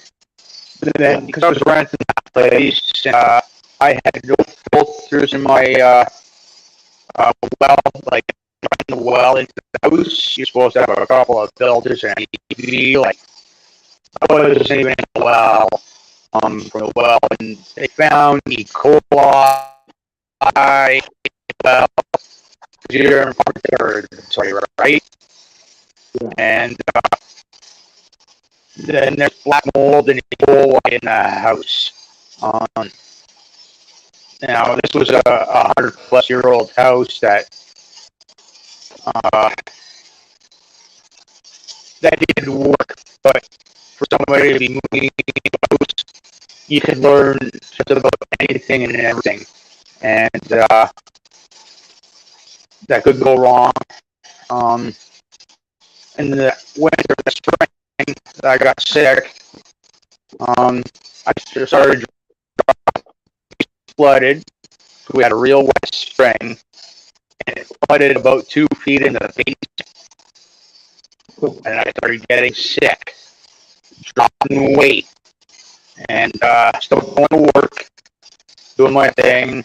And people said, you know, you're losing weight like somebody that does cocaine. I go, no, you can take you can take here, and I ain't touching the stuff, right? And so my mom stopped, and at the time I weighed 130 some pounds, and it was about this time. It was about August or so. And, she weighs about 150 some odd pounds, and I don't think for the last 30 years I weighed that. You know, I played football in high school. You know, I had the football build and everything. You know, and for me to weigh less than my mother, you know, there was something wrong. And so she had people in hazmat suits come and test the house and the well, and once that was found out, she got me up and out of there. I moved up to one of her places, and then we got me this place, and it took about 6 months for me to start feeling all again, and put the weight back on and everything. Mind you, I'm not as muscle I had back then, right? But the weight's back on, and I started I had another scare. Um, it was when the pandemic started. It was in the spring. Starting to get sick again, and I wasn't losing the weight, and so I go up to the hospital 3 times, and it was anxiety. Anxiety was getting me sick. And, Yeah. the lorazepams, Yep. you know, and I still get my odd day, right? You know, where I feel a little sick, but that goes, right? Sometimes it's because of the heat or something. That's pretty, I don't want to say hard jobs, but uh, working, doing lumberjack or construction or working for the man in the research, right? It takes a toll on the body, right? The extreme heat or the extreme cold, and I'm sure that had a bit of a part of it, but it's nowhere like the other day because of the heat. Last few days, I had a day where I was a little nauseous here and there, right? But it was nowhere near anything. You know what I mean?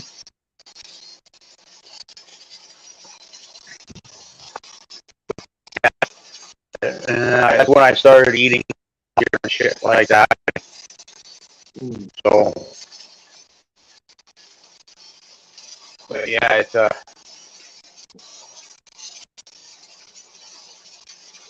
it was scary.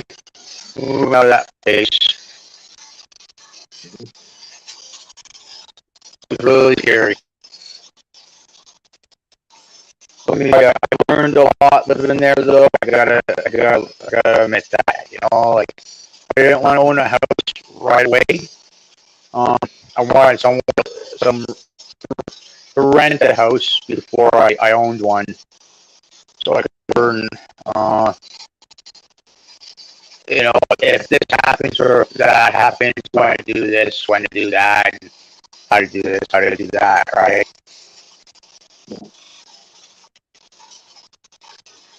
I didn't know nothing about living in a house. I was in an apartment for 20 years, Right?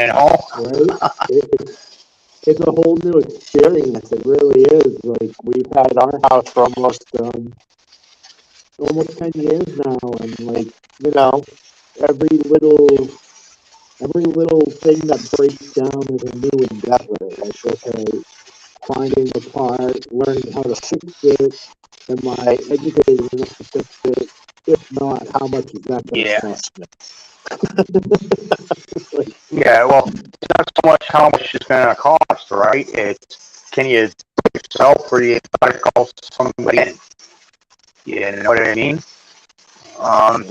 Like my place here, half, 2/3 of brick are original brick. And I got to do some of it in the construction industry, right? I know how to do it, but my mom wants somebody to come in. I said, I can do this. It's going to take me the entire summer, you know what I mean, or most of the summer to do the brickwork, right? And you're talking about a 50 by 50 foot by 70-foot house, 2-story, right? And it's almost at the bottom level that needs the brickwork done, and the odd crack going up to the second story, right? Just from the house settling for 140 years, right? So it's easy. Everything I really needed, other than bricks and cement, is a lift truck to get me on the front of the house to go up there of one door to do it. I've got all the tools and the know-how. It's not going to be hard. If something happens, my insurance will cover it because I'm allowed to have X amount of screw ups, right? Where I go into something. And that's the mildest thing I can have. And I'd rather have something happen with the fix than go.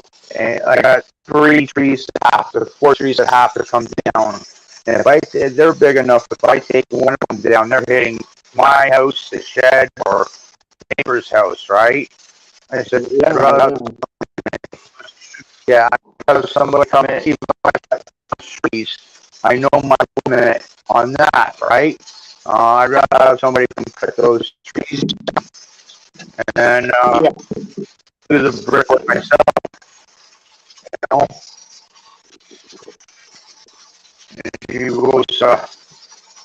I need eaves too, right? So I go, we'll just call somebody in to give you a eaves truck.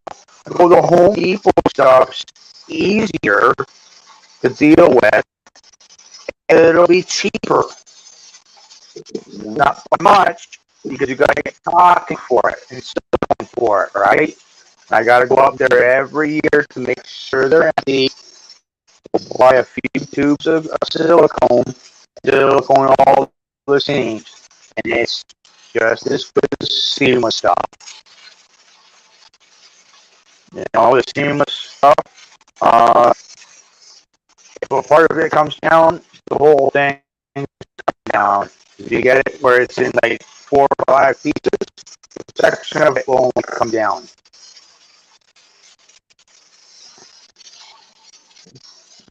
Too huge, something I can do. I've done it before. So, I'm going to renew the mortgage again. It's going to be renewed next month, soon. So,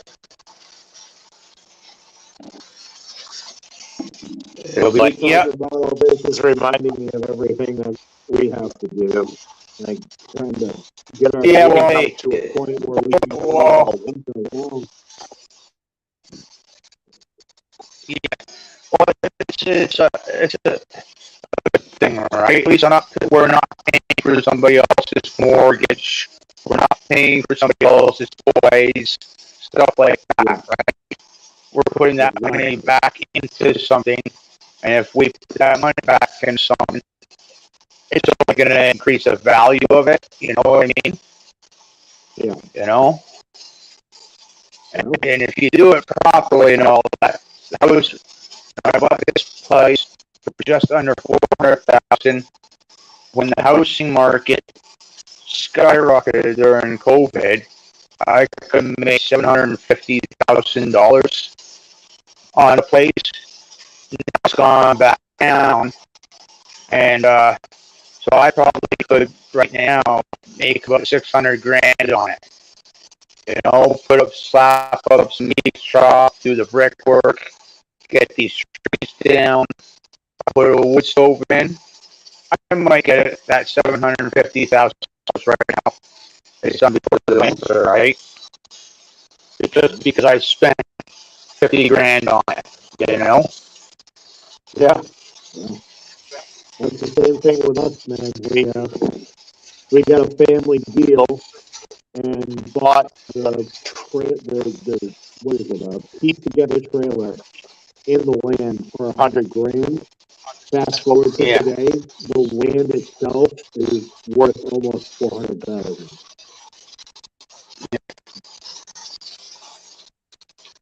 Yeah. You know, well, what about all the gardens and this and that? Find the right person. You use that, right? She had a $4 million horse. She had a $4 million dollar horse farm. We're talking indoor barn. You could bake a horse in that barn. You could breed horses in that barn. Take birth in the barn. The whole nine yards, Chris. And it was a 70-acre property. It took years to sell it, like 2 or 3 years. And the teams wanted to buy it, right? Turn it into some place, whatever it is, right? It's gonna take time. You know what I mean? Like, yeah, it's just gonna take time. You have to sell it for $3.5 million to the right person, but it's finding that right person. You know, because they want to give you $2 million. You know what they're gonna do? They're gonna get out of that barn in that riding arena, and that's gonna take money. They're gonna want to turn it into a church or whatever it is that they do, right? That takes money. So I want to pay that money for a horse farm when they're gonna do this. You know, I watch another channel, and Pepper and Nurse One, and he's got a place in New York, and he's got another place somewhere else. And the place he's got in New York is totally self-sufficient. Solar panels, raised garden beds, a battery bank for solar panels, trees, like the whole water catchment system, the whole 9 yards, Chris. And it was going to sell, but he decided not to. And he said it to himself, find some guy that wants to take a place, you know, some city guy that's making millions. He may not want to buy this place, but find the right prepper and operator, they'll buy it and guaranteed, right? Yeah. It's just a matter of right person. Yeah. Yeah.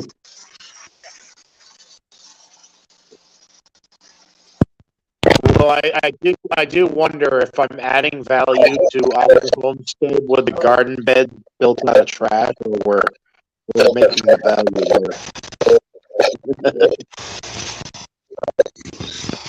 there. I guess I keep he did were all cement, center box, and he put rebar in, and then put in them. They're not falling apart, not for the next 50 years, Yeah. but it's still big money. Big money. Yeah. I watched, I don't watch them as much anymore, but I watched him build those gardens, man, and he's not young.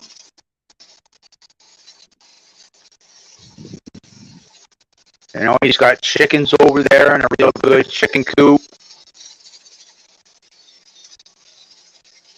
Yeah, someday we'll have that. Yeah, well, it takes time, right? Like, it does, you know what I mean? Like, Yeah.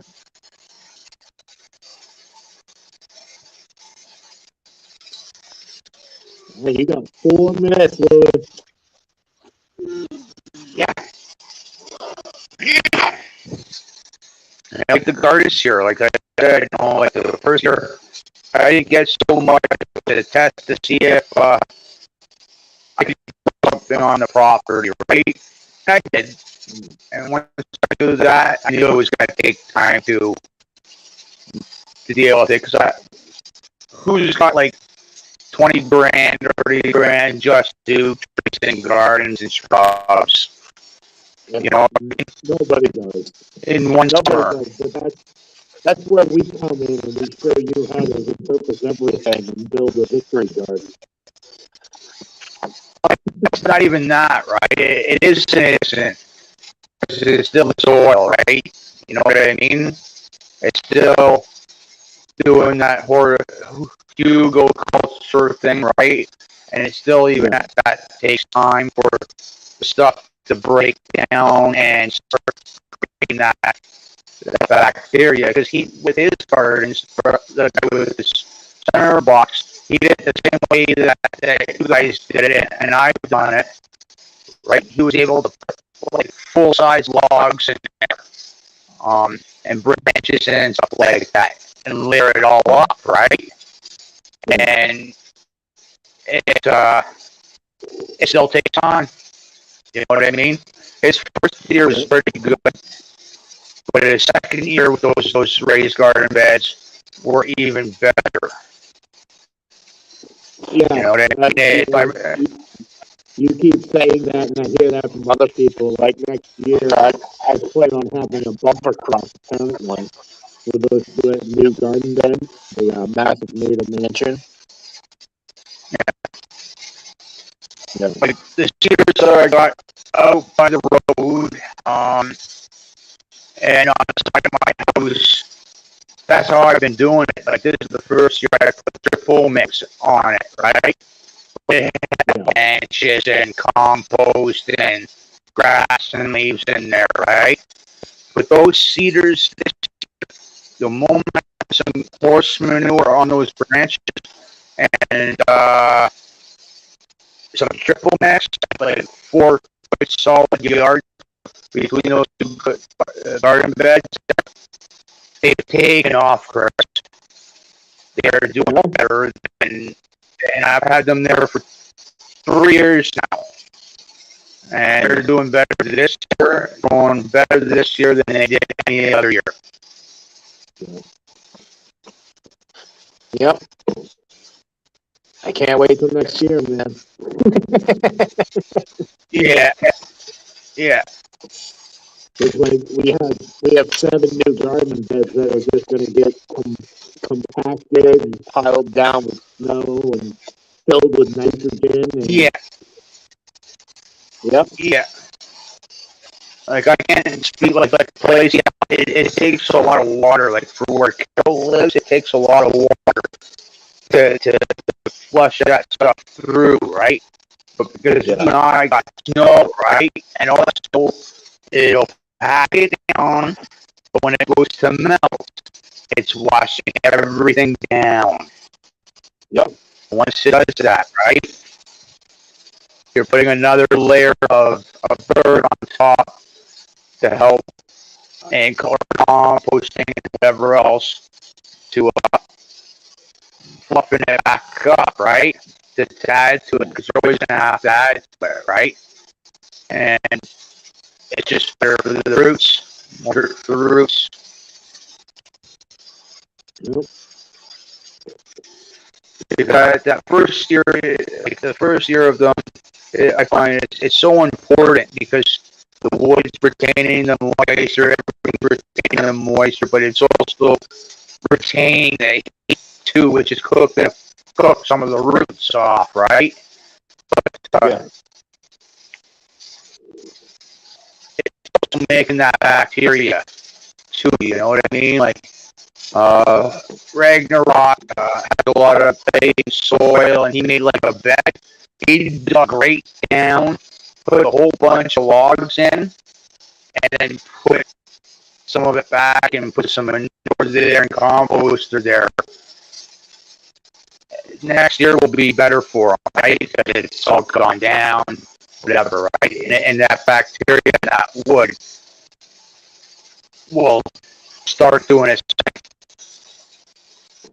Yeah.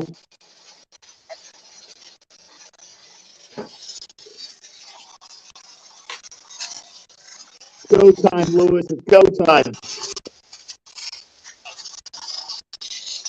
All right.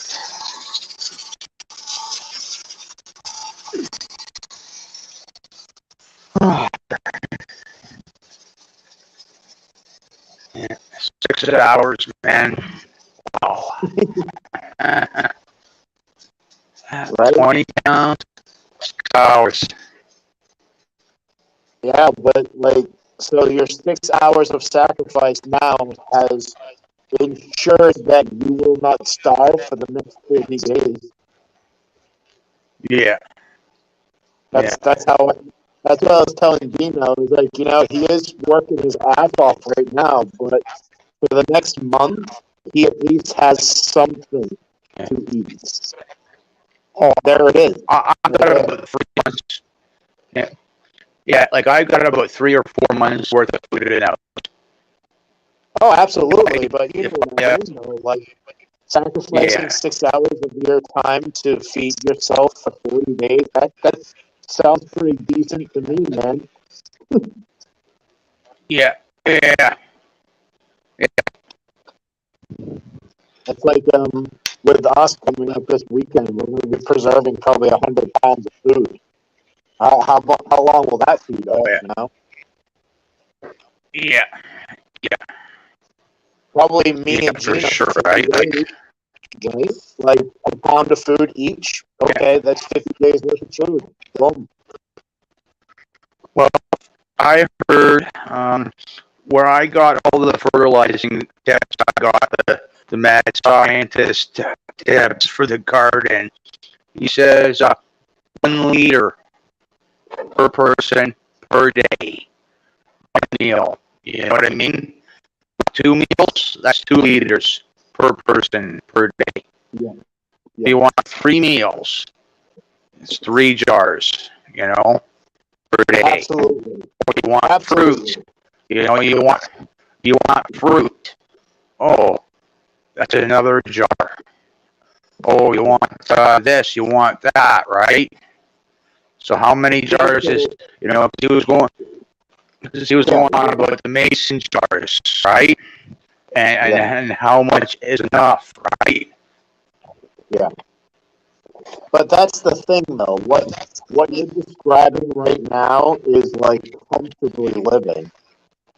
Let's put ourselves in a shit hit the fan scenario, right?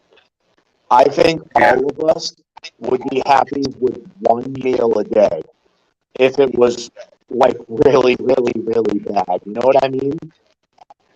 Yeah. Yeah.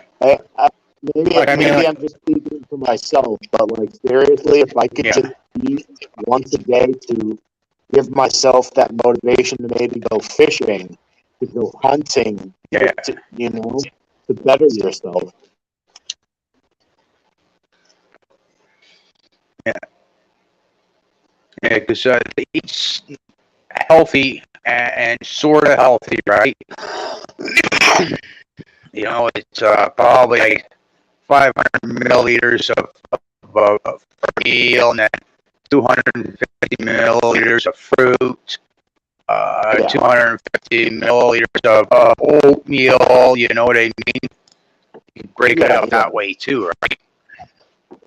Absolutely, yeah. No, that's all I'm saying is like if we ever get to that point, we sit there and say, "Oh yeah, you want to have 3 meals a day?" Well, that's unfathomable to the future that I'm thinking of, Lewis. I'm really thinking of a future where it's going to be really bad. It's going to be really fucking bad for a while. Oh yeah, yeah. Like especially if China goes into Taiwan, it's going to be bad. You know. I mean, Uh, that's already bad, Lewis, because so I don't know how much you know about it. I'm not going to get too much into it because of your channel, but there are a ton of floaty devices that are blocking uh, the Taiwan Strait, which yeah. $2.4 trillion of inventory goes through, including food. So these big floaty death machines are blocking Yeah. that through. So we're going to see the repercussions of this really soon. Really Oh soon. yeah. Yeah. Like I don't want to. I'm not trying to. I just whatever it is, it's going to be bad. That's all I know. Yeah, no, I'm just letting you know Really bad. And what I've heard. What I've heard, man. And if they're already blocking the strait where, this food yeah. comes from, yeah. Just be thankful we have like-minded people who all grow their own food. Yeah. But we need a lot more of us. Yeah. Well, some people they got bad intent or they got money and it's all. You know, how do you deal with that? You know what I mean? But it's over the course of 2 years from the channels that I've watched and stopped watching because they might be a little too much for me to deal with. When I do watch them, they all say the same thing. You know, when it happens, you better be prepared. Yep. No, I'm not. And I'm they not also into the say spiritual. people are, That's not my thing. yeah, and yeah, and that's why I stopped watching some of them. Right, it's just too much. Yeah. Like talk about something else. Talk about gardening. Talk about preserving food. Show us something, right? Like talk about something else than just that. Right. I agree. You can only beat the war drum so much before you go deaf, right? Like teach. Don't Yeah, just sit there and alert. I mean, I don't know if you know this guy, Canadian prepper. Um, yeah, I've seen it. so some will call him a shill. Others will call him a phony, a fake. I take information from many, many, many different sources and facets and different genres, and I make Yeah, my own decisions. So yeah, I will use Canadian Prepper because guess what? He's been somewhat accurate. Same thing yeah, that I'll use Marfugal. I'll also use a few yeah, others as well and try to corroborate evidences and make up my own mind instead of yeah, having television tell me a vision. yeah. Yeah, with television, it's a lot like the newspaper. You That know, was the start. I've The newspaper was the start, Lewis. It went newspaper, yeah, radio, television, internet.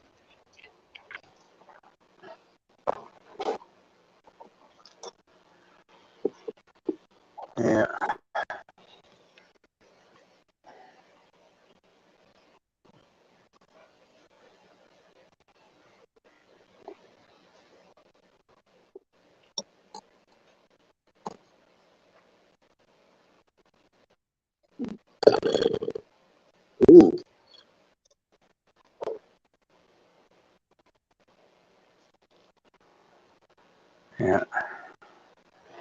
Yeah, the world's not like it was 20 or 30 years ago.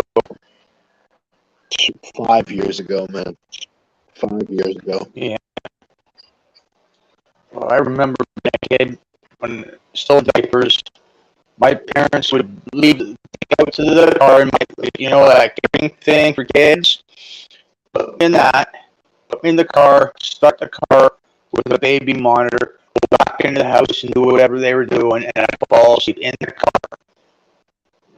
Try doing that now. Forget Children's Day for a minute. Yeah. No, my parents were the same way. They were like, what was it? Come home, get your homework done, and then go play outside. When the street light comes on, you best be in the yard. Yeah. Yep. Nowadays, I mean, you can't even get your kids to go outside though, half the time. So.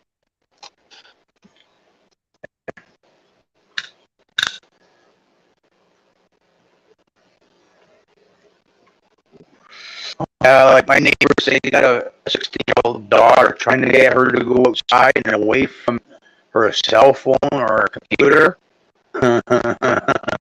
Pretty good. Gotta get away. Yes, it doesn't happen, does it? Yeah. Yeah, well, we need your help in the gardens to pull weeds. Yeah. 10 minutes later, they're once outside helping us. 10 minutes later, give us the phone. Let's go now. Yep. Yep. I remember being under 10. We were living in Woodbridge in the city. And try pulling that with my old man.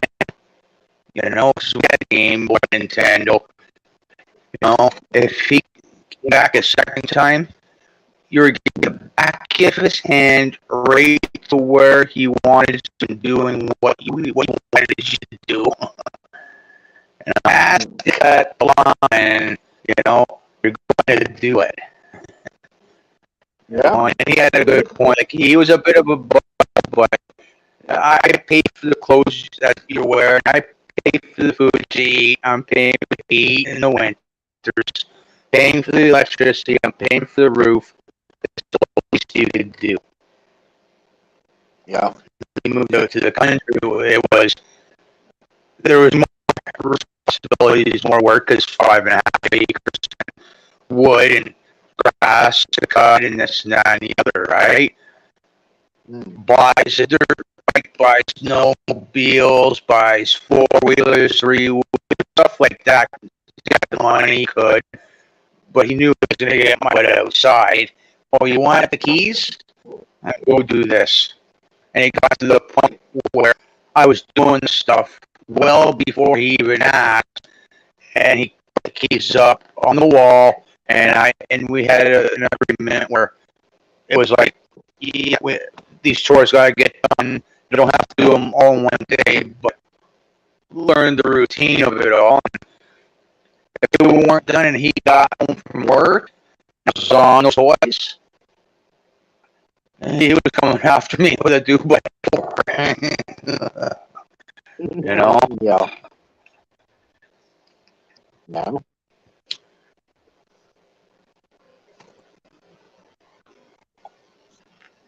Well, yeah, I was 10 when we moved out to the country, right? 4 years after I hit high school, and somewhere between there, I hit a growth spurt from like 5'5" to about 5'7", 5'8", and 100 pounds to 170 pounds. And there was no way he was going to backhand me, right? He's picking something up, and whatever he could pick up, that was it, right? So when I outside him, it was like, when I hit high school, I was football. Had another growth spurt from 5'7", 5'8", to 5'9", to 210 pounds, and a hard head, right? Yeah.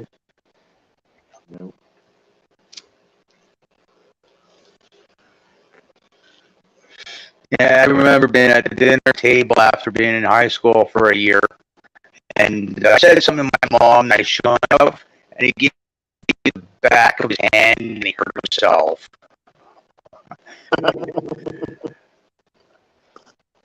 Yeah.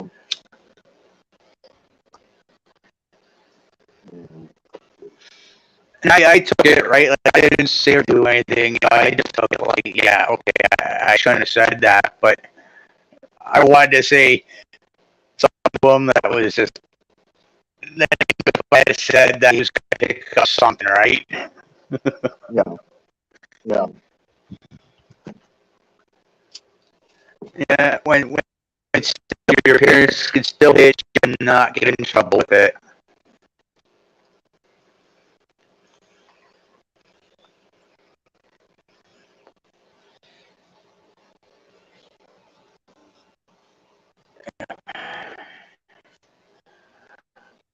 Yeah, when parents still fear God in their kids. I feel sorry for my neighbors too, you know. Got 3 kids and all over the place, right? They're not rich by any means. The guy's just a small mechanic. He can take a lawnmower and turn it into a little go-kart thing for his son, right? Yeah. But try to get him to not do stuff, this and that and the other. It starts throwing a fit sometimes. I feel sorry. I really do. Yeah.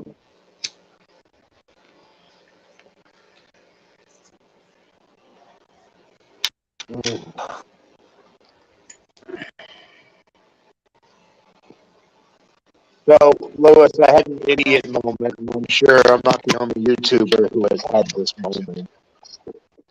But Yeah. there is a difference between your hours on your analytics, and Yeah. hours in public watch hours.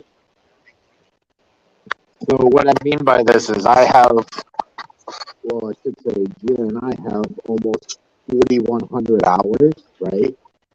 Yeah. But I only have 3,864 public watch hours, which means I don't have the 4,000 required hours because I apparently have watched 250 hours of my own stuff.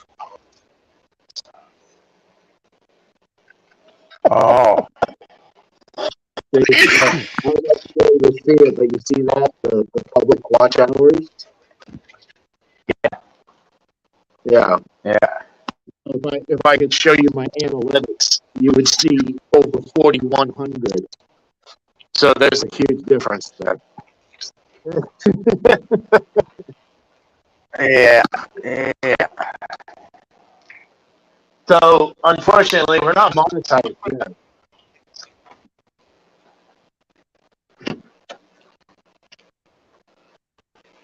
But someday in the future. Yeah. Yeah. One day it'll happen. Yeah, pretty much. I'm not really that worried about it. That just means we gotta wait a little bit longer and yeah, whatever. Yeah. Well, when you guys keep doing all those shows like you did last Saturday, a couple nights a week or something, when you guys got the time, man. Yeah, well, kind of like what happened last night. You know, it was bored. If I didn't jump up with you, if I didn't jump up here with you, I probably would have been live again. Yeah. Isn't my bathroom nice and clean? Yeah, it's a nice clean wash, man.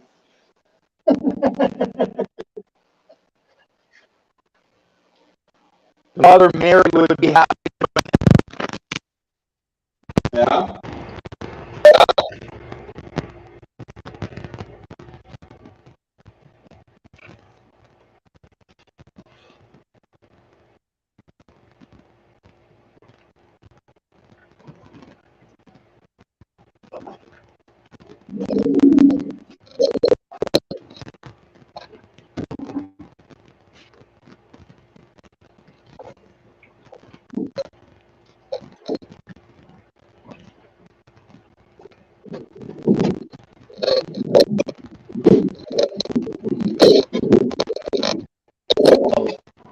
Regina Shen.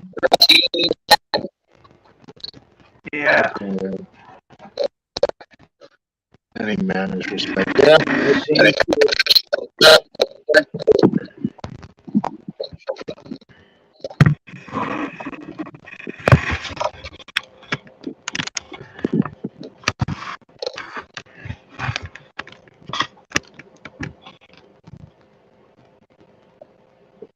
Well,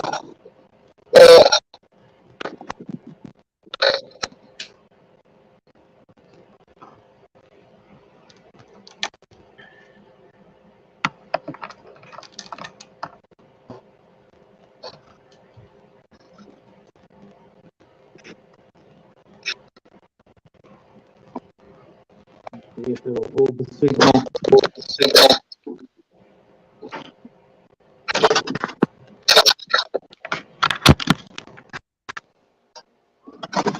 Idiot. hey, you're just gonna stare at the stars for a minute.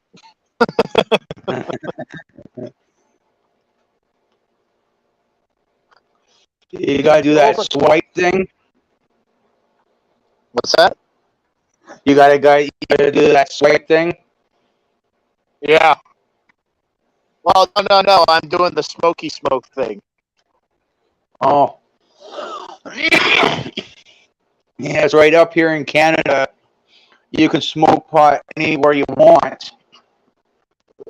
That you can smoke cigarettes.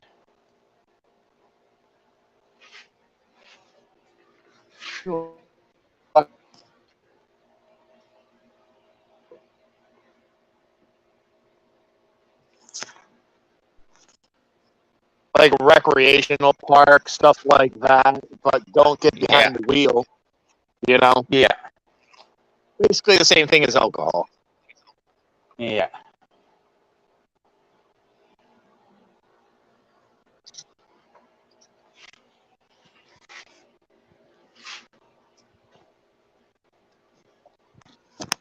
But there's something weird is going on. Yeah. There's EKG stickies. EKG stickies? EKG, Gina. What's EKG? I don't know what EKG is, dear.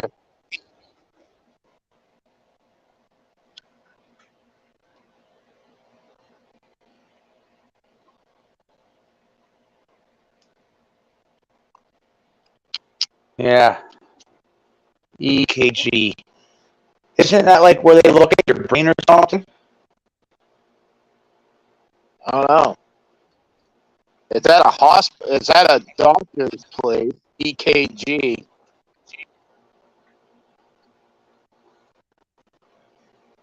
Not sure. Maybe she'll chime in. Oh, here we go. Electrocardiogram is what they test your heart. I found them almost in every barrel tonight. Weird. Oh. Gotcha. Okay, dear, I got you. You know the sticky things that they put on your chest, Louis? Yeah. Okay, yeah. There's an abnormal amount of them. You know, when you take the trash out, you make observations.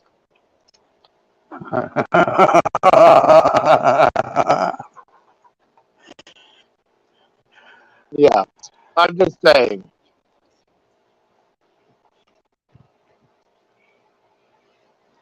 I think people are having a few heart problems because of everything.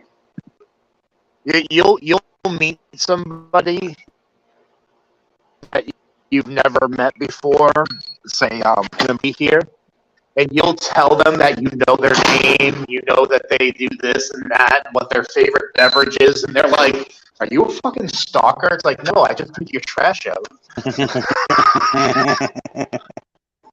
Well, there are people that do that, right? They'll go from trash can to trash can or something, right? Yeah, absolutely. Just because they got. Absolutely, yeah.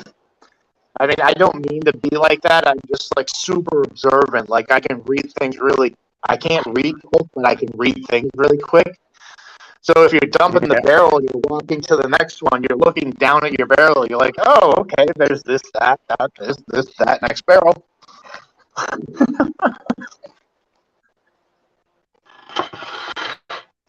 All right, the lid just came off of that. That's good.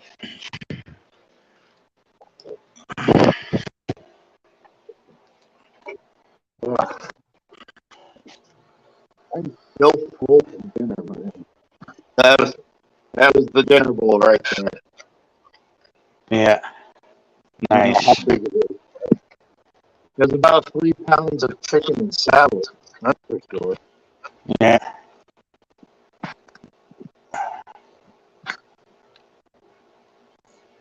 Let there be lid.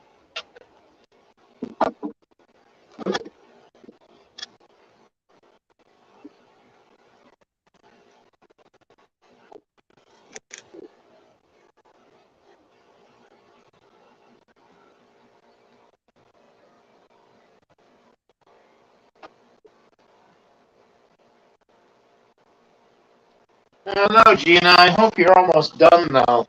I've had enough.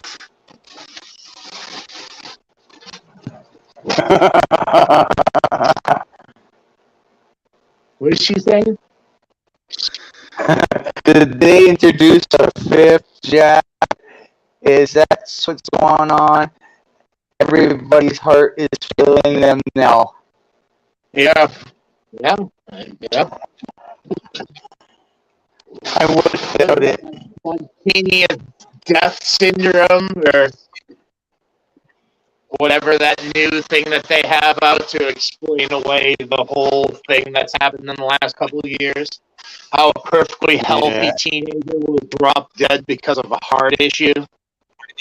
But he ironically has all 3 of the you-know-whats. Yeah. Yeah. Yeah. Yeah. Yeah. I don't know, man. I don't know. I am a conspiracy scientist, though, so.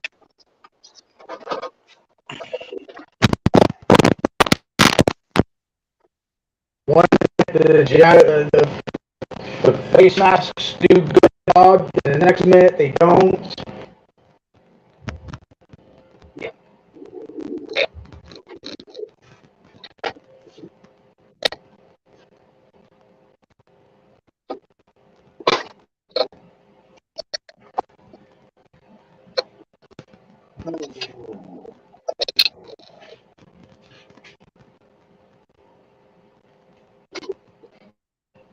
I don't know why I'm getting things all packed up. Wishful thinking again.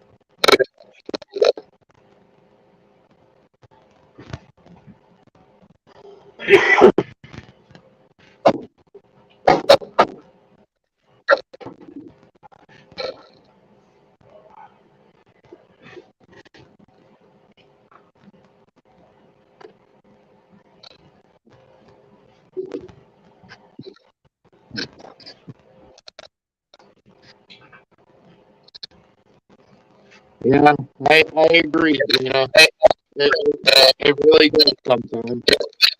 Either that or suffocate us from ways of taking care of ourselves and not being reliant on the system. Either way, they're doing.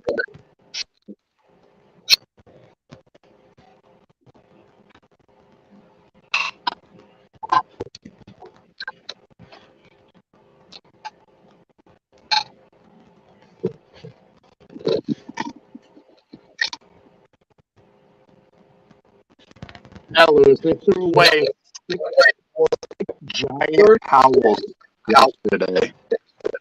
And 36 them into 60 cloth. 36 cards today. Right? 12 beets and 24 potatoes.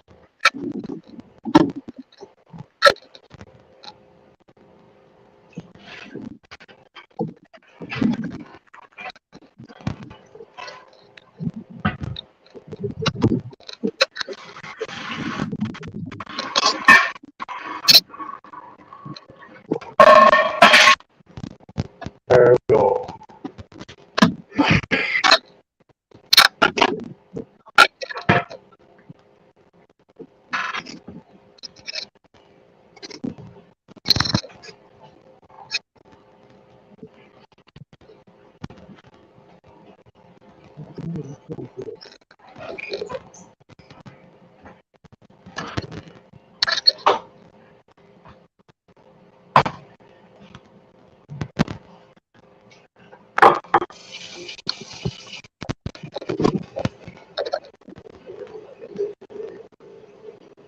well, the planet can only support so many people on the face of the earth.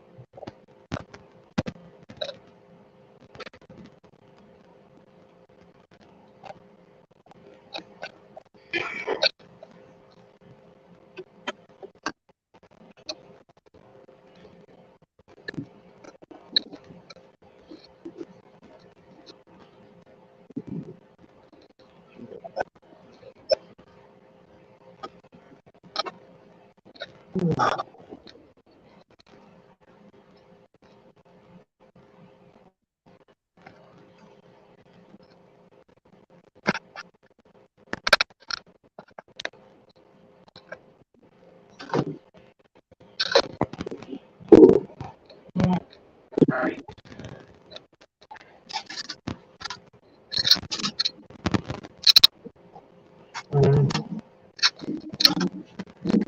Just gonna put that away.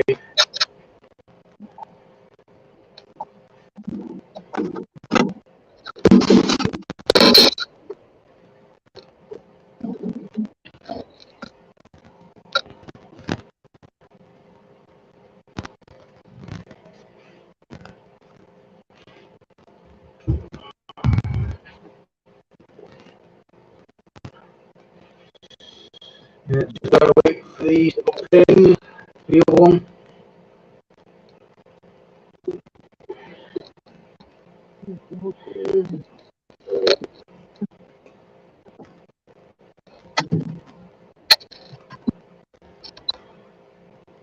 Yeah, doing this from start to finish was pretty much a full day, Chris. Yeah, 6.5 hours. Yeah, well, 6.5 hours setting just pressure canning. That's not cutting up and washing everything, you know? Yeah, That's not even Another 2 hours. getting the mason jars and everything set up to just boom, boom, boom, right? Yep. but That was either all way, been man, you sacrifice one day to feed yourself for 30 or 40. Yeah. Pretty good. I tell you what, I'd rather do that than, sit here and assimilate to a job that is absolutely boring. Yeah, this stuff here, right? Because it's already cooked, right? Like I did it from raw, right? Yeah. So it's cooked. And all I gotta do is put it in the frying pan now, add some spices, and heat it up, right? Yeah.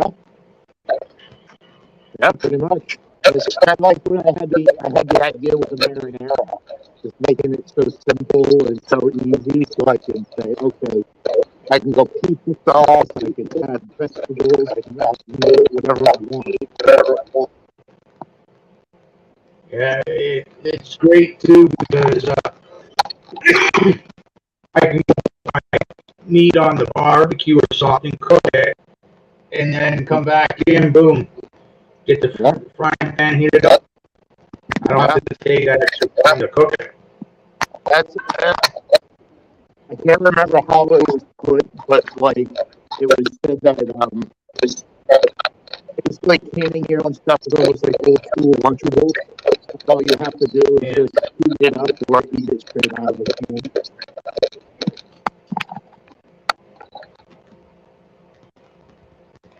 Quick, easy meals and they stay fresh food as fresh as they can get.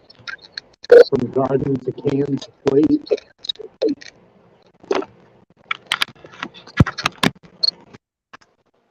Oh, that was funky.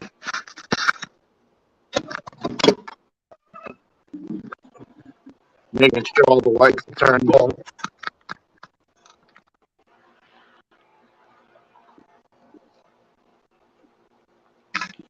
Well, I can tell you this is the longest live stream I've ever had. Yeah. Yeah, I think well, it was a toss-up. It was either I just upload a video, right, and I could pause it here and there, right? yeah. I wanted to do the whole process on it, doing it, you know what I mean, and how long it takes, right? So Yeah.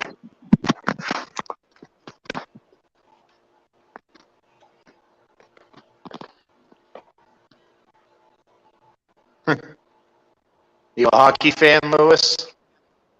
yeah, a little bit. Yeah. Nice. You do know where I work, right? Eddie Bowers?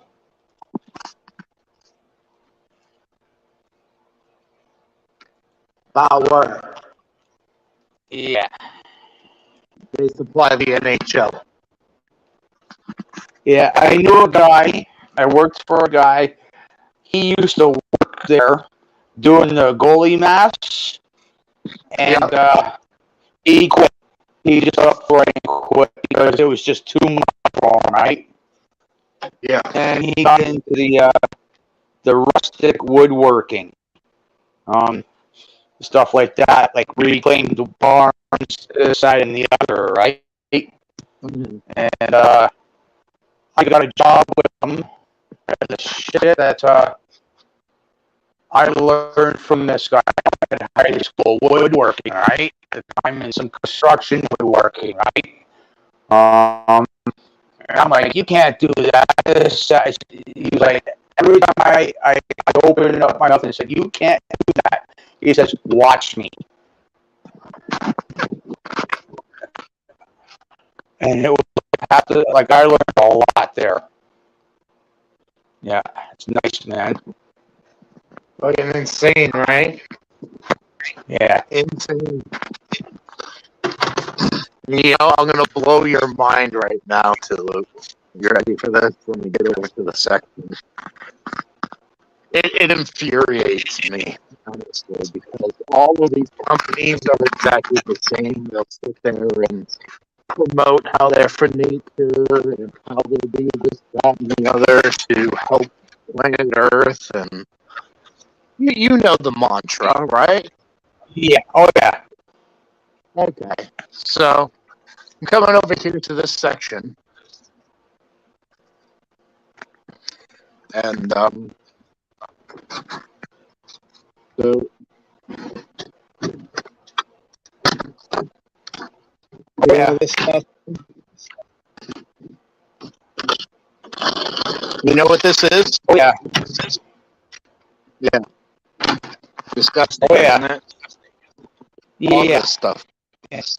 Every Oh, yeah. single piece here. And what it is called samples.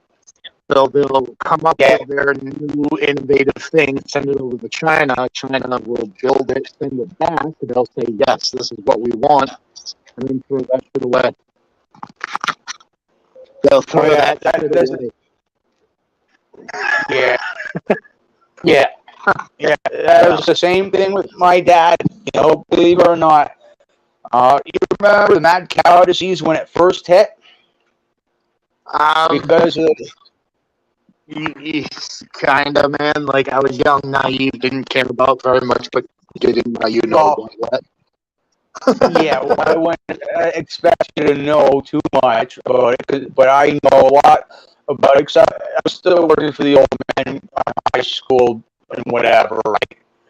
And Yeah, one but of you're the not much biggest older than things, me. Don't play that off, man. You're not that much older than me. yeah, yeah, well, because I was in the food industry, um, I was going to work for in high school and that.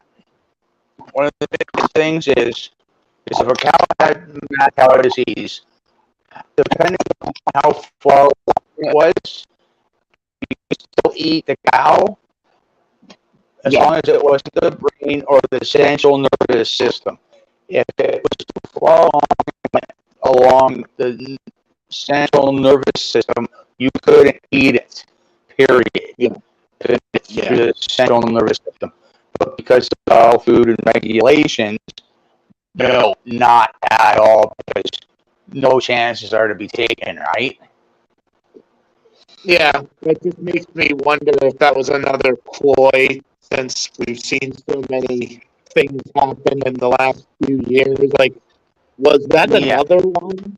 Uh, just, just throwing an idea out there, man. yeah. Who knows? You know what I mean? The government, they're always coming up with new things and new ways to put fear in us, really. Yeah, yeah.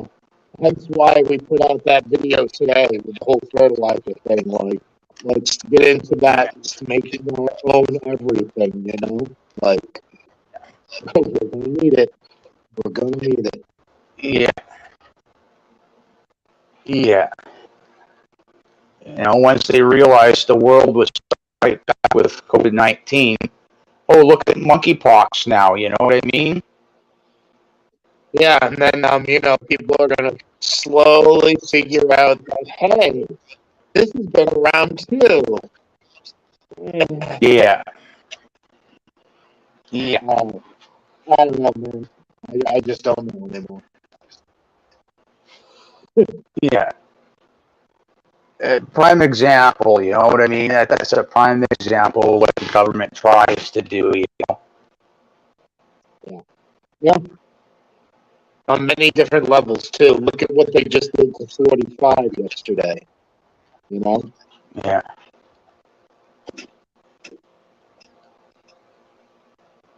Oh, that's right, dear. Happy anniversary. Well, congratulations. That is you. Yeah. Yeah.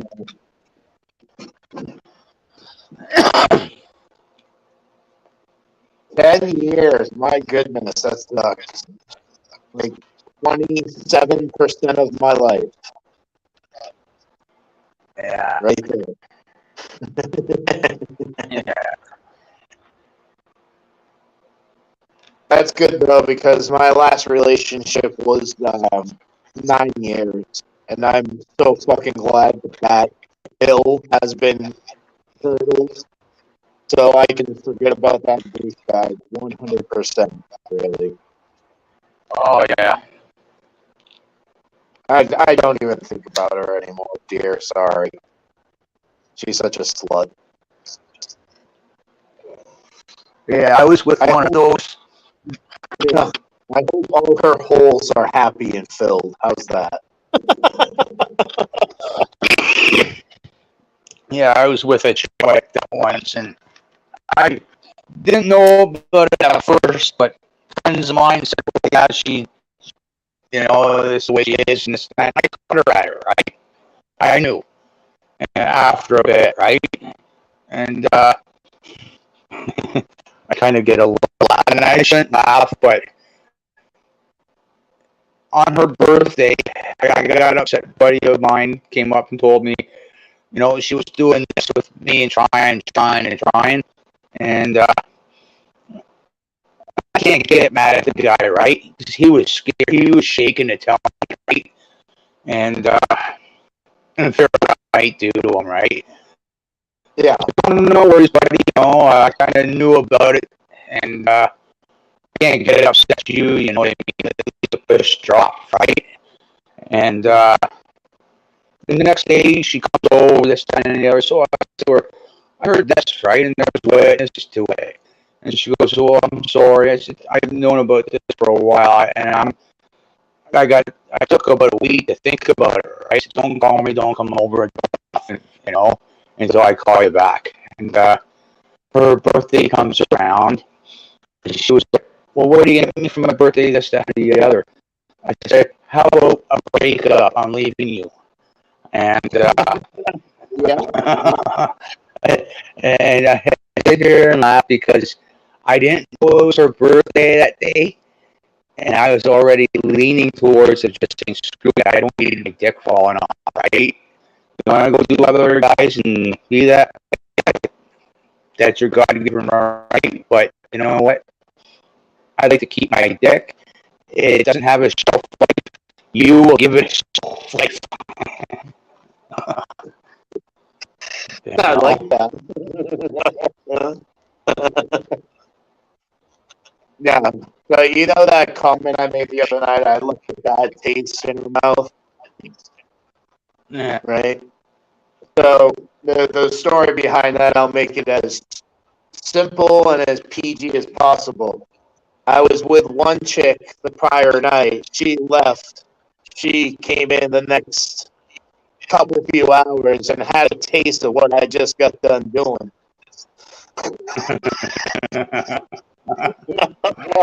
Yeah. Payback. As much of a bitch as it can be very rewarding at times. Yeah, Carmen's a bitch.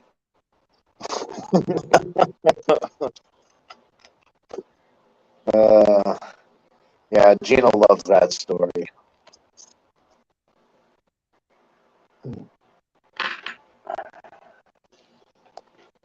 My goodness, it's only 1:15. Yeah. Yeah. Yeah. Yeah.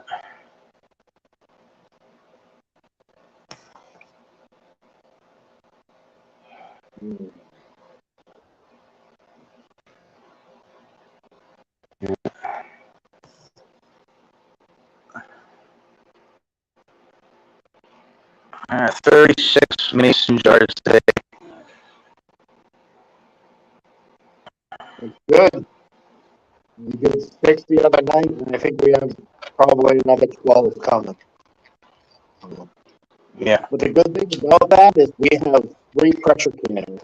So we can do pretty much 12 cans, one shot, and call it a day. Oh yeah, if you get something like set up outside, I mean, where you can have them, rotating as you're filling one up, one's on, so like a whole system, like 6 hours, right? I got one pressure can or stand, one spot, pretty much, right? With 3 or 4, you have a spot, where you and Gina are outside, where you're loading up one, you know what I mean? And one's doing its thing, and one's cooling it off. You're just rotating all 3 of them. Yeah, we could Instead do of that with all 3 of them. Yeah. Yeah, like a little process line. That's why I do my mason jars in the oven, right? 'Cause I researched it a little bit, right? Yeah. Thanks, Yeah. Gina. I do the mason jars in there, in the oven, right? 'Cause I know I got 3 burners reserved for certain things. One for the pressure canner, one for the water that I got to put in all the mason jars, right? And another one for just the leads with the rubber bands on it, right? Because every time I go to use the pressure canner, I put the pot lids back on one burner to keep the water warm, right? And it's just a whole process thing, right?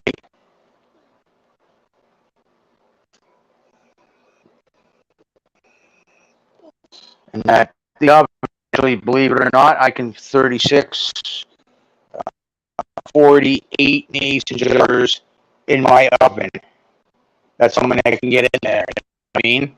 And I have that fourth burner going. You know what I mean? I'll probably be doing that method just so I can get, like, 12 jars going. I'll have both my pots boiling, and I'll have just the jars in the oven. The last live we were on, our oven broke until Thursday, so, Yeah.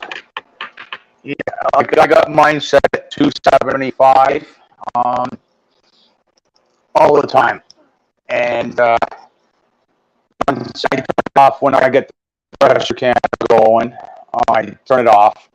But once I start, once the pressure canner starts cooling off, I turn the oven back on at 275. And like I get Harvest, Moon, and this Brendlin one. And I've never ever had one break on me from going in the oven to the pressure canner. I maybe had a couple breaks from touch bottom or something inside of the coming out of the pressure canner or the water bather. And 9 times out of 10, it was from touching the bottom or me accidentally banging it up the side too hard or something, right? yeah. That's the thing. You overstuff your canner, and then you gotta, like, be so gentle. Don't touch anything. Yeah. If you haven't broken one or two mason jars, coming out of the canners, you're not canning enough. Yeah. Yeah. Yeah. Because if you're a homesteader or a prepper, right, you're canning all the time. You're doing that all the time. Right? If you got a garden, you're doing that stuff every fall or from July to Like I said, the 6 jars we did the other night was the first time we canned anything. We had one batch of sauce that we just froze because it fit. It would have been 2 jars, It's just not worth it. So we froze that. Yeah. We eat so much out of our garden. We try to, at least. But we're also very lucky that my aunt gave up canning, and I'm sure you heard we inherited the 2 cannons in like 400 jars. So. Oh yeah, buddy, like that's like 400 meals. You know what I mean? It is, and another good thing, we have those reusable lids. I forget what they're called. They're the reusable tops with the plastic and the rubber ring. Yeah, they're reusable. They work for us, man. They really do.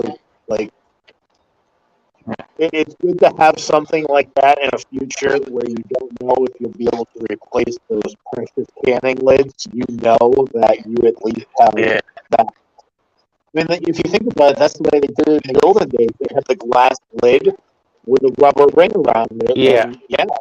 Yeah. Like, that's the way they did it back in the day. So.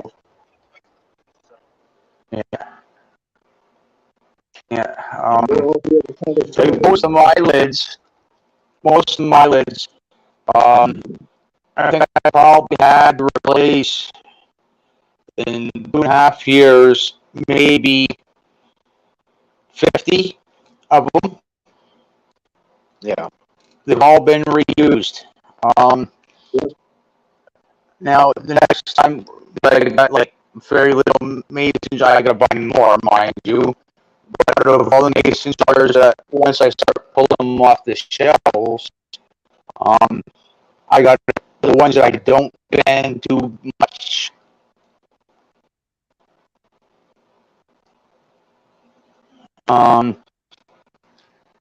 I reuse them, but now I gotta put them into warm water, boiled water with baking soda in it. Because that will help um, the rubber canners there said that the rubber gasket on the canning lid, once steam comes out of the lid, like from the underneath the lid there, just take that rubber gasket and put it in warm water and baking soda. Because it does something to it helps to poof back out. So, unless the rubber seal on the tin lids, the metal lids, is starting to peel off or it's got dry rot on it, they're still good to go. Yep. You know Just as long as there's no cracking, rusting, or any other abnormality on that seal, you can reuse it. I know. I don't know if you know Lone Star. Yeah, Lone Star Pioneer, Les and Teresa. They taught us that those Tostitos cheese whiz jars, you can reuse those as well. In a worst case scenario, like just as long as you keep them clean and keep them good. Yeah. Yeah. Well, I'd rather use the. We used an old 1 gallon pickle jar a couple times now. Yeah. Yeah, that's only the worst case scenario. Is that rubber seal on like the jam jars, the pickle jars, the stuff like that. It's so thin, right? That you can't see that rubber all that well. I'd rather the real mason jar lids and do it with them because the rubber is so much thicker and you can see everything better. Oh, like you said, and I was saying, that's like survivalist information. They stopped making lids 3 years ago. And we have all this Tostitos cheese that last friggin' nuclear explosion. If there's a nuclear explosion, nobody's going to be good anytime soon. Well, no, maybe. I'll be cooking in celebration. Finally, nobody's going to be. I don't have to go to work anymore. I'm going to be celebrating, man. And besides, you kind of have to. You got to get rid of all that freezer food. And what better way to start the apocalypse than making friends by cooking a 400-pound meat dinner for the neighborhood?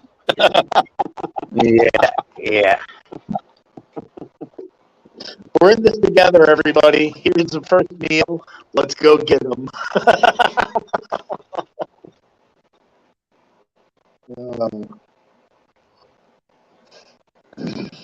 Those rubber rings that they make nowadays, they put that, or they use material that doesn't collect bacteria. The same thing with on my phone. The casing on my phone, actually, is that same material.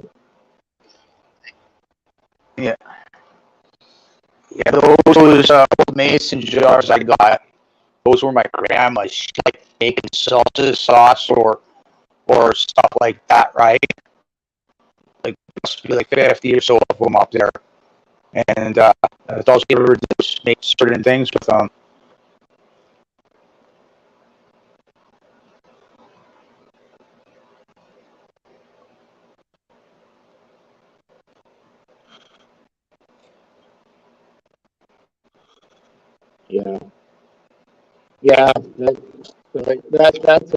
That's a rabbit hole, Lewis. If you want to dive down, but Gina and I are pretty much convinced that the whole winter and fallout thing is just another hyped up and perpetuated way to keep us under the thumb of the man. Now, don't get us wrong. If you come in contact with radiation, yes, rub your fucking skin, burn your fucking clothes, take an iodine tablet, yes. But I don't think it's going to be the fallout that they're, 4 billion people are going to perish. I don't think so. Yeah, you know how big that would have to be to take over the world? Exactly, man. Like, yeah, it's unfathomable. Yeah, every nuclear power plant would have to go off, you know what I mean? And every bomb would have to be launched as well. And then maybe I'll agree, he just annihilated us. Yeah, But yeah. anything Yeah, short of that, man, no, it's another freaking ploy to keep us enslaved. yeah, yeah. Yeah, Uh, that's cool. yeah, Yeah, it's just like the big rock that's going to hit us, right? It'd have to be the size of what's the biggest state you guys got? That's how big of a rock it's going to have to be in the world. but what kills me is these rocks that they talk about that come flying by and they're like, oh, it's going to be the end of the world. And then they throw out the number and they're like, it's 6.4 lunar units away. I'm not sure if you know what a lunar Yeah, unit is, but the distance between us and the moon is over 220,000 miles. That's a lunar yeah, unit. It's 6.5 of those away, which equates to 1.3 million miles away. It's going to come close, yeah, everybody. yeah, yeah, yeah.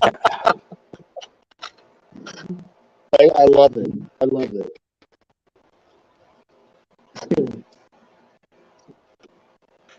Whatever. It frustrates me, Lewis, that like someone like me, I am so uneducated as far as black and white goes on paper. I have no more than a ninth grade education. Period. Like that's what they say. If you look me up, you'll be like, "Oh, he's a ninth grade idiot." Yeah. But how come we can put facts together like this, unlike college educated? You know, the college Yeah, educated. yeah. My sister's always told me, like she's on a college, okay, to go to do her thing, whatever, with the restaurant stuff, you know. But here I sit with a 12th grade education. I graduated high school, okay, but yet I can take apart a chainsaw and put it back together, you know, break a part of a chainsaw, take half thing apart and put it back together Yeah, and start it up and it's running.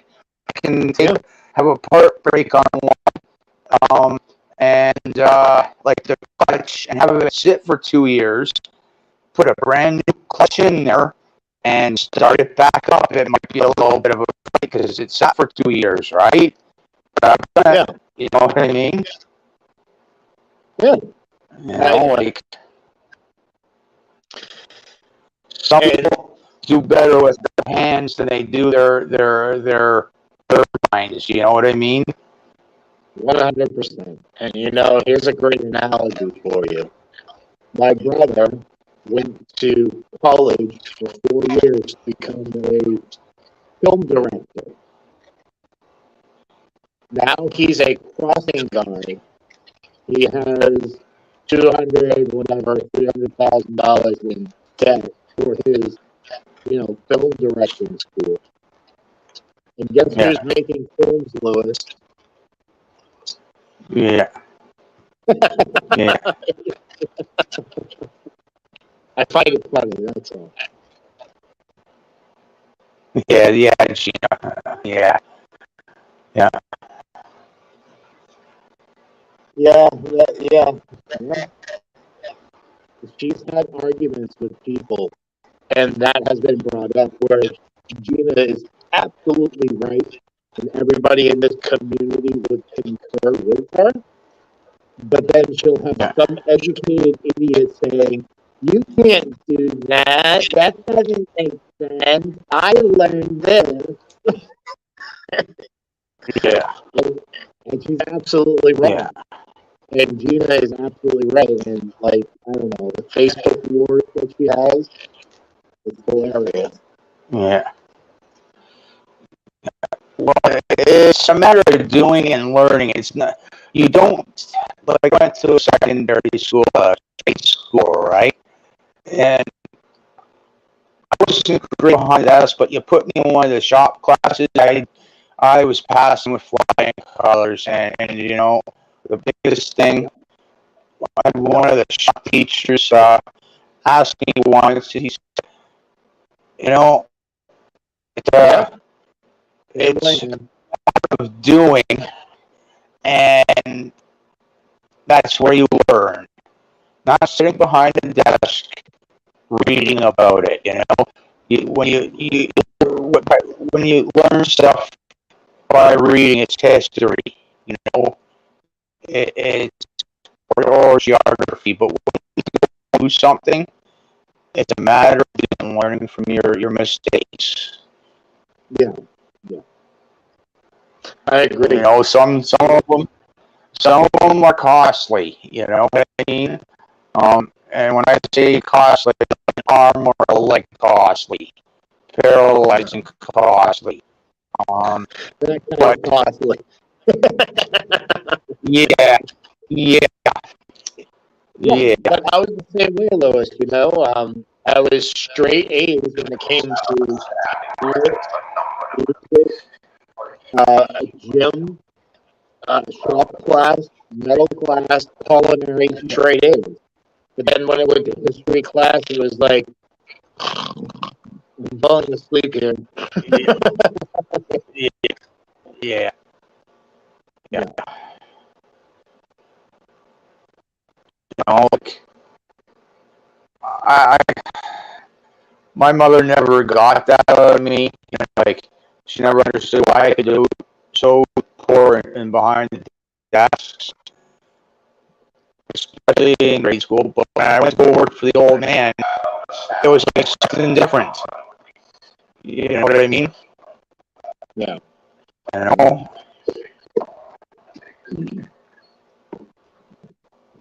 Yeah. So men would in the work in grade school, you know, go out on the road, drivers and stuff like that, help them out, you know, do what I could, but that's where a lot of these kids today are lazy, you know what I mean? That's the biggest thing. You Well, know, lazy the and technology. entitled. Lazy and entitled, Lewis. Don't forget that. Yeah.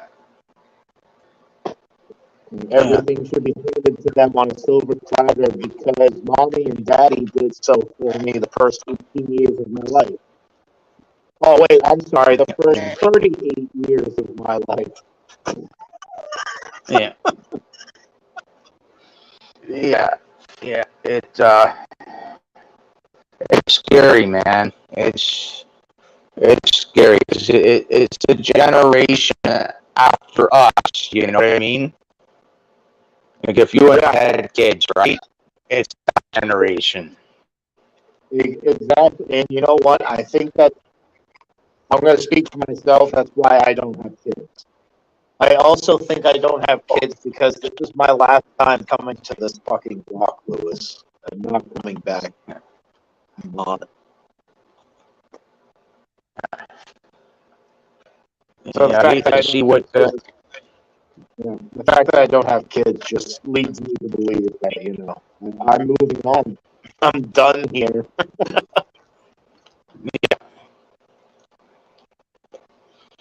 Like even my mom, she's built homes, right?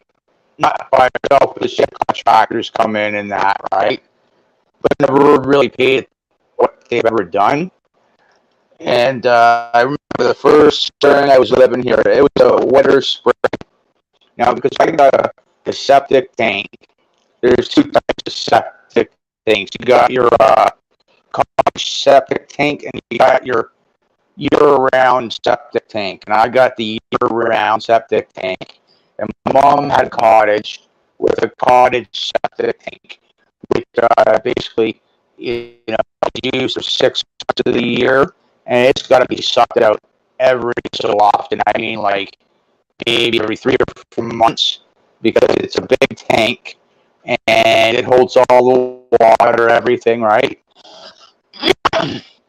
And so it's a suck out. Mine's a year-round tank, so it's got a weeping tile system.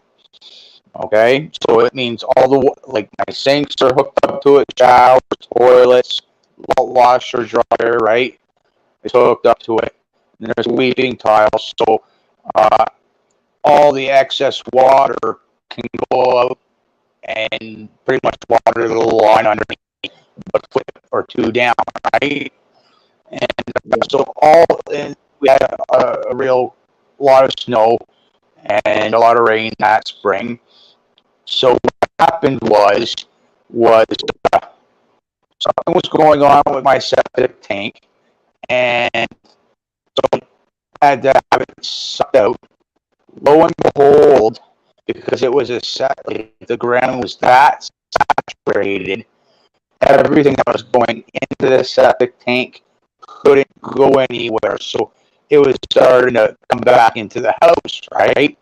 And nothing serious, right? So my mom tried to tell me it was a cottage septic tank where I had to have it emptied out every 4 months. And I go, no, it's not. It's a year-round one with a weeping tile. And as I'm sitting here on YouTube with you right now, Chris, talking, it was like that with her, right? And I took a picture of it, and I said, you see that hole right there that's going away? Where, that's the weeping pile. That's where all the water goes, and all the poop and whatever, the paper goes to the bottom, right? Yeah. And she just shut up right at that particular point and goes, oh, no homeowner that lives in a house is going to want to have a septic tank sucked out every 5 or 6 months, when they're living in that place year round. Now, I can go, but rumor has it, for good maintenance, I gotta have it sucked out every 4 or 5 years. Plain and simple. If I had a woman living here, it might be 3 or 4 years. More toilet paper going down there. 2 people, right? Because I remember my parents having the exact same septic tank when we moved out to the country there. And my dad had it sucked out every year because there was the four of us, me, my sister, and my mom, and him, right? And I was talking to him after that because I was infuriated at her. So I called him up and what explain the septic tank thing to me, and he did, right? And I knew a little bit, not enough, right, about them. And he said, well, yeah, there's weak tiles, this, that, and the other, and there's these cottage ones, and this, that, and the other.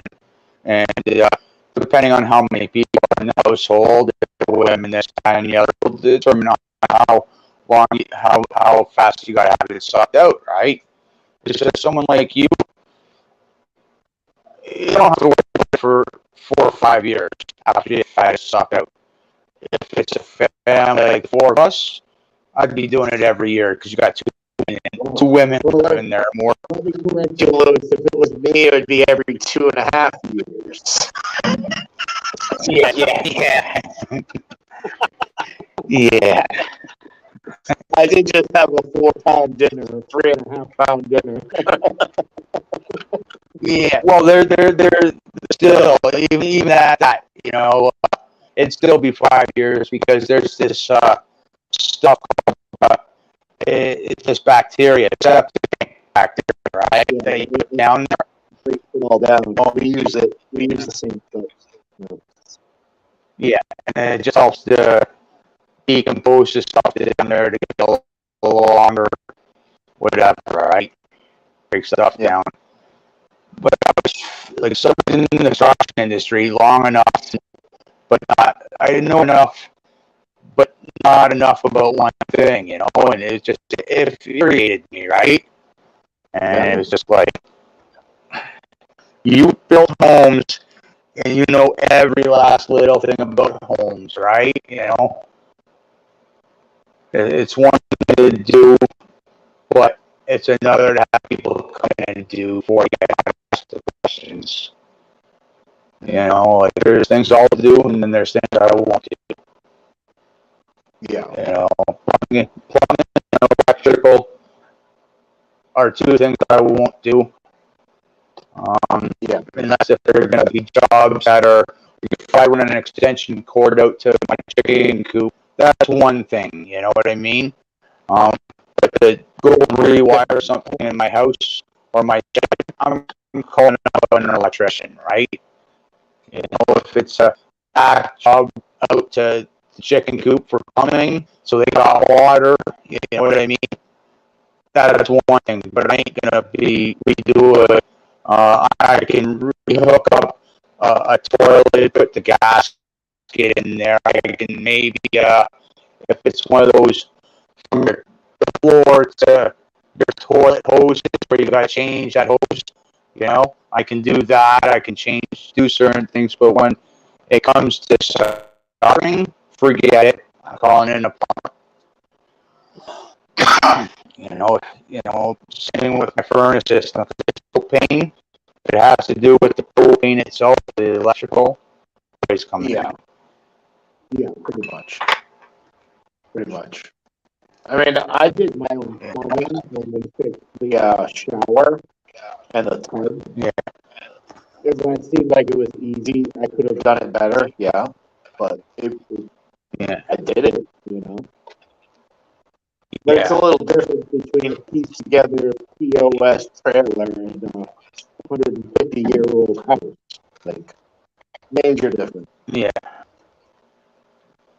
Yeah.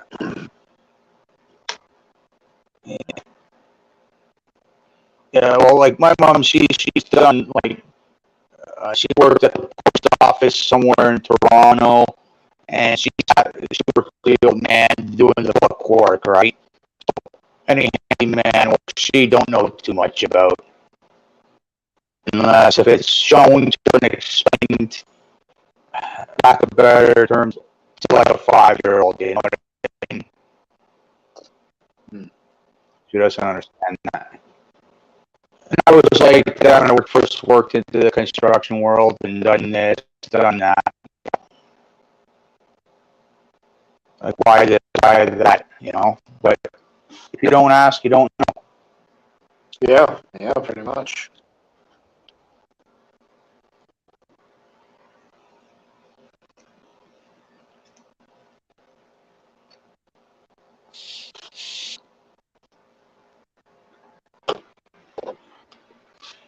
Yeah, I can tell you, it's just like a great break from all the heat we've been. So I don't know about your weather, but I mean we're pretty much the same. Yeah. That was the last of it. That was the last of our 90-degree, 32 Celsius, I think it is for you. 33. It's all going to be mid 70s to mid 80s from here on out, Yeah. which Pretty would much. be Yeah. 26, 27, I believe, something like that. Which is gorgeous, right? For summer, 80 degrees. That's beautiful. Yeah. I tell you what, though, we need to freaking harvest again, Lewis. Yeah.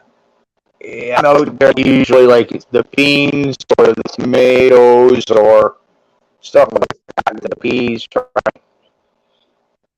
Our And fall, What is it? green bush beans? Yeah, Our fall bush beans are popping up right now. I think we planted 100 plants or something like that. Right in the onion bed to replace all that nitrogen they sucked up. Yeah. Yeah. John has those really low beds. What, The John? grass, yeah. Um, Maybe having an onion lower uh, the ground, so that and then blowing grass into it year round. When you cut the grass, Yeah. Yeah. That because every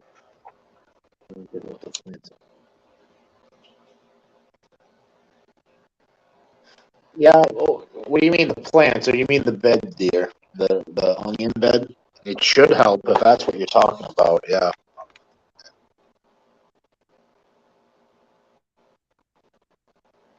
Humidity equals disease. It does. That's why you need to learn how to prune your tomato plants, Jeannie. I haven't pruned tomato plants at all. They're still growing. Them. They got Not even root. I'll prune? put I Not, put those stands, like those circular stands up, but yeah. they because I've added so much bone meal, coffee grinds, eggshells, and banana peels to them, right? They've just they explode, right? Mm. And when they shoot up sides, right? Like two of them falling over now, right? So what am I gonna do? I gotta rip the whole plant out and replant? No, I just leave it there, right? And some of the reached out and they started rooting, right? Like roots come out of it. So I just Yeah. leave it. I adjust them and I leave it. Just to get that to the tomatoes and I leave them. They Yeah. just keep growing longer and keep growing and keep growing. Like They they don't do. stop. But Like a vine don't eat. we don't Like a have that vine. option. I would love to let my Yeah. tomato plant just fall over and keep rooting and rooting and rooting, almost like a vining plant, which kind of they are, really, if you think about it, if you allow them to. Um, Yeah. we we don't have that space, so we have to Yeah. work upwards. Yeah, I know, I'm the pruner. So we also do micro gardening, which we Yeah. try to fit so much in a little space. Like one of those beds is 8 feet long and 4 feet wide. We have 24 Yeah. plants in that space, 24 tomato plants. So Yeah. you almost have to kind of prune a little bit just to get the airflow, so you don't have what is that the rot that tomatoes get first. I can't remember. I can't remember, dear. Whatever they turn yellow and start rotting the plants, and yeah. Oh, some of Powdery it. mildew. Some, Powdery mildew. yeah. Yeah. Yeah. Some of it's got the yellow leaves, but we're talking like right by the main stem, right? Yeah, To yeah, the yeah. point but they're I'll snap so all far those out. off. Yeah, I'll snap all those off and keep working my way up because I don't think those are going to produce anything else. Yeah. And I don't know, man. Like for me to for me to get at I'll just have to show you some of the big tomatoes we got this year, and that's what works for us, you know. yeah, for me to get at some of those dead leaves, I gotta. It's like doing an oil change on my car. How you gotta get underneath to get a steel plug. That's what I gotta do to get at those leaves. They're going yellow. Yeah. But there's like no tomato there by now. There's no tomatoes there. They're they're pretty much like away from that. So I'm not too particularly worried about the powdery mildew and stuff like that. I haven't seen any signs of it yet. Yeah. No, we I mean, 2 years in a row we've had that, and 2 years in a row we've overplanted and not grabbed the tomatoes. And as soon as you have that first tomato go yeah, all over everything, that's it, man. yeah, That's the beginning. Light. Thank you, dear. Light. And also powdery mildew with tomato explosion. But yeah, I don't want to run into that. Like last year, we had it in our greenhouse, and I had to actually wear a mask because it was so bad. So bad, dude. yeah, you'd rip a plant yeah, out and you'd just see the mold spurs just go poof everywhere. That was sick. yeah, yeah.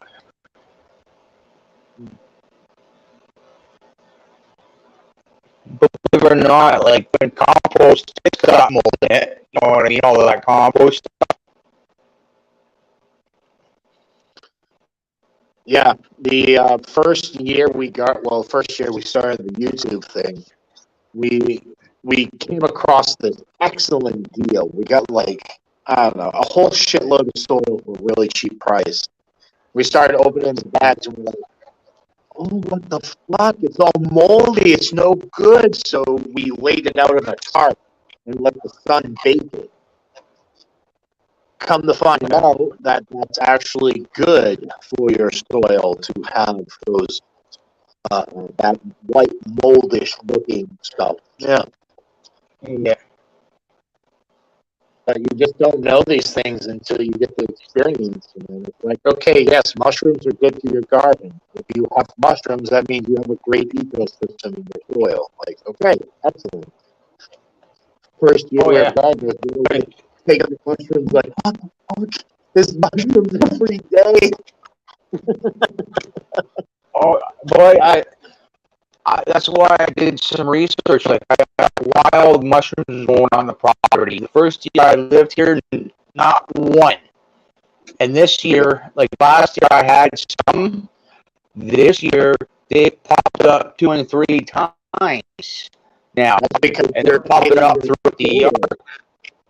You're getting your soil to Yeah, that pinnacle point for them to thrive, which, okay, yeah, then your vegetables should thrive too. Yeah. yeah. Yep. And I was talking to like all my wild data. Like the old man that he sold his house, but he was stops and here at my place and my neighbors to talk and that. And so he was up here, and I asked him about the mushrooms. He said, "You got excellent soil."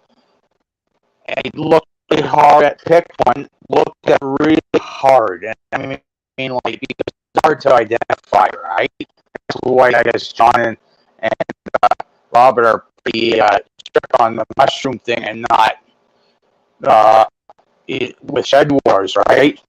Um, so I had him look at it, and yeah, it's simple. He hit it right in front of me. You know what I mean? Wow. Just like that.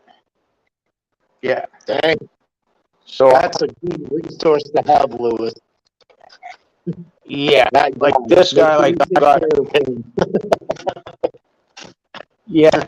There's another wild place, like I was saying at your live stream. There's another wild. I don't know what the name is, but I got it off of his property. 5 of them, right? And they spread like raspberries. They take longer than raspberries to spread, but they will spread, and they're edible. And he ate one in front. I ate it. Nothing happened. He told me about the wild, like the elderberry tree I got here. He told me, yeah, you can make juice, syrup, this tincture, this, that, and the other out of it, right? Even jams, you know? Yeah. So it's like this guy in a ditch, pretty much. Give him a toothbrush and plug him in the middle of the woods. He'll come out of there 20 years later with a nice smile on his face. Yeah. You know.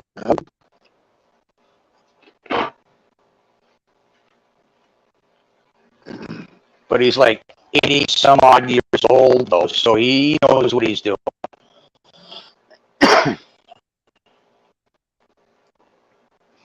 Yeah, there's a.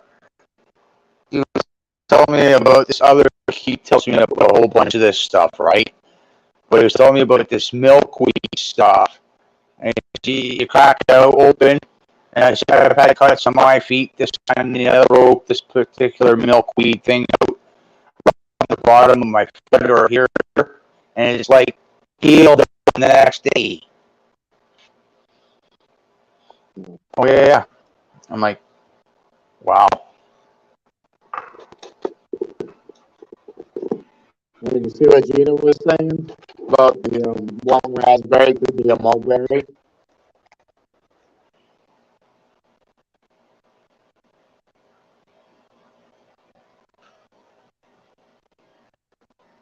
Yeah, that too.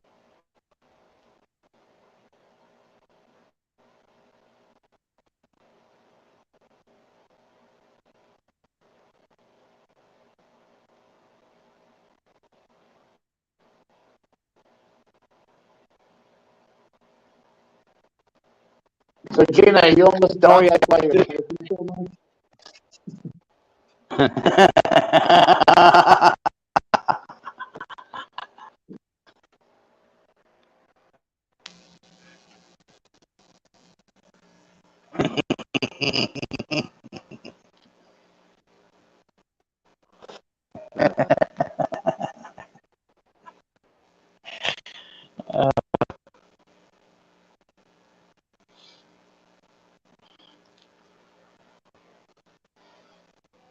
Yeah, like some of my big tomatoes, some of my potatoes there, Chris, starting to go red.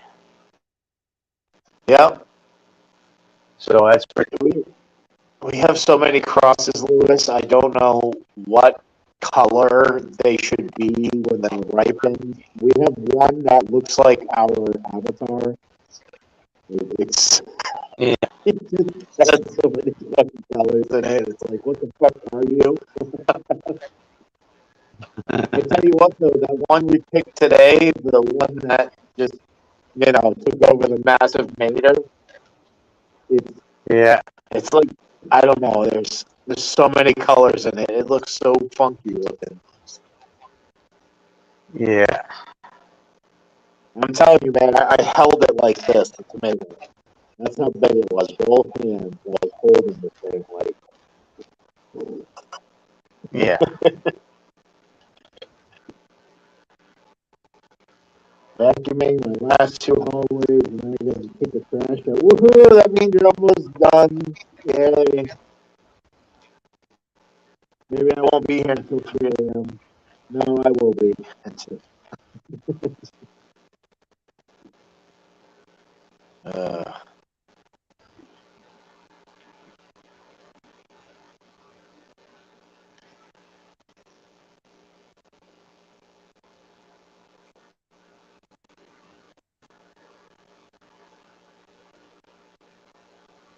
I wonder how the auroras are looking. Yeah. A couple of my pot plants are about as tall as me, and the Yeah, other I one's a couple of inches tall.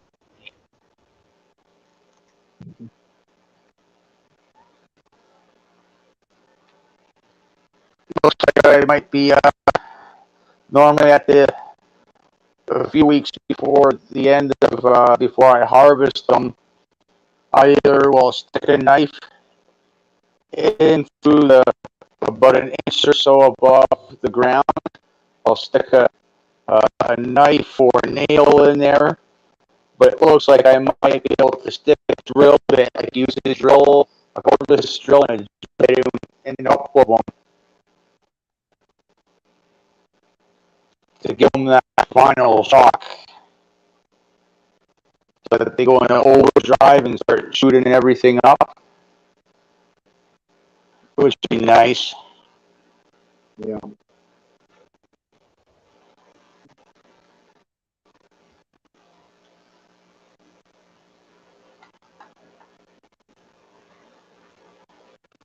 I think ours is about 2.5 feet tall right now, and just starting to show bud.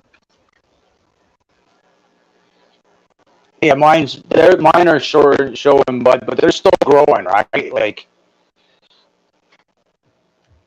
still got the rest of August, all of September, all of October. I think I pulled early October last year, so Yeah. still quite a bit of growth. You know what I mean?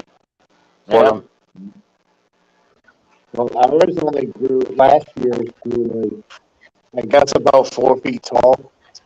and we got Yeah, there was 3 ounces dry off of it, something like that, yeah. which is great for me because seriously, I really don't smoke a whole lot. That lasted me like 5 months. Yeah. Well, I don't know. Like I said, I don't know what I got last year, but I know that I probably got about a pound off of 2 plants. Yeah. And then the 2 big ones probably produced a pound each, Yeah. if not more. So you had like They 4 or were, 5. they were, Yeah. yeah. Like you see the size of that mason jar, but like I've been giving her shit this year with them. You know what I mean? It was no easy task. Yeah, Yeah.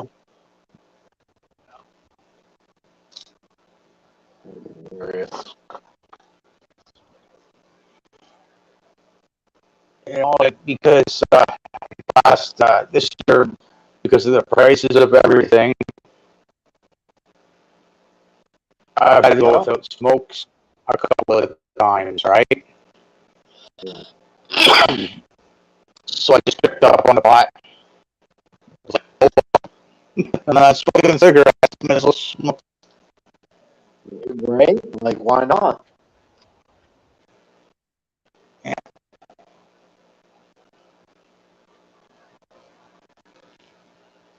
All right, that's not one.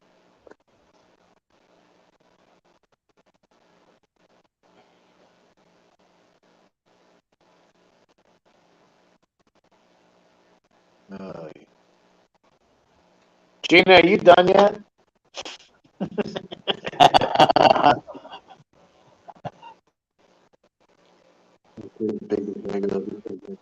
yeah, yeah. There you go. That right there. 6 to 12 weeks. I'll have, well, it'll start drying. And then a week later, ready to go. Well, that's like 3 weeks old now. Maybe even 4 weeks old.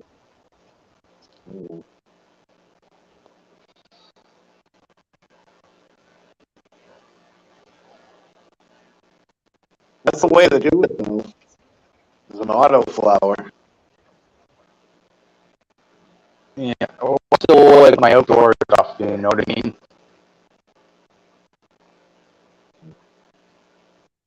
That indoor hydroponic stuff is just too strong.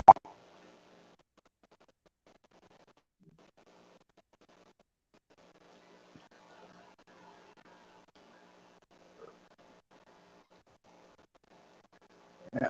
My one buddy, the guy who owned this place before me,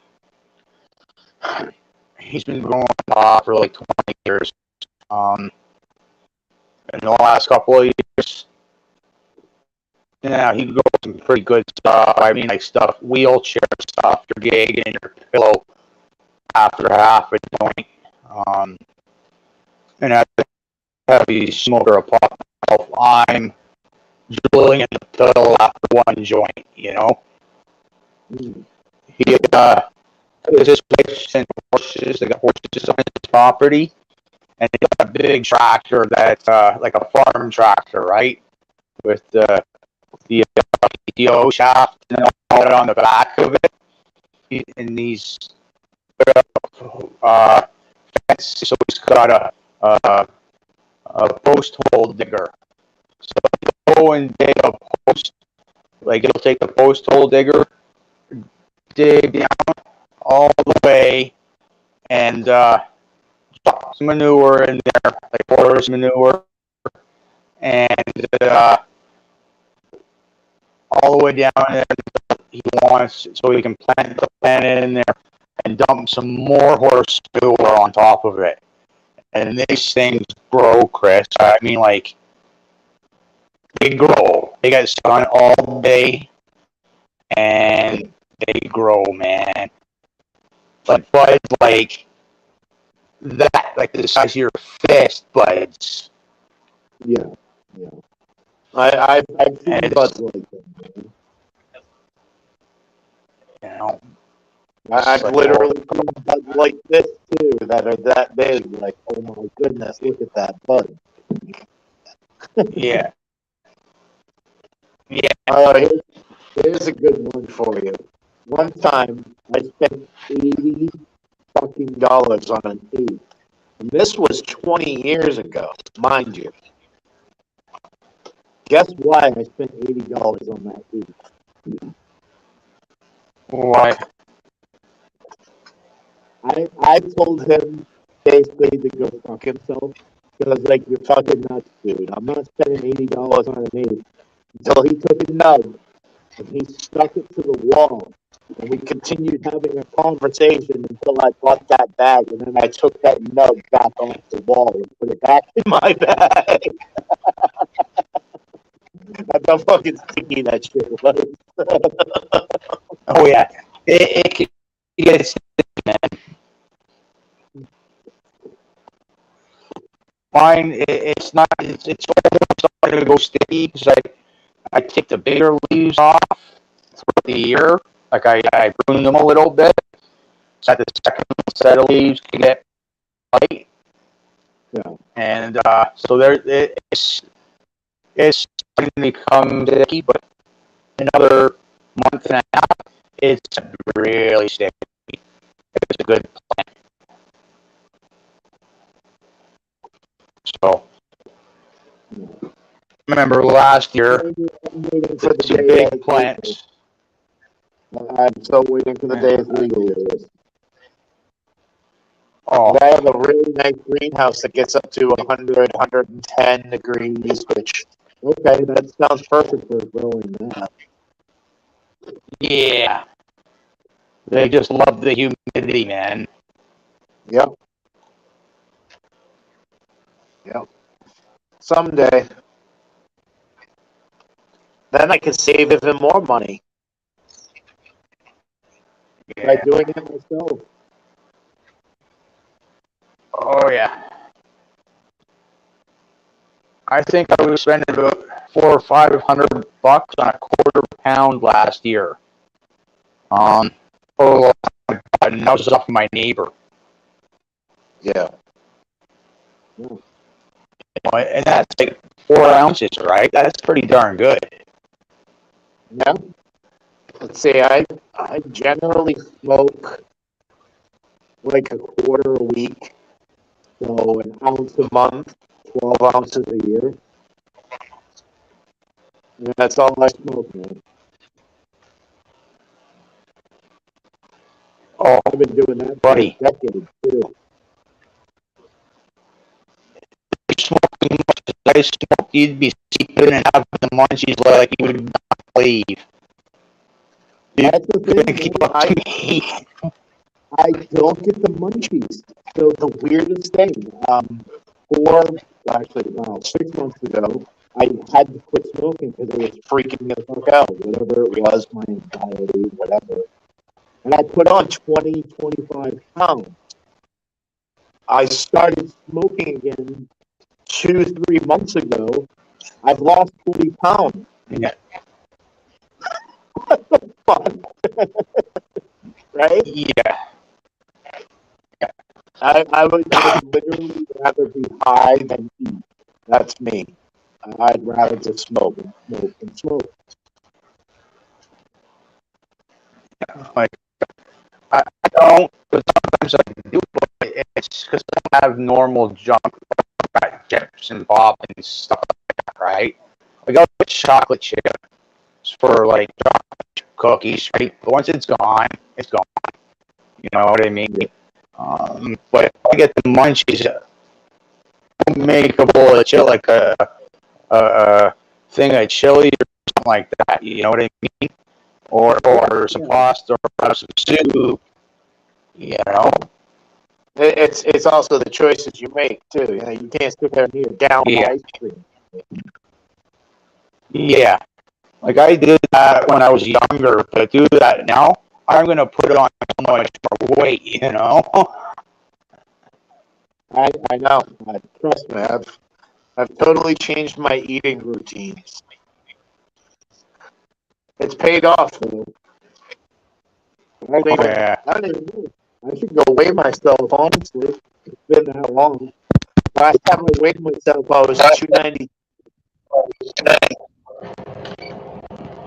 Yeah, I'm probably like 210, 220.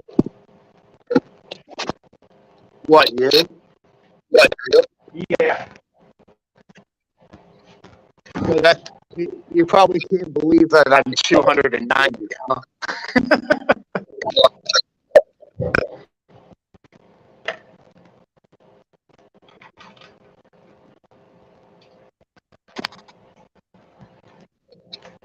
On the other end of the joke.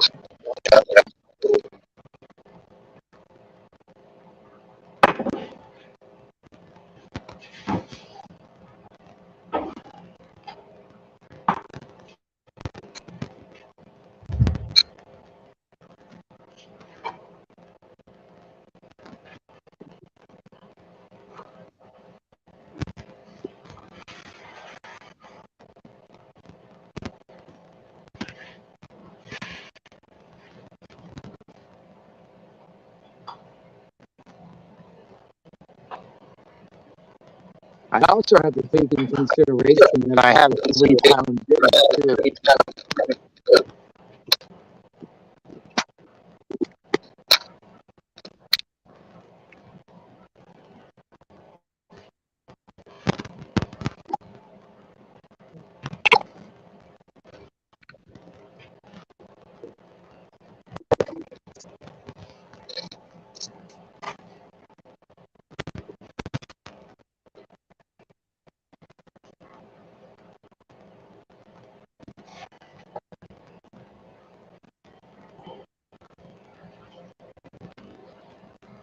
Okay.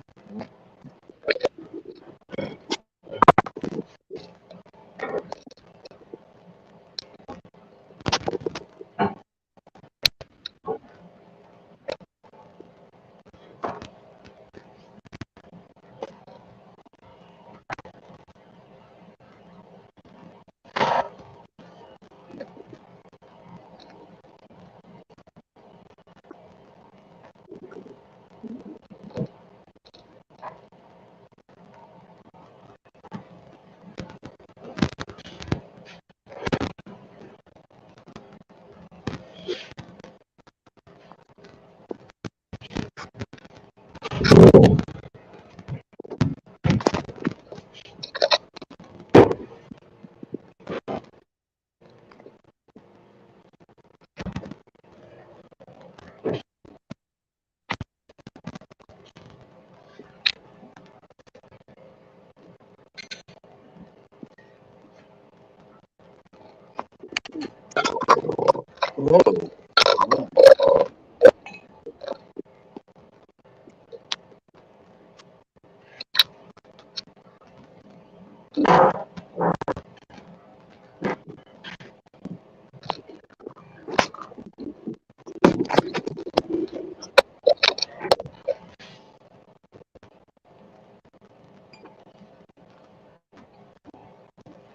You know, you're still there. I am. Yeah, I think she may.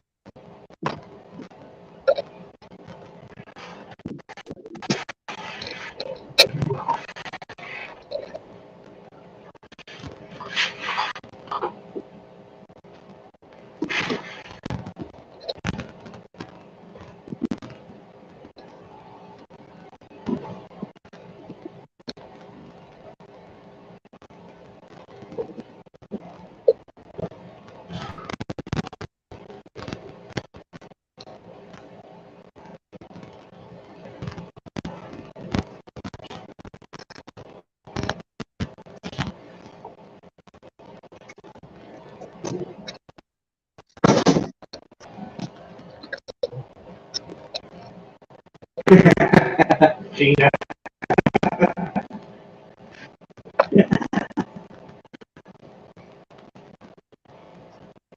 Okay. You're jumping the trash though? You need a sweatshirt now. Yeah. She's jumping over the trash and she's on her way to me. Excellent. The house is so hot in the kitchen right now, but the house is still so warm, but the kitchen is cold now, man. Yeah. So his sweatshirt. Well, that's good that the house holds heat then. Yeah. And what's that thermostat? Mm-hmm.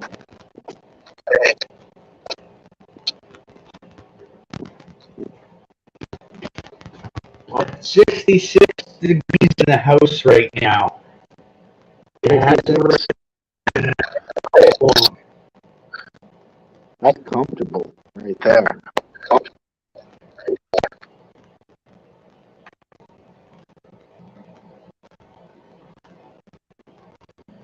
Yeah. Well,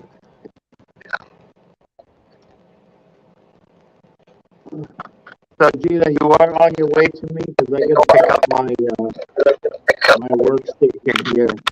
You see, spread out everywhere across the table. Yeah.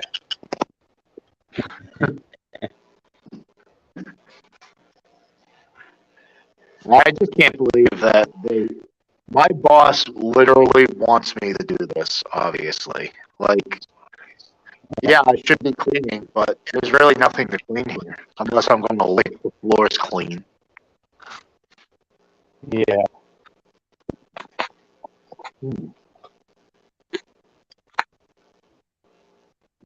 There was so Well, you know, I'm charging them X amount of hours, right? The what? A week, and I'm sure your boss is charging the place you're cleaning. He's probably charging X amount of hours because it's X amount of square footage, one person, whatever, right? So it might take one person, like say, 30 hours to clean that place per week. You know what I mean? And that's doing this, wiping that, wiping this, right? But, you know, as well as I use sometimes, some things don't need to be exactly wiped down, this, that, or the other, right? All the time. It's, Well, that's the thing, Louis. Like, when, for instance, most of the time when we went to train somebody and bring like a new vacuumer in here, the building across the street that we used to clean is over 180,000 square feet. You hand a kid a vacuum and be like, okay, you're going to vacuum this whole place in 8 hours. They're like, fuck you. I'm out of here. That's impossible. yeah. It is. Yeah. So the thing is, the trick is you have to have a good eye and it's spot vacuuming. You know, it's like, okay, that's dirty. Turn on your vacuum for a minute, vacuum that area, move on to the next dirty section. People don't realize that. Yeah. They're just like, oh, what? You vacuum 180,000 square feet and you collect 400 trash barrels and you dust and you wipe dust and you do this. No, dude, because, 200 people work today 150 different people work the next day. You don't clean all 400 things Yeah. all every day. That's impossible. It truly is. I mean, we wouldn't be able to do it. It's just not happening. I literally do the work of two people, Louis. Like, I run around with a cart in one hand, trash barrels in the other, and a vacuum basically strapped to my back. And I'll run around and do everything all in one shot. And then 3 hours later, it's like, okay, I'm done. All right, just heading out of the parking lot. Cool. Well, I guess that's my cue, Lewis. Alrighty, Chris. I'll see you soon, buddy. You've been on for almost 8 hours, man.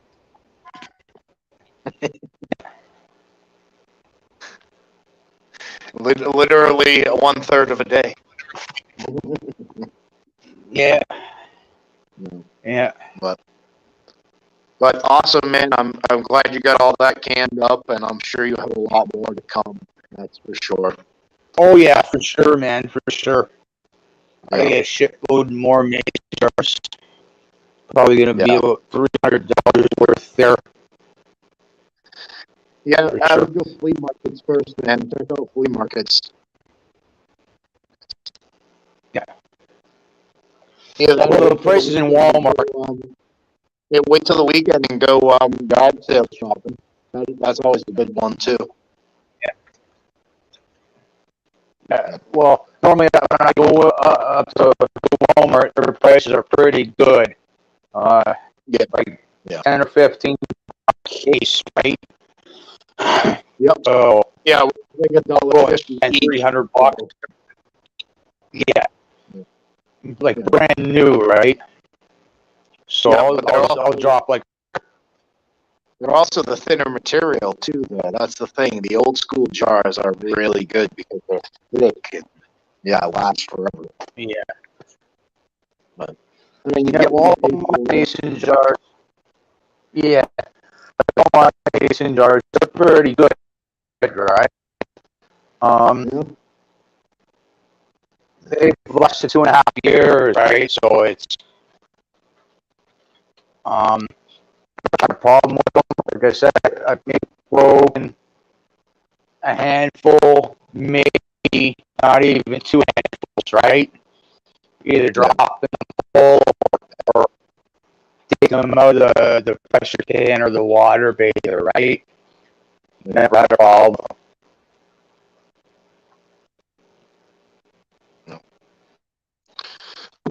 All right, man. Well, I don't know. By the looks of it, this week's going to be boring, so maybe I'll be live all week long. Who knows? But yeah, I'll definitely be working hard. That's for sure. But yeah. all right, man. I'm going to get this cleaned up. I'll definitely see you in the chats. That's for sure.